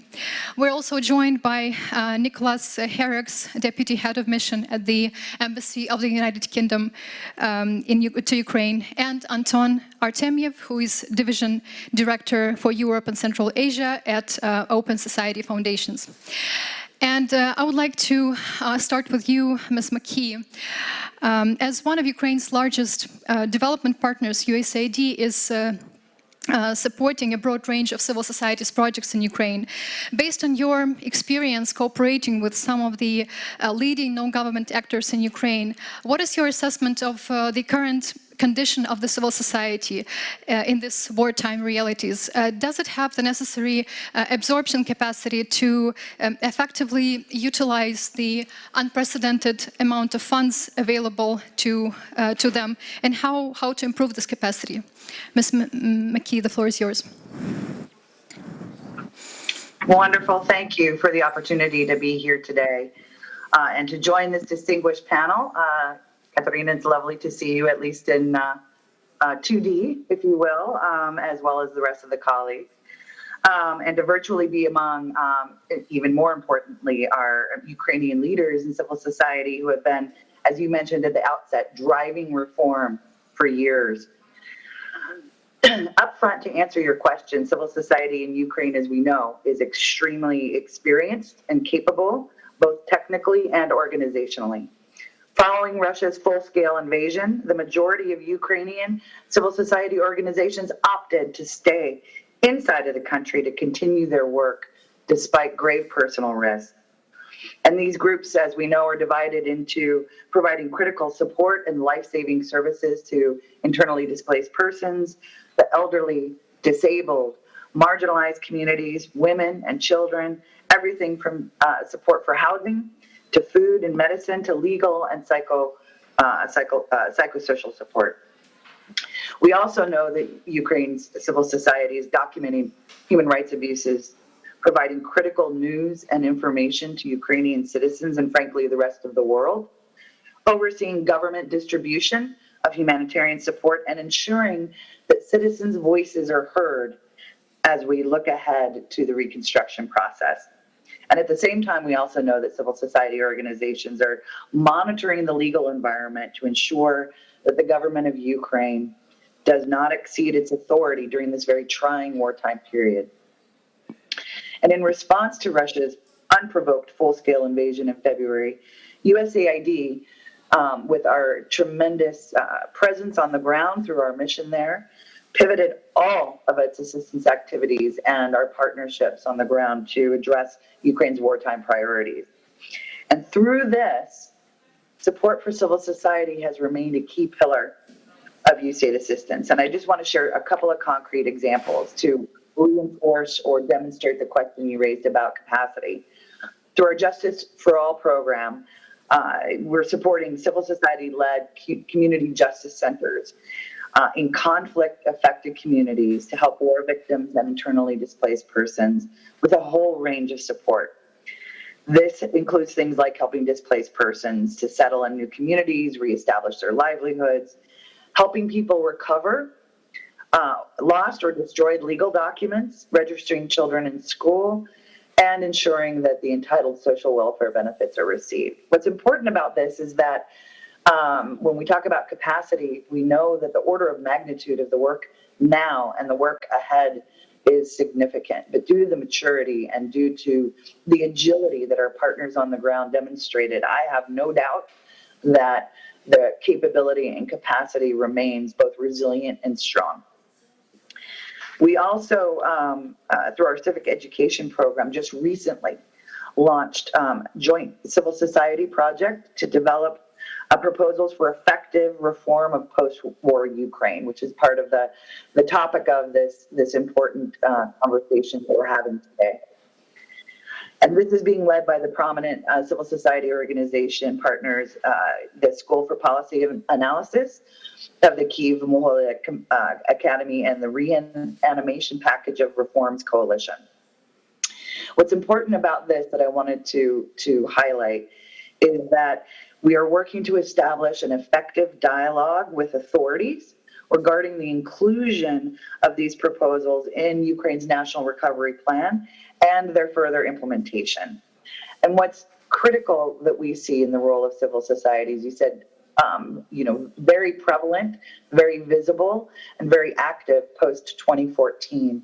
And that those 8 years of both effort, capacity building, and strengthening, and oversight and participation in strengthening the social fabric and good governance of Ukraine is now more vital today than ever before. And so I would affirm that civil society in Ukraine has significant capacity to absorb and make productive use of even more resources. And the fact is that their needs for support far exceed the amount of resources available. We see this need very clearly in our regional and bilateral civil society programs, as I mentioned.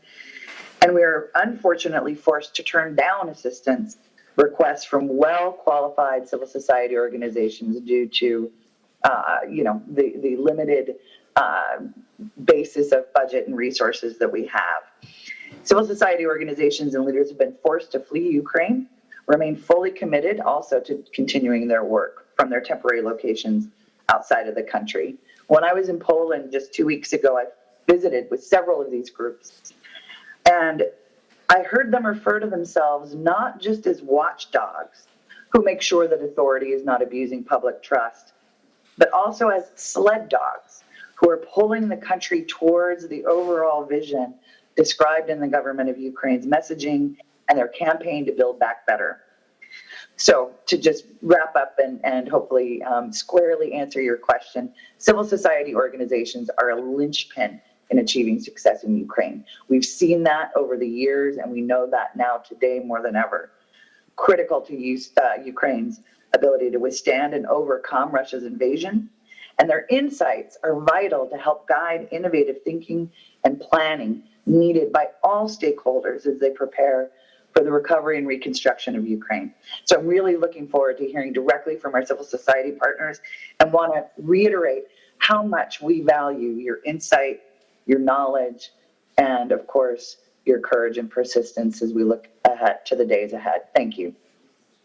Thank you so much, Ms. McKee. It's really encouraging to hear that even under these impossible circumstances, you believe that civil society can actually take on the challenges that it is facing and that its capacity is quite promising. Thank you so much. And I'd like to give the floor to Katerina Maternova. In June, Ukraine was granted EU candidate status, and there is already some significant progress, we believe, some noticeable progress in terms of implementing the 7 groups of conditionalities that were going along with it. What has the role of the civil society been in this integration process, and how can it be amplified even further to ensure speedy recovery and speedy EU integration for Ukraine? The floor is yours, Ms. Maternova. Thank you very much. Thank you for inviting me. I'm sorry to be hiding under the name of Uber Duo. That's my assistant, just because the audio on my computer was not good enough. So I wanted to make sure you can hear me. It's great to see you, Erin. Hope to see you in DC soon. And I actually very, very much like what you said, and I'm going to be using it, referring to the civil society, because it's indeed that, from watchdogs to sled dogs. And I actually think that there is no praise and no bombastic words that can do justice to the role that the civil society and the NGO community has played in the democratic developments of Ukraine. I really, really mean that. And ever since I joined the European Commission's external part, DG Neighborhood, we actually worked very hard with my friend Cinciana Poiana, whom probably many of you know, and many other colleagues to really make also EU support for the civil society the most effective and efficient and pragmatic and useful as possible.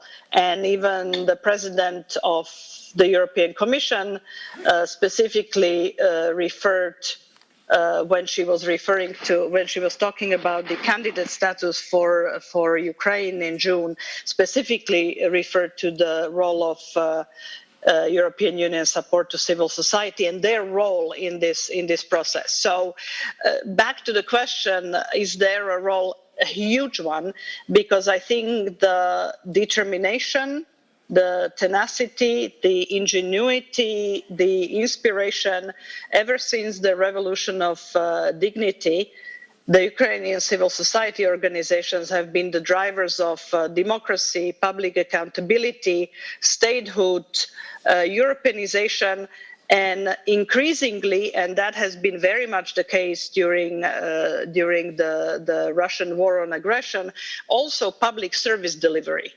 I mean, we have in fact been able to use the civil society actors as some of our key deliverers of humanitarian assistance, of emergency assistance, of support to the communities, now support to the liberated communities, etc. So I think that honestly, it cannot be overstated that the role the civil society plays. Erin referred to the reanimation of the reanimation.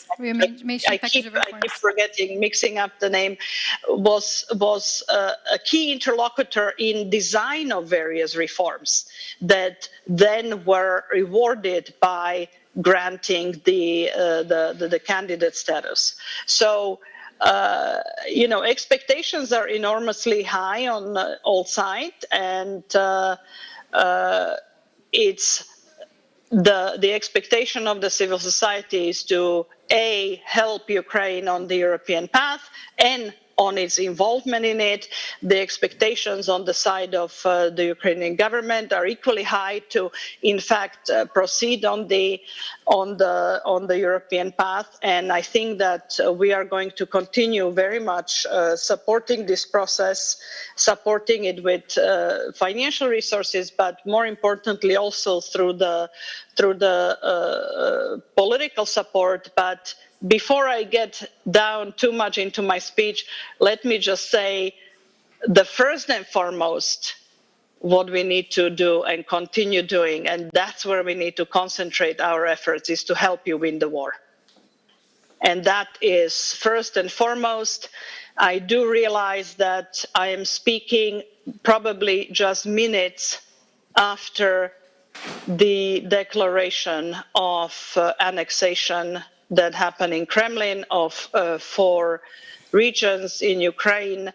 This is really a tragic day, and I think that what is really awesome and amazing about Ukraine, both the government and the civil society and the entire society, all the citizens, is the resilience and the spirit that despite these incredibly adverse conditions, we actually have this discussion. I just would like to remark on that I can very easily imagine a scenario where the entire discussion would be about the war. And the fact that you take the time and you pause back and actually reflect on these issues is really a testament to the resilience of all Ukrainians, all Ukrainian institutions, central, regional, local governments, CSOs, NGOs, etc. So. Just to comment a little bit on where we have collaborated is the CSOs that worked hand in hand with the government in informing the Ukraine's application process to the EU. There was a lot of involvement in that fairly technical and laborious exercise.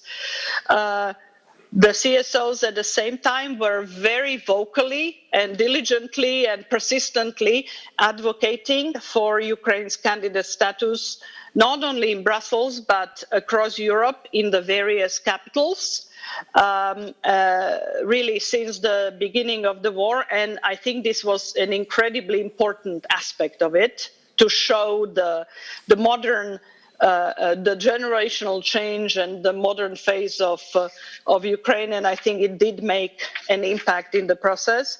And now we have and support a lot of civil society organizations that are working with the government officials on the reconstruction agenda, and also on seeing how the actions that still need to be taken to continue in the accession process are taking place. So what we have is a variety of ways how to engage. We have a structured consultation mechanism with civil society in place. This was part already of the association agreement. We have a civil society platform that is well established and is able to animate a lot of the consultation fora.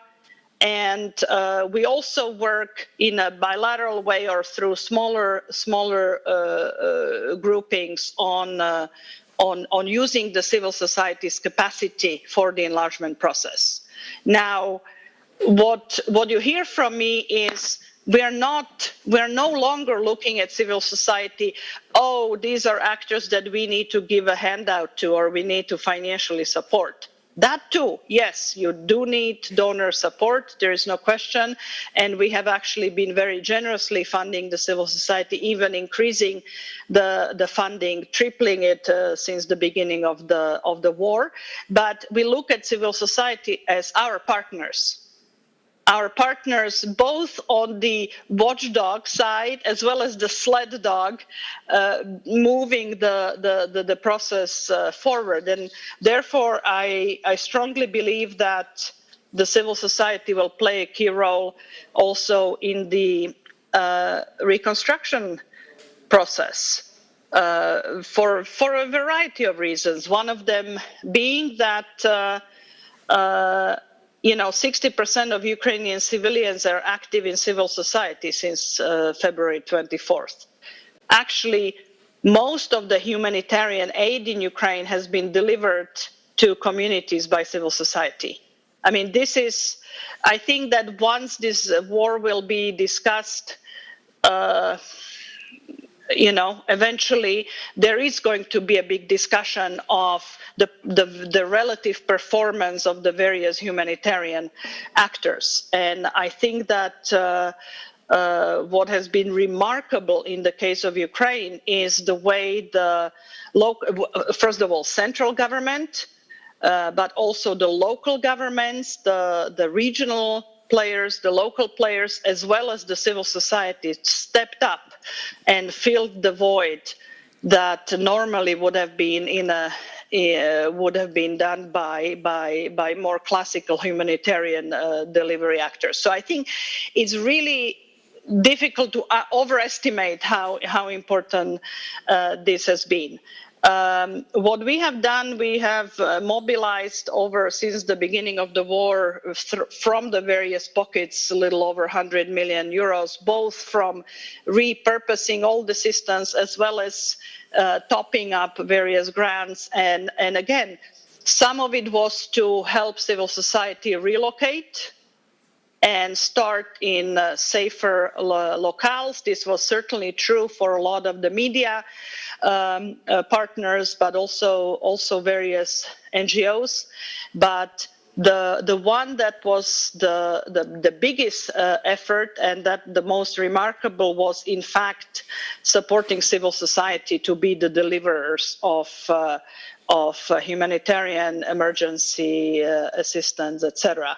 So we provided about 60 million in fresh funds. The rest was more reallocations from previous funding, and we were financing evacuations, power generators, temporary shelters, food aid, new premises for media to work from, etc. So one specific area where we have financed or supported quite a bit of activity was countering Russian disinformation.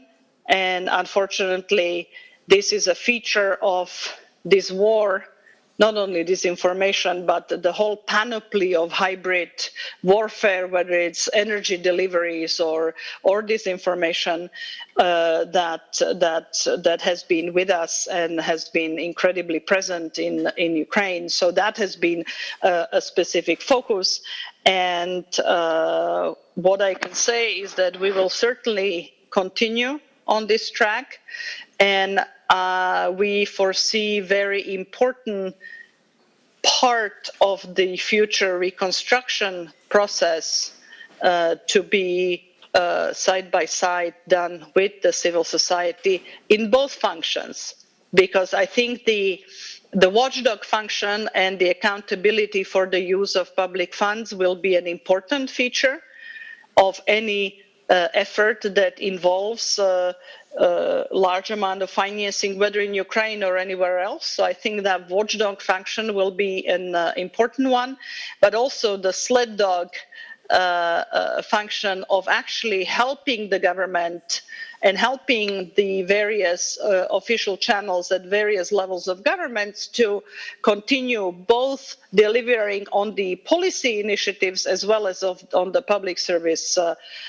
delivery. So we very much look forward to continuing our work, our support, together with partners like Erin, USAID, and others, and of course in the Team Europe spirit with our member states in the EU, and first and foremost our partners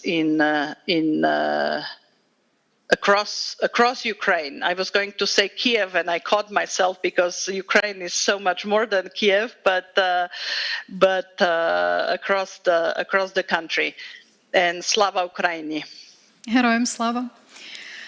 Thank you so much, Ms. Maternova, and thank you for seeing civil society as partners, not just recipients of assistance. And we do hope that despite the war, Ukraine will accelerate its EU integration process and actually becomes a full member of the EU in the coming years, in the nearest possible time. I also appreciate you saying that the most important assistance that Ukraine can receive right now is assistance in winning this war. It means more weapons for Ukraine, it means more sanctions for Russia, it means isolating it as a terrorist state, and without this victory, it will be impossible to guarantee democratic development of Ukraine and its sovereignty and territorial integrity, obviously. So this is something that we would like our international partners to prioritize. And now I'd like to pass the floor to Nicholas Herix and discuss some of the concerns that I previously mentioned briefly regarding civil society's access to the reconstruction process.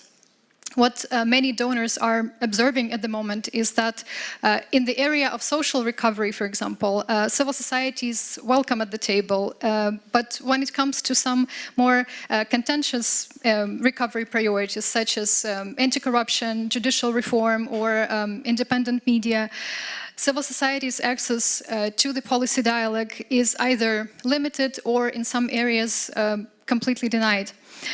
Could you please elaborate what can donors do and what can the larger international community do to ensure that civil society is fully embedded in Ukraine's recovery effort? The floor is yours, Mr. Herix. Thank you very much. I hope you can hear me okay. We can. So, thank you. I'd like to start by endorsing what the two previous speakers have said about the amazing resilience of Ukrainian civil society and Ukrainian society in general in the face of the unprovoked Russian invasion. Indeed, as the previous speaker was speaking, Putin in Moscow is announcing the annexation of 4 new regions of Moscow, as he said, which of course the international community will never recognize, and it will make no difference in our support. In fact, it will only strengthen our will to be with you and to work with you to victory. So I think you're seeing very clear unity of purpose there. And unity of purpose, as the previous speaker said as well, among Ukrainian society, behind the government in its conduct of the war, but also the impressive mobilization of ordinary Ukrainians in territorial defense and in other areas, and the mobilization of civil society from the invasion and right through.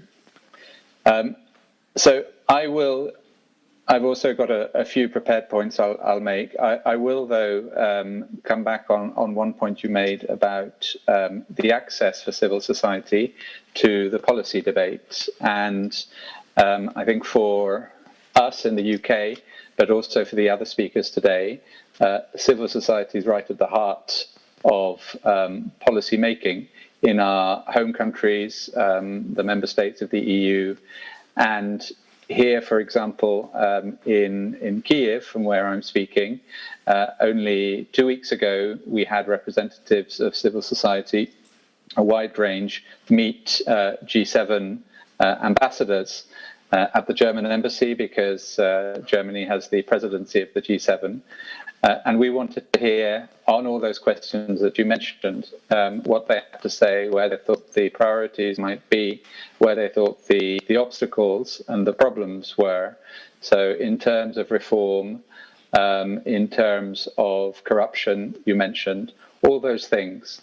And I do want to reassure you that while the international community's support has been massive and will be sustained, that doesn't mean that we have stopped somehow urging Ukrainian authorities to make sure that they use what they're receiving and also all the resources of the Ukrainian state transparently in a way that has broad support from Ukrainian society, including civil society, and also that the Build Back Better motto really is there, really is meant.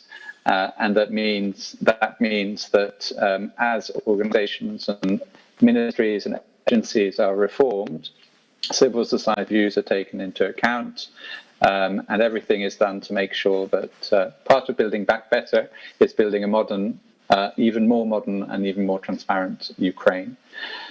In terms of the recovery effort, so recovery is an important part of it. It's not just about reconstruction, though, is it? It's also developing a vision for the longer term and the longer term future of Ukraine. So it obviously to me, to the UK, and I think to all the speakers here, is vital that a wide range of stakeholders, obviously including civil society, have the chance to contribute to the development of the vision. That development isn't something that belongs to one group, it belongs to everyone in society. And NGOs, CSOs bring particular expertise, they often bring ground truth, if you like, from the regions to the center, and so absolutely need to be there from the beginning, from the design phase. Ukraine's recovery, again, I think it's obvious, but it probably bears saying, is something that will be Ukrainian-led, and we international partners will have an important role in supporting this, including with lots of recovery financing, whether in official flows or encouraging foreign direct investment. At the end, it's a Ukraine-owned process. And we have an interest as donors in working very closely with Ukraine as that process is designed to ensure it's as effective as possible. And the only way of making it effective is ensuring it's transparent again, it's accountable, and it's inclusive in terms of its planning, its financing, and its implementation. And right at the center of all those principles is civil society, and we will continue to say that loud and clear. And I'd say in my interactions here in Kyiv and elsewhere in Ukraine,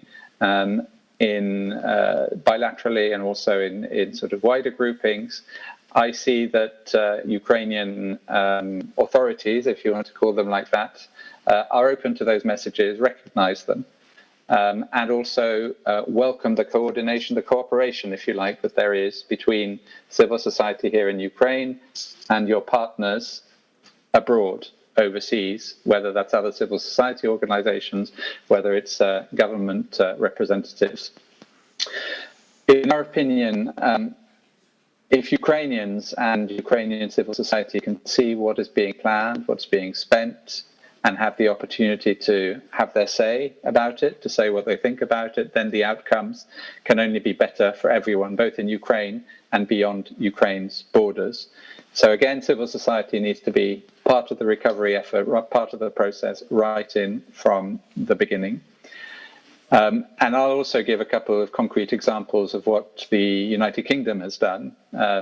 Right from the first days of the war, we began preparing a new £10 million, so around $11 million at the moment, civil society fund, which is now beginning to roll out support to Ukrainian civil society organizations, including those working on recovery.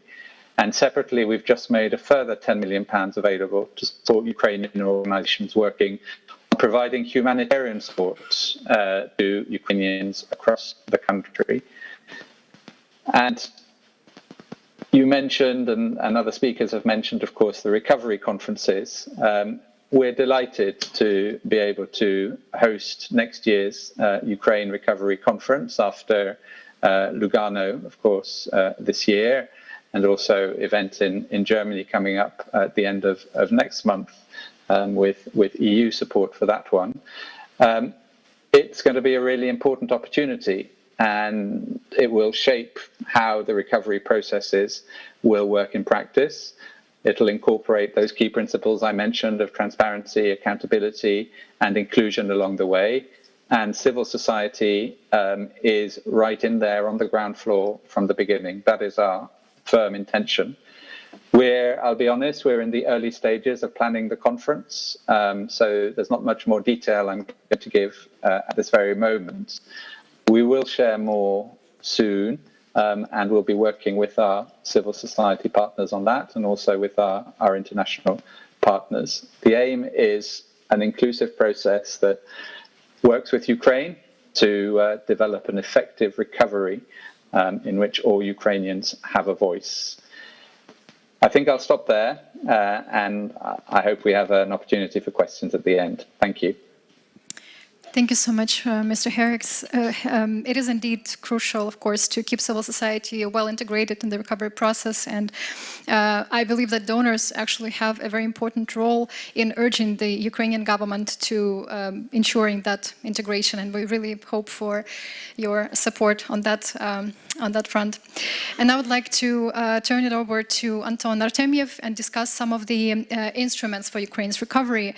As you know, Ukrainian government is exploring various mechanisms for structuring the recovery. It has recently circulated a draft law on the Ukraine Recovery Fund, which is expected to accumulate most, if not all, the reconstruction funding. This is one of the possible modalities, at least how the Ukrainian government sees it.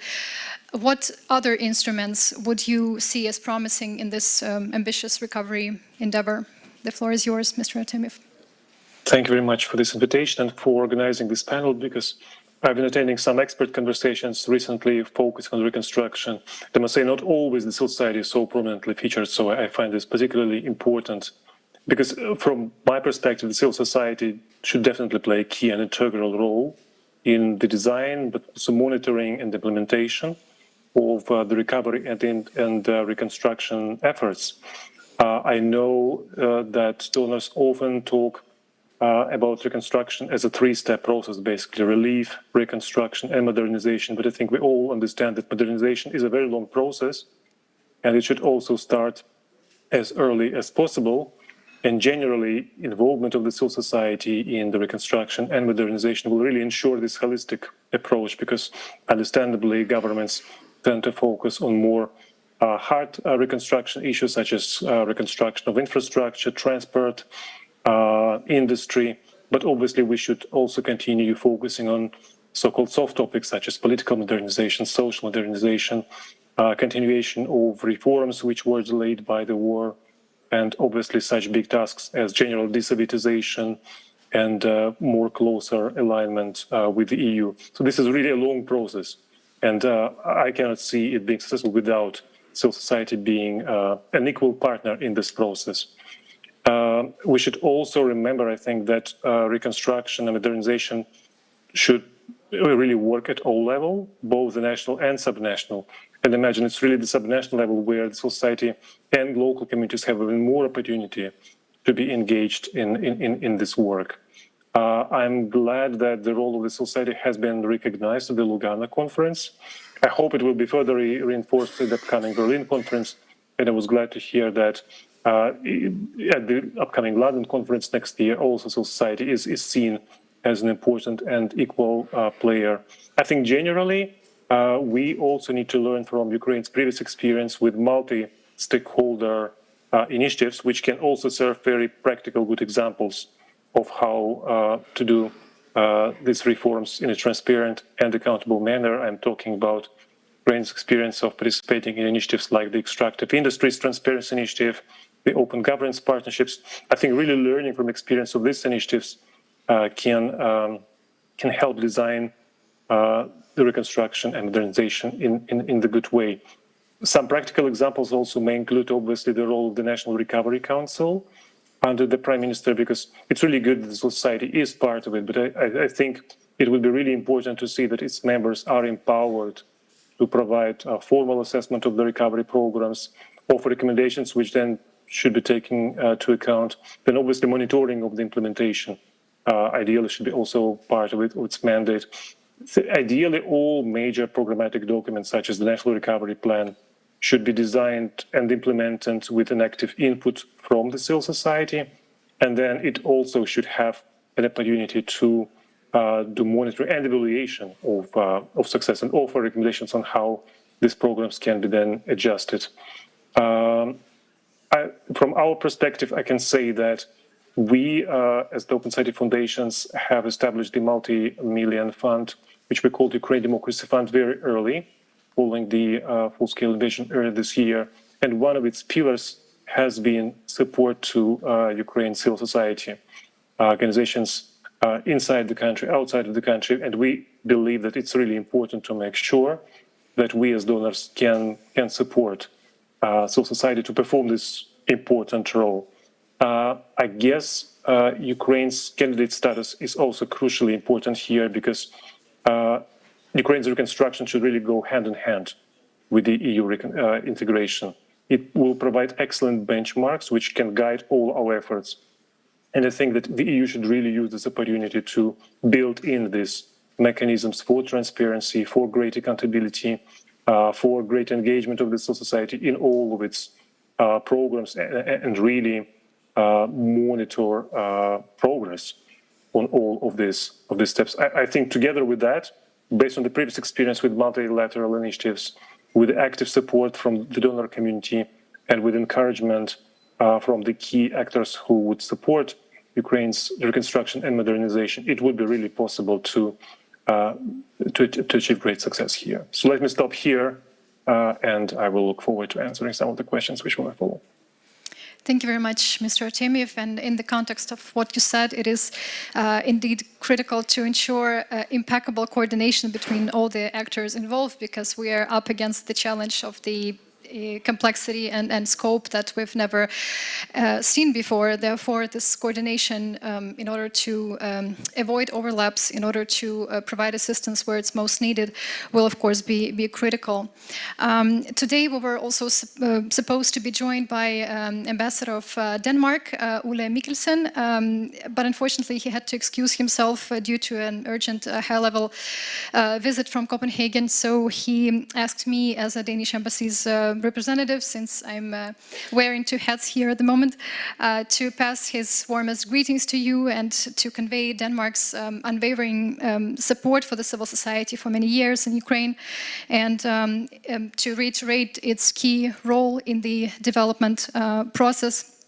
Denmark is one of Ukraine's 7 largest bilateral donors and has a comprehensive assistance portfolio where civil society is one of the central areas. Of course, we support a large-scale civil society project through UNDP that provides capacity building assistance to CSOs. It provides assistance through direct grant support, and also strengthens civil society's advocacy capabilities and its capabilities of holding an impactful dialogue with the Ukrainian government. Denmark also funds EU anti-corruption initiative that at the moment in the wartime realities focuses on securing the transparency and integrity of the recovery process. Denmark also established Ukrainian-Danish Youth House, working to ensure that Ukrainian youth is fully involved in Ukraine's democratic development and now in the reconstruction, of course.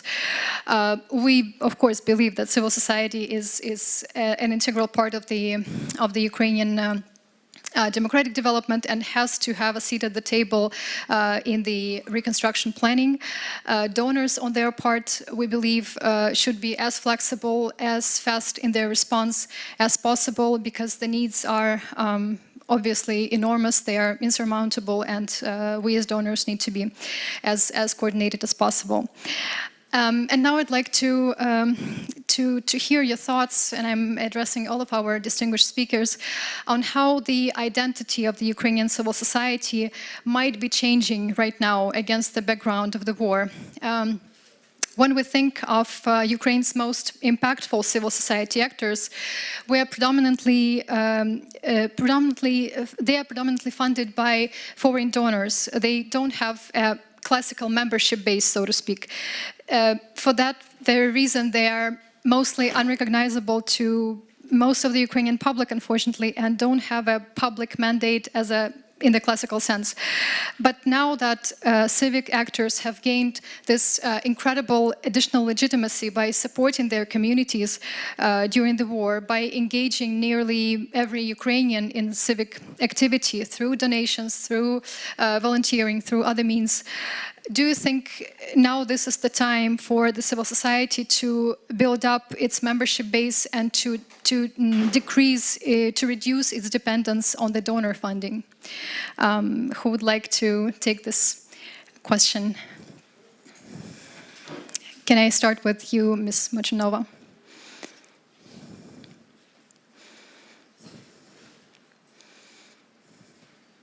Do we have the sound? Sorry, I'm struggling with technology. No, I think that the answer is definitely yes. I think the war has very much positioned the various non-governmental organizations, civil society organizations in the new light. I spoke about the fact that a lot of the CSOs were providing the emergency assistance, public services, etc., and stepping in. So yes is the general answer, but I must sort of caution that it takes time. I come from Slovakia myself, and I know how difficult it was for the also very active and very agile civil society to move from the donor financing to finding a base in the society and reflect the needs. So it's something that is not going to happen overnight. And it's going to take time, but I think that that's why for us as donors, I think it's really, really important to stay active in supporting the civil society in its various roles. And I think what we have now learned is that it's not only the watchdog function, but it's also the public service provision, as well as the advocacy and the policy function.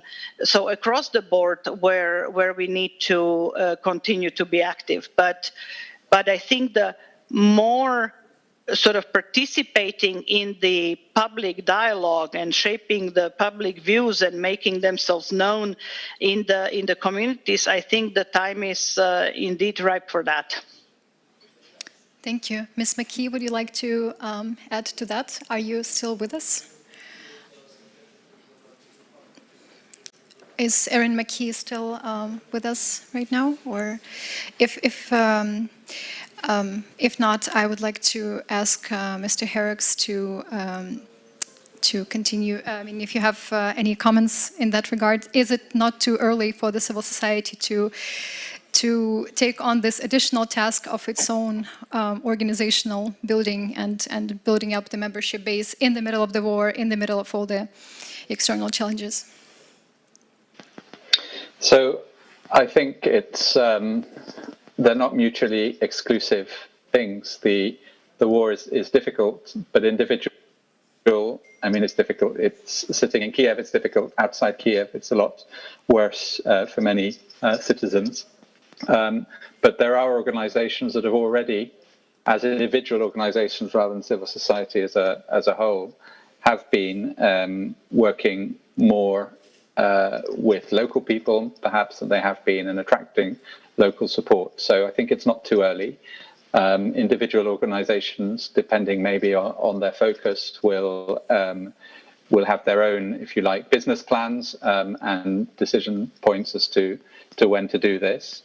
I think the international support aspect of it and working with international partners will continue. It has to. My government has said that our support for Ukraine in 2023 will be at least as big as in 2022, and I'm sure that others represented here and the international community more widely will be there with you until victory. So I'd say, I mean, what's interesting is at the beginning, straight after the invasion, our priority probably from the embassy was helping civil society organizations to survive, letting, as many people were displaced as refugees, sometimes having to go abroad, sometimes to Western Ukraine or other safer parts. We were working with our partners, individual partners, to adjust their finances, to provide grants that would help those organizations manage with the unprecedented circumstances, and also giving them the space they need to pivot, if you like, to change towards providing humanitarian supplies or undertaking new activities that were more relevant to the wartime context. So I think the flexibility, the agility on the part of donors is also something that's really important. I'll stop there. Thank you very much for your insights. Mr. Artemyev, would you agree with that? Too early or right about time? Maybe this is the window of opportunity for civil society to build on this additional legitimacy that we've discussed before. Is Anton still with us? Yes, I am. And I largely agree with the previous speakers that actually I agree completely that the civil society in Ukraine will be different. It will be stronger. I think that the trend is obvious. I only think that the process of, basically I think that the visibility and public perception of the society organizations now will be conceptually different, because these organizations are much closer working with the communities. They have become much more familiar to many people who don't necessarily have been in contact, in touch with the society organizations before the war.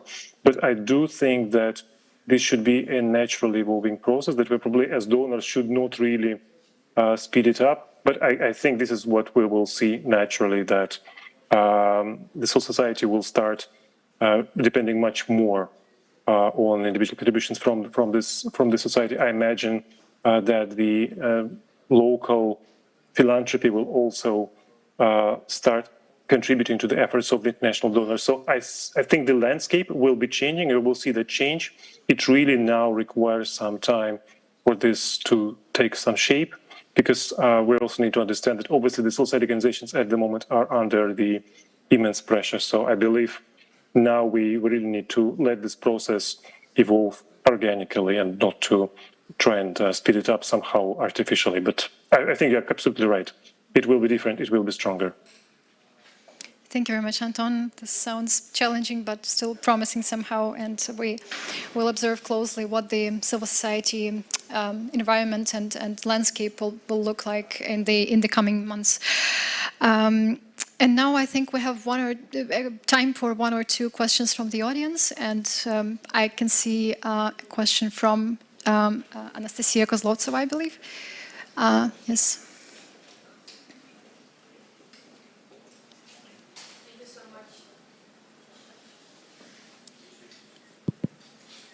Thank you so much for this wonderful panel, and thank you so much for belief in the civil society in Ukraine. My name is Anastasia Kozlovtsova. I represent Open Government Partnership, and my question is probably more to Ms. Katarnova, but if anyone else has information, I would be thankful. My question is about the conference that is planned on the 25th of October in Berlin, co-organized by the European Commission on recovery of Ukraine. I have seen some information on the German government website that civil society will be included, as well as think tanks. I haven't seen any more information regarding the speakers or the agenda, or have not heard that any of the civil society have received an invitation yet. If you have any information on the plan or like the timeline, how it will be organized, we'll really appreciate if you could share this. Thank you.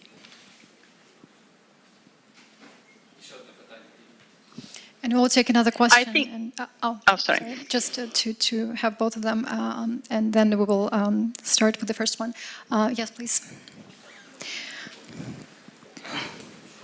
Скажу українською, щоб всі почули. I will say it in Ukrainian to make everyone hear. There are three small requests to donors. Коли ви плануєте підтримати проект реформ в Україні, робіть це через громадську організацію, організацію громадянського суспільства. When you plan on supporting reform projects in Ukraine, you need to please do it through the civil society. Якщо донор дає просто проекти гроші напряму міністерству, це дуже низька ефективність і реформа там фактично не відбувається. When donors allocate funds directly to the Ukrainian ministries or other state authorities, the effectiveness, in our opinion, is much lower. Друге прохання. Постарайтеся уникати дискримінацію оплати українського експерта, який працює в громадській організації, який працює в міжнародному проєкті в Україні, робить однакову роботу і однакові кваліфікації. Number two is a request to avoid discriminating Ukrainian experts working in the civil society organizations versus Ukrainian experts working in the international organizations if they provide the same level and quality of services. Поясню, коли міжнародні донори дають проєкт громадської організації, та сама робота може коштувати там $800, 1000, як тільки саме ця людина, його, наприклад, приходить просто проєкт, який реалізовується там міжнародним донором або як проєкт на 2-3 роки, його зарплата зразу може бути 2000. Експерт, звичайно, з української організації переходить в проєкт, і таким чином донори знищують потужні українські аналітичні центри української організації. Рівна оплата для українських експертів, які працюють на однакових посадах. For example, if a civil society experts is paid by the donors for a specific assignment, it can be ranging between $800 or $1,000, for example. But when the same person doing the same consulting is shifting to an international organization, he or she immediately starts making somewhere in the range of $2,000 plus, and this siphons experts from civil society and makes it possible for causes civil society to be drained of the experts that it needs badly. І останнє прохання. Дайте можливість українським організаціям громадянського суспільства в проєктах закладати видатки не менше 15% на строчка безпека. And the third request that we would have is to allocate at least 15% of the funding in the budgets for development projects for security matters. Особливо проєкти антикорупція, Specifically anti-corruption projects, екологія, environment, захист прав ЛГБТ. and LGBT rights. Найчастіше нас вбивають саме в цих трьох напрямках. І чомусь у нас досі немає цього строчки безпека. And civil society leaders are most often attacked if they work in these three areas, and security is rarely or never been a part of the budgeting process. Thank you so much. We are really running out of time. Yes, and we would like our speakers to very, very briefly answer two of the questions that we have heard. And I guess the first one was to Ms. Maternova, if you please comment. Yes, I think on the Berlin conference, the program and the arrangements are being decided on as we speak. But I will definitely take this comment to my colleagues who are in charge of organizing the conference, and will certainly report on the perception there is that now, which is important, and hopefully in the next round of what's going to be announced, you will find the difference. Now, on what the gentleman spoke, look, there is no master plan and master approach by the international community and ability to influence it. Okay, thou shall do it differently from now on. It's a market like in everything else. The donors have look for the best experts, just like the civil society. So you will always have a variety of approaches and competing demands, and this is just innate in the complexity of the work. And I think that once we get hopefully sooner rather than later into the actual reconstruction effort in Ukraine, you're probably going to see more of that, what you're just describing. So I'm not trying to be not trying to be negative. I'm just skeptical about the ability to change the approaches, because it's very much given by the demand for services. And it's innate in competing for the specific type of skills that are required. So I think that's probably what I can add on that front. Would other speakers like to comment on any of the two questions? If not, I would like to thank our distinguished speakers for your insights, for your inspiration, and we very much look forward to working with you for Ukraine's safe and prosperous future. I would also like to sincerely thank to our audience for joining us today. I believe this was a very timely and a very enlightening conversation. We can see that donors are united in their prioritization of transparency and inclusivity of the recovery process, and they all want civil society as an integral part of this process. Let's hope that recovery will be truly inclusive, and that we will see speedy Ukraine's reconstruction already in the coming months. Slava Ukraini, and thank you very much. Heroям слава. Heroям слава. Героям слава.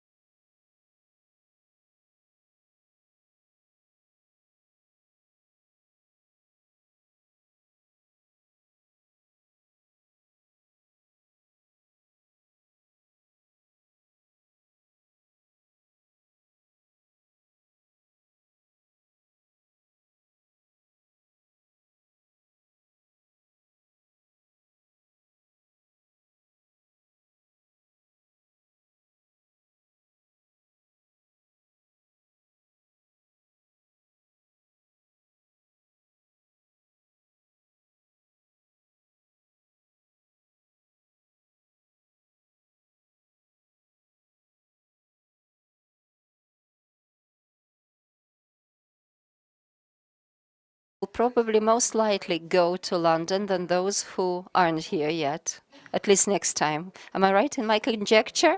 Who knows? So the conference in London. That's something for us to look forward to. My name is Natalia Sakalenko. I'm a journalist of the Ukrainian radio, and I will be helping you to communicate during this panel discussion. For many years, I have been keen on the affairs of the civil society, and I believe that I am a member of the civil society, although this is not a popular position amongst journalists, but it's up to each and everyone to believe what they want. So let me introduce the participants of our panel. Volodymyr Yarmolenko, Ukraine World Internews Ukraine, and he is the author of Cult Podcast. And please vote for this podcast on the site of the Best Ukrainian Podcast, a philosopher, humanitarian, intellectual, and the list may go on. But it's best to listen to him. Mikhailo Zhornakov, De Jure Foundation. It's a nightmare for all of the judges, justices, and I think Bogdan Lvov is having difficulty sleeping, deputy chair of the Supreme Court. And I think that he will stop sleeping at all due to the success of the civil society and its respective sector, which engages in the judicial reform. So Mikhailo Zhornakov is the star in this area. Also with us is Alexander Sushko, International Renaissance Fund, the man on whom a lot depends, ranging from determining the factors all the way to doling out energies, finance, vision, control, oversight, etc. Online with us is Natalia Klimova, Jednanya platform, which helps our civil society to grow like grass that breaks through asphalt and tarmac, and Sinzana Boyana, the EU delegation in Ukraine. Every single time we thank our partners and all of the citizens of the European Union for the support, which is so tangible every single step of our Ukrainian territory. And the agenda. We will be discussing civil society's agenda between now and 2023 London Recovery Conference, conclusions, takeaways, and next steps. What needs to be done during this journey, which is less than a year, when in London proposals will be presented by the civil society organizations, not only visions but professional suggestions, who will be responsible, what they will be responsible for, and we are of course hopeful for the productive dialogue with the authorities.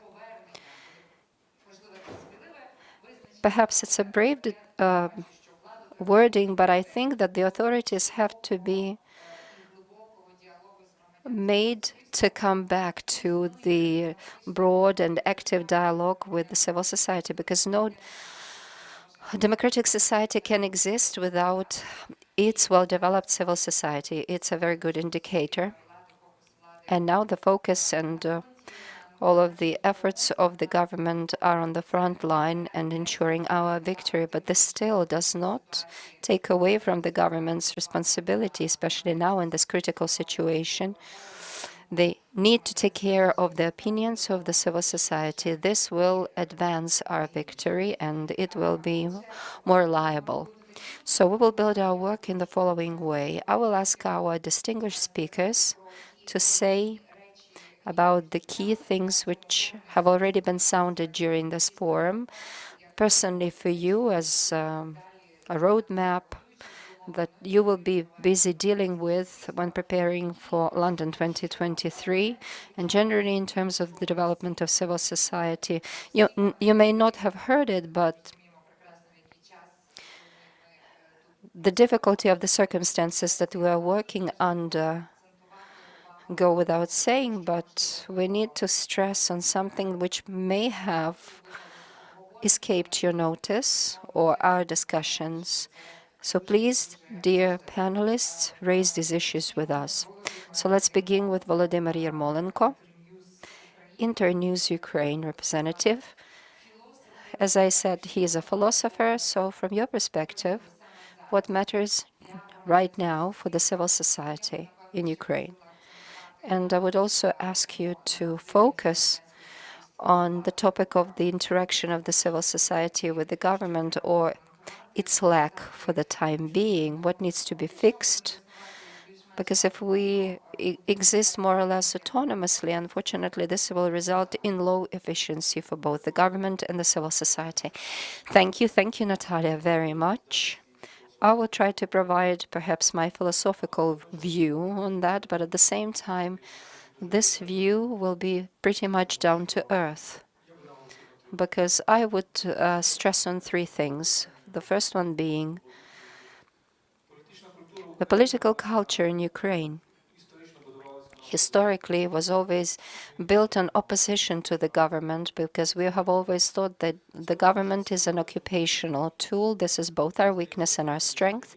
And it seems to me that during the last decade, this war or warfare, the struggle between the government apparatus, state institutions versus civil society in its all forms and manifestations sometimes has been really successful and sometimes it's been destructive. And it seems to me what I have been able to observe from my journeys, reporting missions, because I try to combine my job as a philosopher and a journalist, although sometimes they're complete opposites. Still, it enables me to see that the best what's happening now is to ensure the interaction when there is this dialogue, because we in the civil society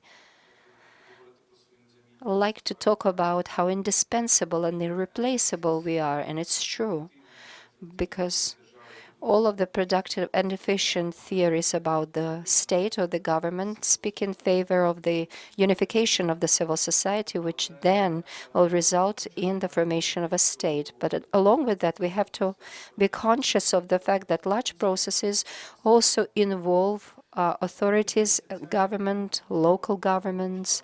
And it seems to me that this full-scale invasion also testifies to the fact that we still have a lot of Soviet legacy elements remaining with us. Nevertheless, the government and local governments, all the way down to village communities and their heads, they demonstrate themselves to be sometimes unrecognized heroes, because drivers, mechanics, electricians who ensure the work of the most critical infrastructure. There are a variety of different stories, but due to these people, we continue to live and live well. So this solidarity between the civil society and the government these days is much more important than the war itself, the war and resistance that we are experiencing. So the government, the state, is something that we can say the government is us. It's not them, it's us. The state is us. It's something that we as the representatives of the civil society should be able to say. Maybe Mikhailo will say more about what we unfortunately seem to take from our previous legacy. But anyway, next thing, what do we mean by restoration? When we talk about some strategic things, we mustn't forget human suffering. And this human suffering and pain suggests that the villages destroyed in February and March in Kyiv, Chernigiv regions are not being restored. Not even first steps are being taken for that restoration. Even sometimes when you come to the suburbs of Kyiv, in Gorinka, Moshchun villages, you get to feel this huge scope of destruction. And when talking to people, we see that people are confused, baffled. In best case scenarios, different commissions come to them and put them on certain lists. Next, it means that if your house was ruined, you have to prove that it was ruined 90 to 100%, and then only then will you have a right to compensation. And now it's only at the stage of compiling the lists. And the people who have no housing, let alone the situations when people have lost their nearest and dearest, which is the scariest things. But anyway, the people that lost their housing, at least from what we have able to see, they don't know where this hope should come from, because this was their only kind of type of housing. In Irpin, we heard it from one woman when she told me she will never go to that part of Irpin where she had a land plot, where she had several family houses that they built together as a whole family with their own hands. And when they tell, they keep crying. So when we talk about visionary and strategic things, we mustn't omit basic things. We mustn't lose them out of sight. And there should be some twinning probably exercised, some cooperation between the people living in these areas. I'm not a specialist here. Maybe I'm speaking as a psychologist and I'm saying some silly things. But anyway, when we engage towns with villages, with settlements, and thus join hands of these people with the donors or the people that are based outside Ukraine, perhaps it's the best help that we can offer right now. When you go to Kharkiv, you get to see that this city is in balance. It's a huge, million-strong population city because the infrastructure is under a constant threat. Power supply may be disconnected at any given moment. And the third visionary thing, perhaps, now is the time to pose ourselves a question. So what is the goal of the government? And as a philosopher, I may say that there is a very old answer dating back ancient philosophy. The purpose of the government or of the state is making conditions for the development of good citizens, not kind citizens, but the people who are willing to develop their virtues. Recently, I made a podcast with Timothy Snyder, and on the offline of this conference, I have been talking with several people. In his new book, I like to in a very interesting statement concerning who a good citizen is. It's someone who has freedom, but the freedom to choose between values, because there are multiple values in our lives, and sometimes they're conflicting. And the value of freedom can conflict with the value of individual freedom, can be in conflict with national security, and this is something that we are perfectly aware of now. It seems to me that the purpose of the state, in the broadest meaning of this word, is education. Not education as something that we get from school or university, but creating best opportunities for the utmost development of the citizen, for his or her potential to be implemented and capacity to be built. I'm very much interested in the Finnish experience in this regard, because Finland also has had its experience of war. And this most famous Finlandization, which was posited to us as a geopolitical concept, but still it would probably be interesting for us to look at it from within as an internal concept of the government or the state, which says that the main objective of the state is the development or the education of its citizens. And I would really like our country to develop along these lines. Thank you, Volodymyr. And now I would like to turn the floor to Mikhailo Zhernakov, the Euro Foundation. When talking about the judicial system in Ukraine and the reform of the judiciary, which we unfortunately keep failing to finalize, and we don't seem to be able to set any public oversight over public authorities, and the people who are not immersed in this topic, they do not understand why it's so demanding. And it seems to me that one of the main reasons for this debacle is that our judiciary system, the judiciary in Ukraine, still is very much affected and controlled by another state, the aggressor state. Now we have a fantastic illustration of that, and those who cannot understand why it's not working out for the better with the judiciary, reform in Ukraine, judicial reform, I can say, well, blame it on the Kremlin. So the question is how this influence of the Russian world, Ruski Mir, can be busted. Your foundation, de jure, and the whole sector of the civil society, what role do you have to play in that? Well, I may not be so dismissive because we have achieved certain headway, and in our Public Integrity Council, we were able to demonstrate the success but sorry, this was back in 2017. We, the Public Integrity Council, where I and Mikhailo was there when we concluded that Justice Bogdan Khmelnov was not compliant with integrity, and he eventually ended up vice president of the Supreme Court. And then it turned out that this man had dual citizenship, and the Russian citizenship is the second one. So whether he is a traitor or not, whether he's working for Ukraine or against Ukraine still remains a question. So if you permit me, today I wouldn't like us to talk about the judiciary reform, but rather about the general context, because our panel discussion is the one which is to summarize the whole conference, and we need to sum up a lot of things. So let me make a few statements concerning everything that I have heard.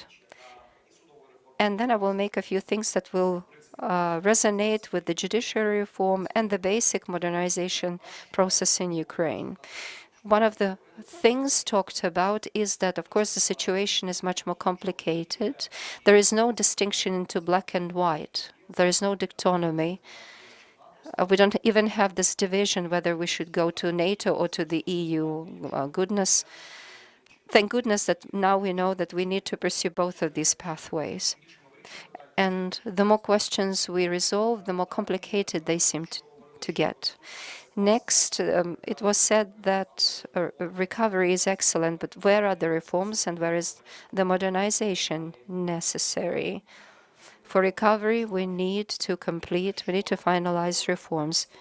Win the war.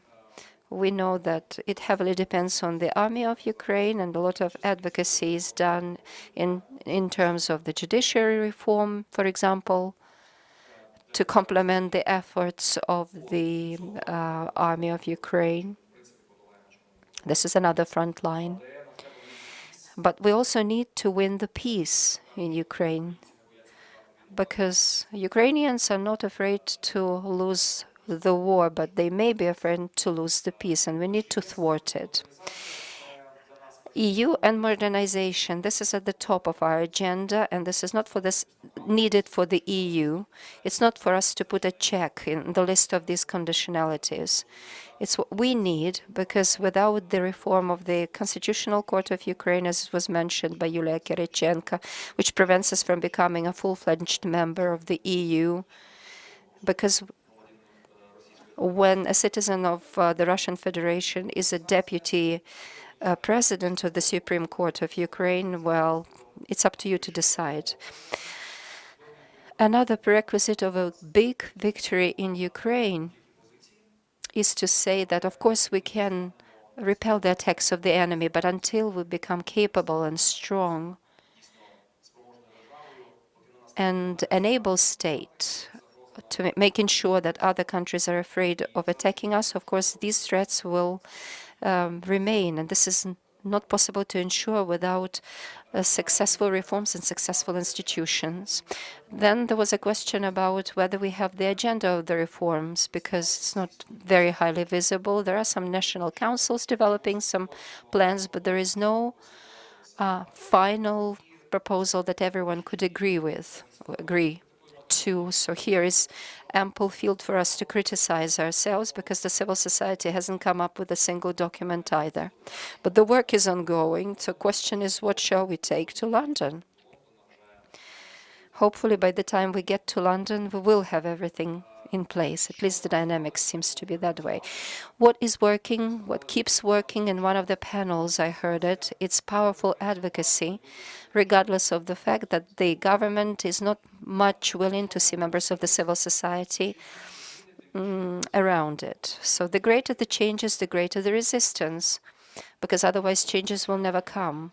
But can changes, by definition, always come to break some established rules and orders, especially in the interests of certain stakeholders. So if the authorities are reluctant to see the representatives of the civil society, we are not going to sit and wait.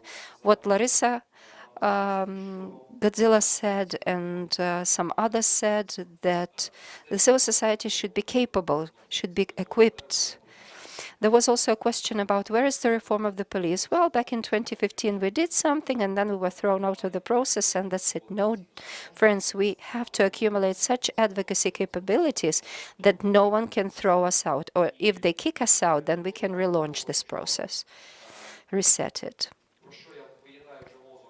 Something else that I keep beating about all the time, not only during this conference, but until we get it done, because I believe it's foundational and we cannot do without it. No modernization, resilience, or recovery can come without it. What we need is not only to increase our capacity and keep sustaining and developing the qualitative social society, and quality really matters, because as I said, point one, everything is very complicated, and point two, we need to increase the number of active actors in the civil society. Like in our area, the rule of law, what is moving? Two most important factors, anti-corruption and courts. They're, by the way, some of the most important ones in the 7 conditionalities for EU membership. So where we have powerful NGOs, where they design and advocate and monitor, and they keep working along these lines, there are some results achievable, tangible results achieved. Some things are beginning to change for the better, at least in courts. Where such institutions or organizations are weak, police, SAPO, or whatever other institutions may be, well, there's a lot of ground for us to cover. So we, dear friends, have to increase the number of active players in this field. You can just imagine that somebody presses a magic button tomorrow and says, the best draft laws and the best readings in all of the reforms are approved. Still, there should be someone who will be monitoring, who will be exercising oversight, to be able to say that things are getting out of control, etc. Designing, advocating, and making sure that these things get approved, it's also someone's responsibility. From 2014 until now, as Valery Pekar said, it was something like an light weaponry attack. Right now, it has to be a heavy weaponry attack, so that the quality and the scope is so big that we can finally break through this Russian history and legacy. And for that, it's very tentative. We have been working with a few colleagues on that, but that'll probably take 2 or 3 capable non-governmental institutions. We already have some expert circles, which areas we will have to really make a lot of effort, about 20, 30 different areas. And there are organizations that are already working with designing and advocating different projects and ideas. This is a very complicated thing to do, but we can do it. We can manage it, because the good news is that over the last half a year, the ownership of the government has increased, and the trust, interinstitutional, interagency, have already grown. And this is a very fertile soil for such organizations to be established and developed. So, dear colleagues, thank you very much for getting together yesterday and today. Has been most useful. And now let's get on with supporting each other and growing a new generation that together with us will change this country forever. Thank you, Mikhailo. Well, thank you. Thank you, Michael. I think that point about the quality and the quantity of the civil society. Let me give you this example about the regional dimension. There's the community called Seredno Budska. That's the small settlement.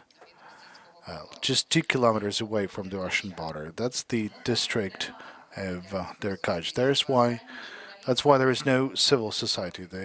The last journalist who went out of there like 3 years ago. The mayor, well, you know, the Derkach, and he's sentenced for straight treason.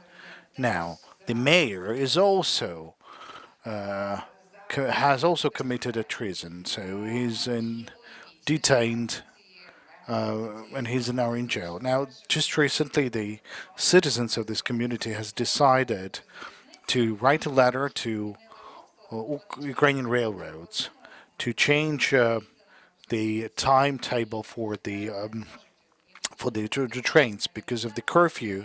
They can't reach the other settlements, and out of 21 MPs, only 2 of them signed, and they asked not to focus attention on them signing this request. And when the mayor of that settlement was arrested, 18 out of 22 MPs of this community signed this letter showing positive characteristic for this person who committed a treason. And there's no civil organization. And I'm saying them, like, establish civil organization. And they're saying we are mature enough since we've signed a letter requesting a Ukrainian railroad to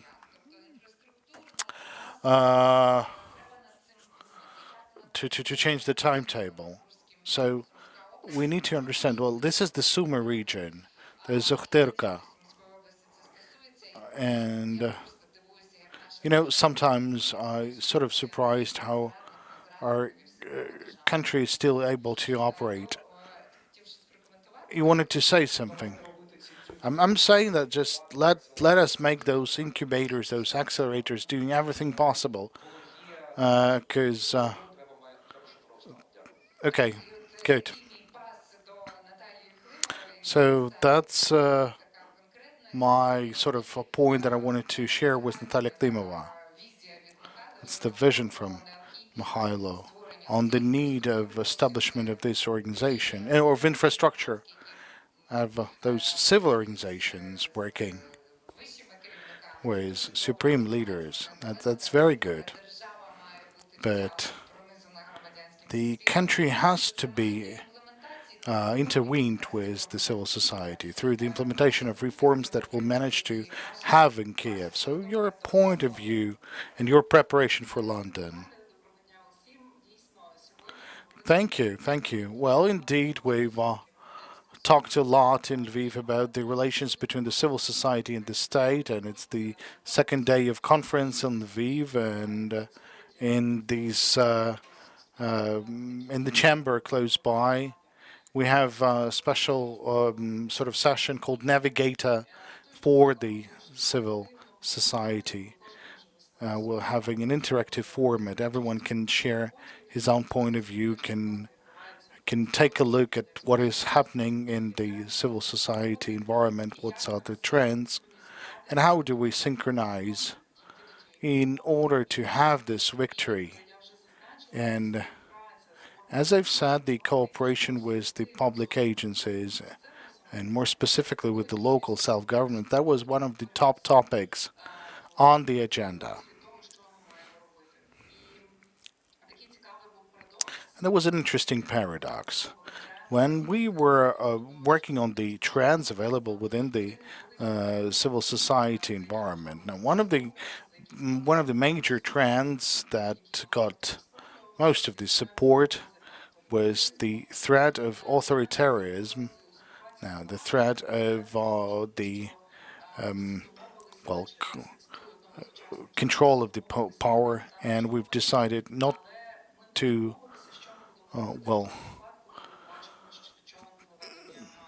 not to swivel the boat, but this boat might be on the way to Niagara Falls. But we've decided that we have to elaborate an algorithm what to do. And when we understand that our boat is heading to Niagara Falls, now how do we stop that?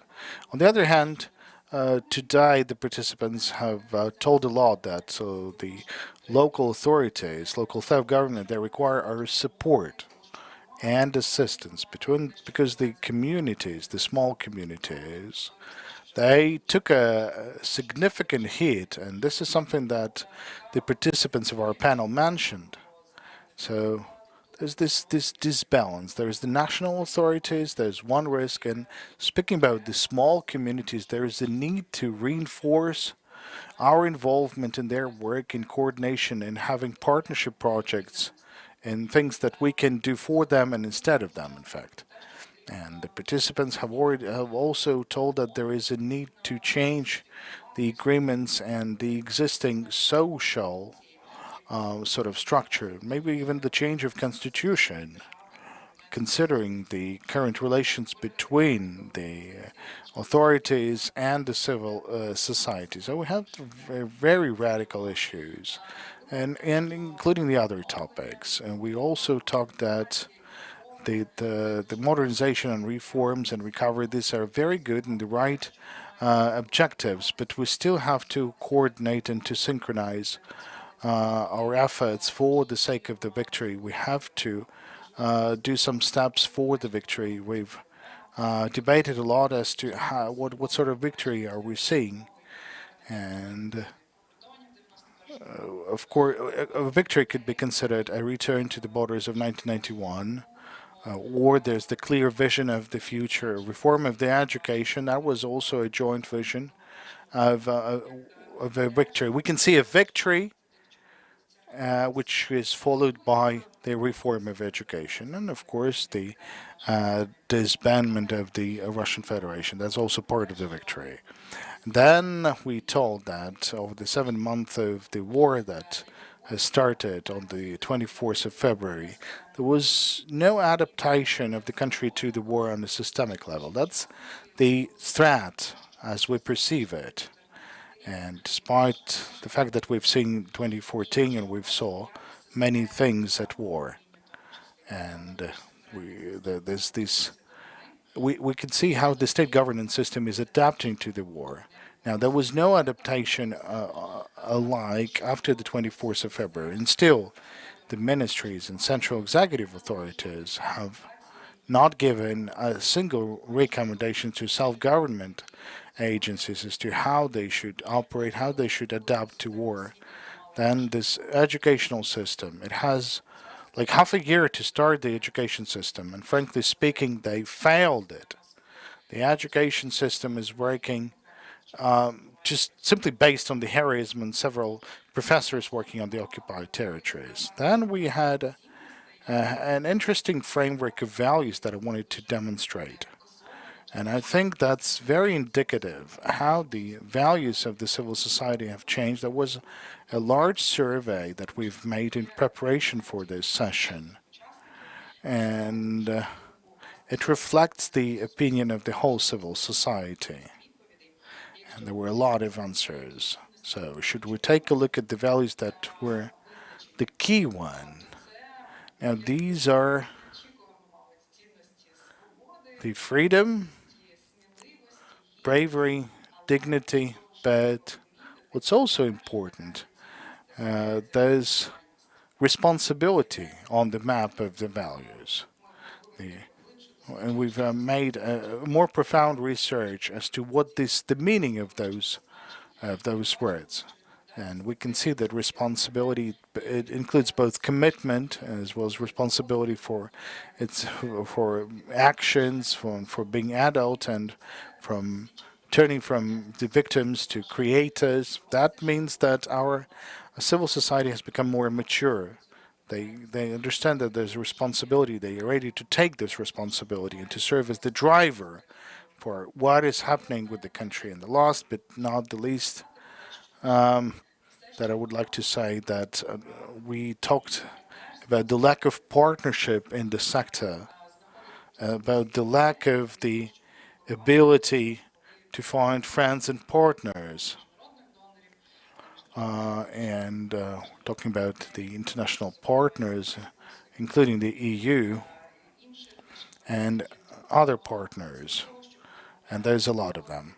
And instead of finding the win-win situation, instead of establishing partnerships and moving to the common goal. In some cases, the organizations of civil society are competing instead of finding a joint solution. That's in case of documenting the war crimes, but we thought that there's room for further coordination and cooperation. So we decided not to focus on negative things, but this document that we've elaborated, we'll share it with the other partners. And my expectation, and I believe this is going to be a very good roadmap for the synchronization that we've talked about today. Thank you. Thank you, Natalie. That's an interesting research, and hopefully we'll be able to get it via email. Yeah, we'll need to finalize it, and then we'll send it. Thank you. There's one more participant of this panel online. Then Siana Poyana is the EU delegation in Ukraine. So, Sinzana, I would like to, well, to see ourselves in a mirror of the civil society, and this mirror is something that is presented by the EU. So, what do you see, and what would you like to see in our movement of this civil society, in our cooperation with the authorities, with the public agencies? So where should we focus? Where should we have more efforts to be made? I hope that my understanding of Ukrainian has not failed me in understanding your question. First of all, I would like to start by saying in this concluding panel that it is really my deep regret that I could not be there with you physically in either Kiev or Lviv for these past 2 days. I think that those of you in the organization that were more deeply involved in developing the agenda of this conference know very well how invested the EU delegation was in seeing this conference through, mainly because we wanted to see a more, let's say, a wider space for civil society organizations in Ukraine to also, see what the main issues are in achieving a path to consolidation. And I think that this is one of the themes that I kept noticing coming up in various panels throughout the conference. And going back to what Remy, the deputy head of delegation, was saying yesterday morning, I think that the road to London for me ultimately boils down to finding this new social contract. And consolidation doesn't necessarily mean that everyone, every civil society organization, every local actor needs to agree on what needs to be done. In fact, pluralism is what defines democracy. So I think it's okay to disagree, yeah? But initiatives such as the Manifesto for Civil Society that was presented in Lugano, setting out just general principles and objectives towards civil society can contribute and work together, just basic principles that everyone agrees that their work should be directed towards. I think initiatives such as this one could be actually very meaningful in seeing proposals that have at least a wide base of legitimacy within a wide range of organizations throughout Ukraine in specific sector areas related to reconstruction in the road leading to London. Now, I do also have 3 main takeaways, and I understand that this may be slightly repetitive since we've been hearing a lot of conclusions, but of course, me from the EU delegation, I looked at this conference and at the discussions that you have had also from a different point of view, in the sense that, of course, the EU is following the political processes in Ukraine. Some of these processes, in some of them, it has taken a leadership role. In others, it is deeply involved, and definitely there are a number of processes that the EU supports also financially. So for me, the main takeaways are that there is still enough energy, a significant amount of work, and many, many ideas coming from the civil society in Ukraine when it comes to reconstruction and recovery, but also that is coupled with a significant amount of frustration that may be already building there, which leads me to my second point. I think, I do take it also upon us as, external political actors, but also as donors to civil society, to try to see how we can support civil society in a better way, to find entry points for policy dialogue around issues such as EU integration and negotiations preceding EU integration, and also specific areas that would allow more participation for civil society in reconstruction and recovery. And on that note, I think that maybe us as donors, and especially the ones that were involved in seeing this conference through, and in hoping to see it happening, I think that we will all have to assess how we can contribute and create these spaces for participation for civil society. And I think one more takeaway is that at least we are all on the same page that Ukraine winning the war, successful reconstruction and recovery of Ukraine, and integration are three processes that are intrinsically interlinked. Of course, as my Deputy Director General just said in the panel before, I think that the short-term priority remains Ukraine winning the war. And from this point of view, when it comes to civil society in Ukraine, I believe that at least as external actors, we do see a certain amount of consolidation in at least, supporting and giving credit to the government of Ukraine where credit is due. Also in the spirit of unity in face of Russia's war on Ukraine. I think that I would keep it to that. So I don't know if we will have the chance for questions or not, but yeah, thank you very much. Дякую, пані Синзяно. Thank you, Ms. Sinzana. We'll see how it goes, how we'll manage to cope with the regulation. Now, just to complement the thoughts of Ms. Sinzana about the additional or higher involvement of civil society in recovery, and we should say that the civil society doesn't have its own kind of a joint common plan, because earlier there was this clear directions for reforms. Look, we are working actively on that, because the people are working and we haven't finalized this work and haven't published that. So there's this question to Alexander. Now, how do you assess, frankly speaking, the readiness of the civil society to give an answer? Well, what if something good happened tomorrow, and President Zelensky, together with Yermak, will invite the civil society and will say, okay, guys, we're expecting. So, I mean, are we ready as the civil society for such a proposal? Well, thank you.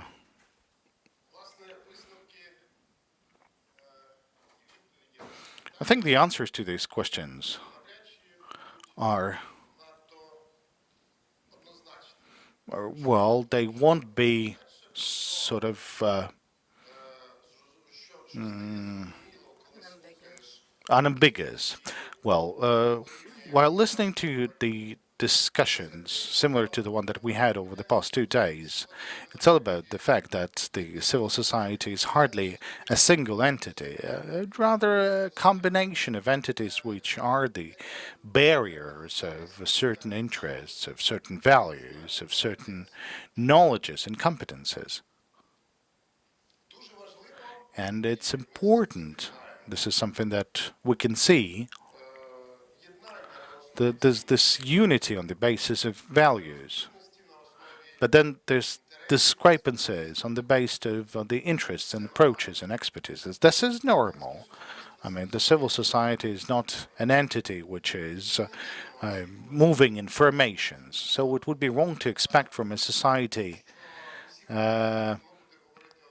like to have a unilateral approach in all the questions, meaning to have a single approach, a single summary on, and single conclusions on everything. And in the democratic world, this is something that you won't see. Now, it's important to correctly state our expectations. And whenever I'm asked whether the civil society is going to be ready, I would say that a lot in the civil society would be ready. But it doesn't mean that all and everyone would be ready, and it doesn't mean that everyone will be telling the same thing.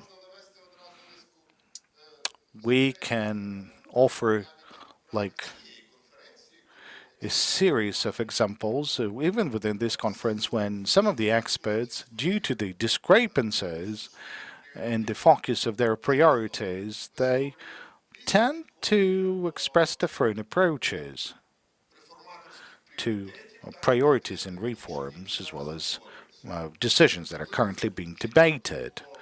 It was absolutely clear in these conversations about some economic reforms. And everyone agrees that we do need to have a normal investment climate. But whenever we start going into details, whenever we start asking like how to reach this, now the spectrum of attitudes, like how to build an innovative economy in Ukraine after the war, it's very different. I mean, it's a great difference. If you want to build, for example, a Singapore, now, you won't be talking about European integration, but if you are willing to talk about those things like simultaneously, then you have troubles with expertise, even though I'm greatly respecting the expertise of the Singapore and some other countries.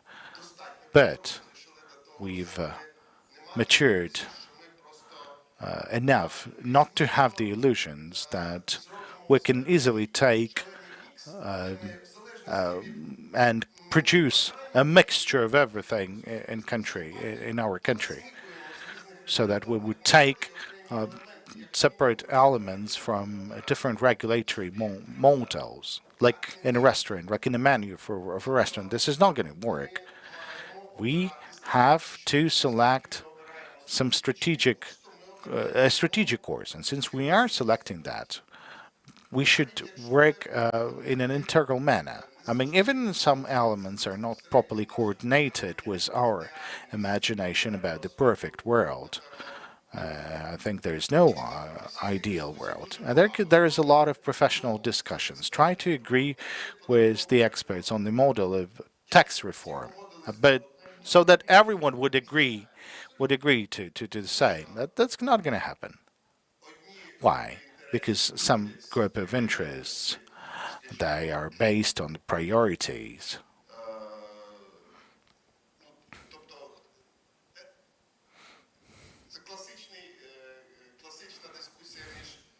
Well, that's a classical discussion in between of the consumers and the customers.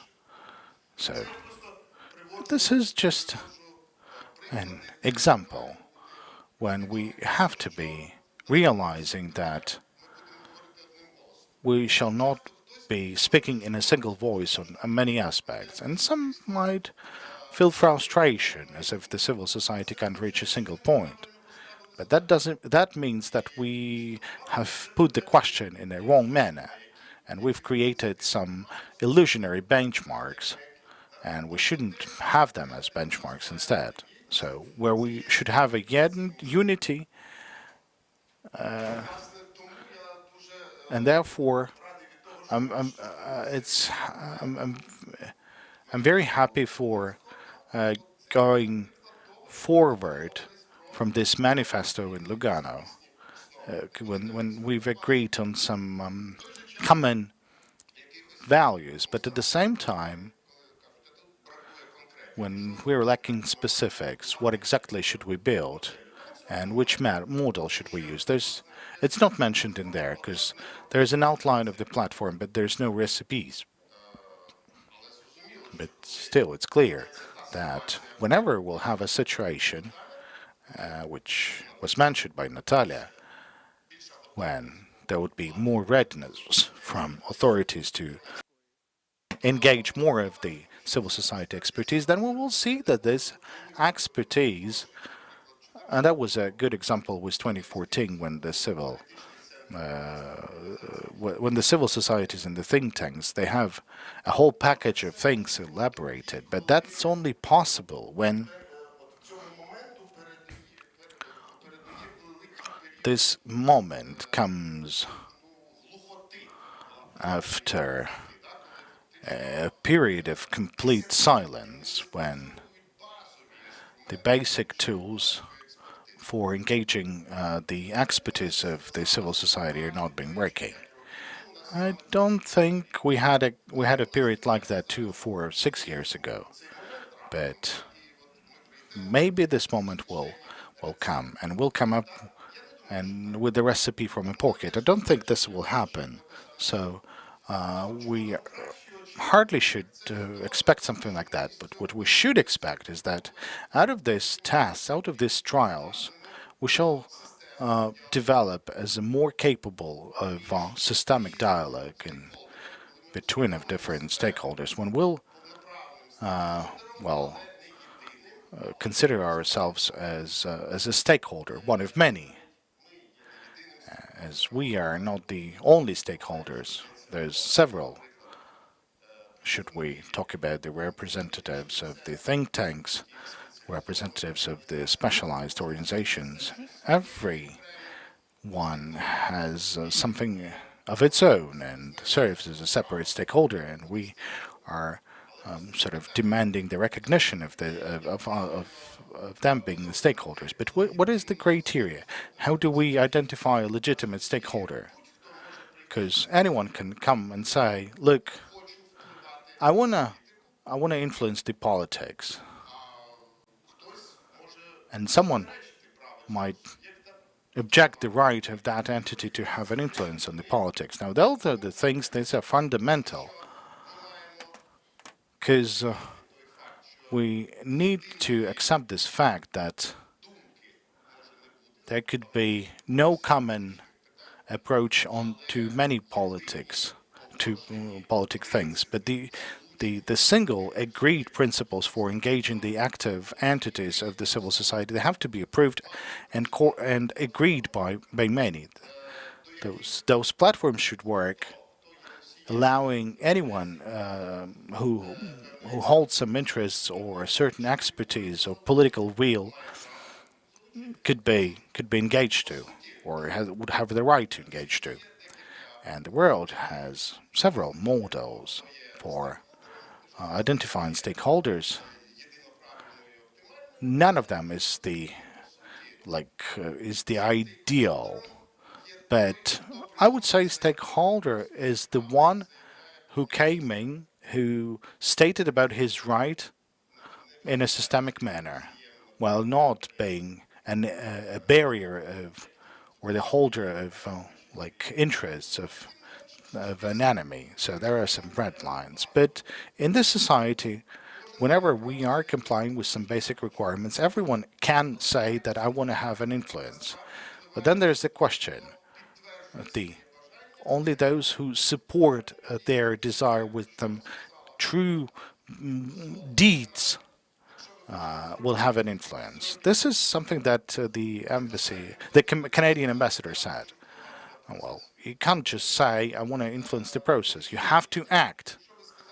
If you said something, but if you didn't came up with your own vision, if you're not ready to invest your efforts and your time, then this won't work for you, because someone else would become more active than you, and through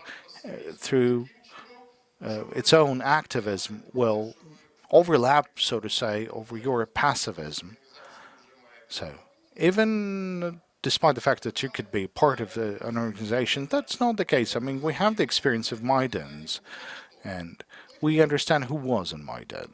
Those who came to Maidan. Isn't that just the same is happening with the influence on the policy? So only those who came in, who told that they have an experience, they want to influence, who acted, who shared its interests with with counterparts. Now, only this person will gain results. Now, that person, well, at the condition there is an economic development, of course, but the government will have to take this into consideration. If when we do have claims with regards to certain practices or mechanisms, we can see that the government is confident that it knows everything, that the civil society is just doing something, or supporting the opposition. There could be different claims, but in any case, within a democratic system, if the entity is strong and if it reveals its own interests to the influence, then it will be influential. Now, that's my answer to your question. And what sort of outcome do we have in terms of the recovery? In actuality, a lot of you involved in the processes that started prior to Lugano conference got involved and were involved in the writing of the manifesto, and then participated in various working groups, task forces, and then gained that experience, and now seem to know multiple practices, qualitative and not very quick, qualitative ones, imitational ones, like processes of consultations. We know much about it. But in this situation, the question is, how are we going to build better quality of these processes in the time horizon we are discussing? If we say, for instance, well, we are working towards the conference in London, where Ukraine will be coming together with Western donors in summer next year. Okay. Prior to this conference, let's just knock on the door and ask to be invited. If this is our strategy, then it's a failure right from the start. You don't even have to start, because the strategy, which only lies in using your advocacy capability to get yourself a place at the table when everyone gets together, is really substandard. Maybe you will get invited, but the treatment of you will be that you are just formally filling this vacancy because the civil society should be present there at the table, or just a tick in the checkbox. It's not a problem for them to do so. I mean, for the authorities, formalistically to invite a dozen representatives of the civil society and make sure that they learn about that at short notice and be more busier getting themselves tickets to get to London rather than delving into the content of this conference, because we understand that the trip to London will be even more difficult because getting a UK visa right now is a disastrous thing indeed. And I'm afraid that this is what the participation of the representatives of the civil society will boil down to in the end.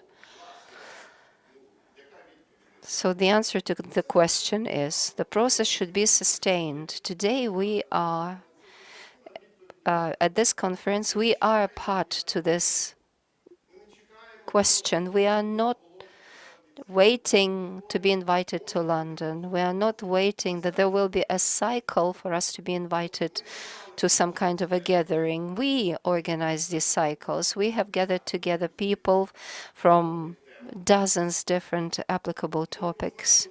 We identified the community of those for whom it's interesting and important, and we identified the method. We said, well, this is one of the methods. It doesn't mean that every single month we will have to get together big and expensive conferences. There are multiple other ways of regular communication and activating groups of experts who work sectorally, can put their heads together and get to meet with the experts, let's say, in good governance, and with the representatives of urban planners or representatives of best practices in local development. We simply state that there is a certain amount of interest. People get together, people hold meetings both open and closed. They're doing it now, and it's a beacon for us. And we identify them ourselves with the donor community, which at the same time is very close to the Ukrainian civil society. We get to see that there is a living and breathing interest in this, and that's something that we want to sustain, because if it was just exceptionally a donor topic, donor slay that donors are responsible for, then it would not be of any interest, and nothing good would come out of it, no matter how hard we would be talking and advocating the involvement of the civil society. So sustained participation, sustained interest, the readiness of the leaders of certain sectors and areas to assume responsibility and continue to push and to demonstrate a certain product at every stage of the way, keep communicating, and of course building communities and coalitions, whether it be ad hoc and systemically, can be both ways. And that will, in 2 months before London conference, we will be able to speak to the authorities on equal terms and say, here are our proposals in the area of reconstruction of the deoccupied territories. Here are the proposals and suggestions in the area of local self-governments, urban planning, etc. So we will have something prepared and well developed. As it was said, we already have some raw material. Something is being done. Something is better worked through. Other things still require additional attention. We still have months ahead to make sure that this raw material will gain the shape of the product that we will be able to lay on the table of both our international partners, local authorities, as well as demonstrate it to the society. Then it makes the sense for the sake of which, as I understand, we have been gathering yesterday and today. Thank you, Alexander. Thank you all our panelists. Unfortunately, there's no time for the discussion because it says on the screen time is up. But I think it is a good idea to allow at least 2 participants to say about something that you think we should pay attention to, although it hasn't been sounded yet. If not, then platforms will be established, they will be sustained and continue developing. So I'm summarizing this last panel. So just a statement from every distinguished panelist that we have had. This road from resilience to recovery and the illustration of the key role of the civil society from the mouths of our speakers goes through platforms of civil society which are ongoing, constantly working, and the ones that put pressure on the government to make sure that civil society, education, and its insurance must become incumbent on the government. It's the work on the agenda, because it's always good to have plans, indicators in place, and to pursue the way, every step of the way. Of course, we mustn't depart from our values, which have already become a crystallized platform for the civil society to operate based on. And we mustn't allow for authoritarianism to emerge after the victory. It's definitely a very serious challenge, and only the civil society can cope with that, but not every individual separately. Because what can one individual do against the government apparatus? We have also talked about cooperation, as well as raising quality and increasing the number of actors within the civil society. I think it's a wonderful plan, beautiful vision. I want to thank you all for your work. Well, let's roll up our sleeves and keep working. I would just like to take 1 minute of your time, if I may, on behalf of the organizers. Thank you very much to all those who have been with us during these 2 days. It's a big audience. Thank you for that. Keen interest for the Renaissance Foundation is the first such big event during war, probably even longer, since the time of COVID. We haven't had any big group gatherings since the time of COVID on an offline basis. It's a big step ahead, and I think that we should be fighting more and more for this to continue. I want to thank the great cohort of the think tanks and civil society organizations that got engaged in the content preparation for this, substantive preparation for this cooperation. Also our partners, co-organizers, let me name them in particular. And in the first place, the European Union, the delegation of the EU to Ukraine, and personally, Sinzana Boyan, are you still with us? Yes, she is. You can see and hear us. We want to thank her personally for her tireless work and efforts. It's a great pleasure, Sinzana, that you are with us today. I also want to thank our other partners and mention them kindly. Of course, USAID,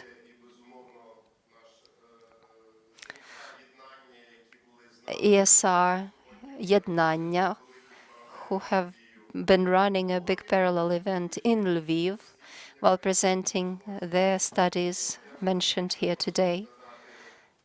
And let me also mention Взаимодия program of the National Net program. Both yesterday and today we have been able to observe the representatives of NED here at this event, and they provided very substantive participation. They have been joining efforts with many organizations. German Marshall Foundation, it's another big organizer that has been substantially helping us in organizing this event. Let me think whether I have missed anyone. We have at least 10 other co-organizers. EU Anti-Corruption Initiative,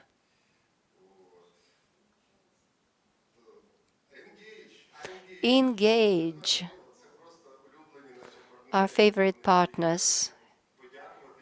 If they're here with us, thank you very much. And let me apologize that yesterday we couldn't hear the leader speaking due to technical difficulties, unfortunately.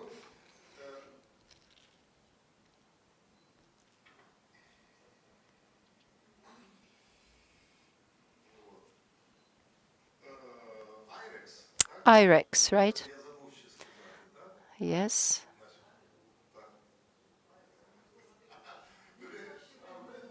You can see them better because it's above my head on the slide.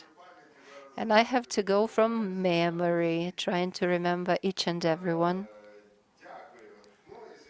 So great thanks to you. Of course, our thanks goes also to our colleagues from the Foundations of Open Society, which is to whom the Renaissance Foundation belongs.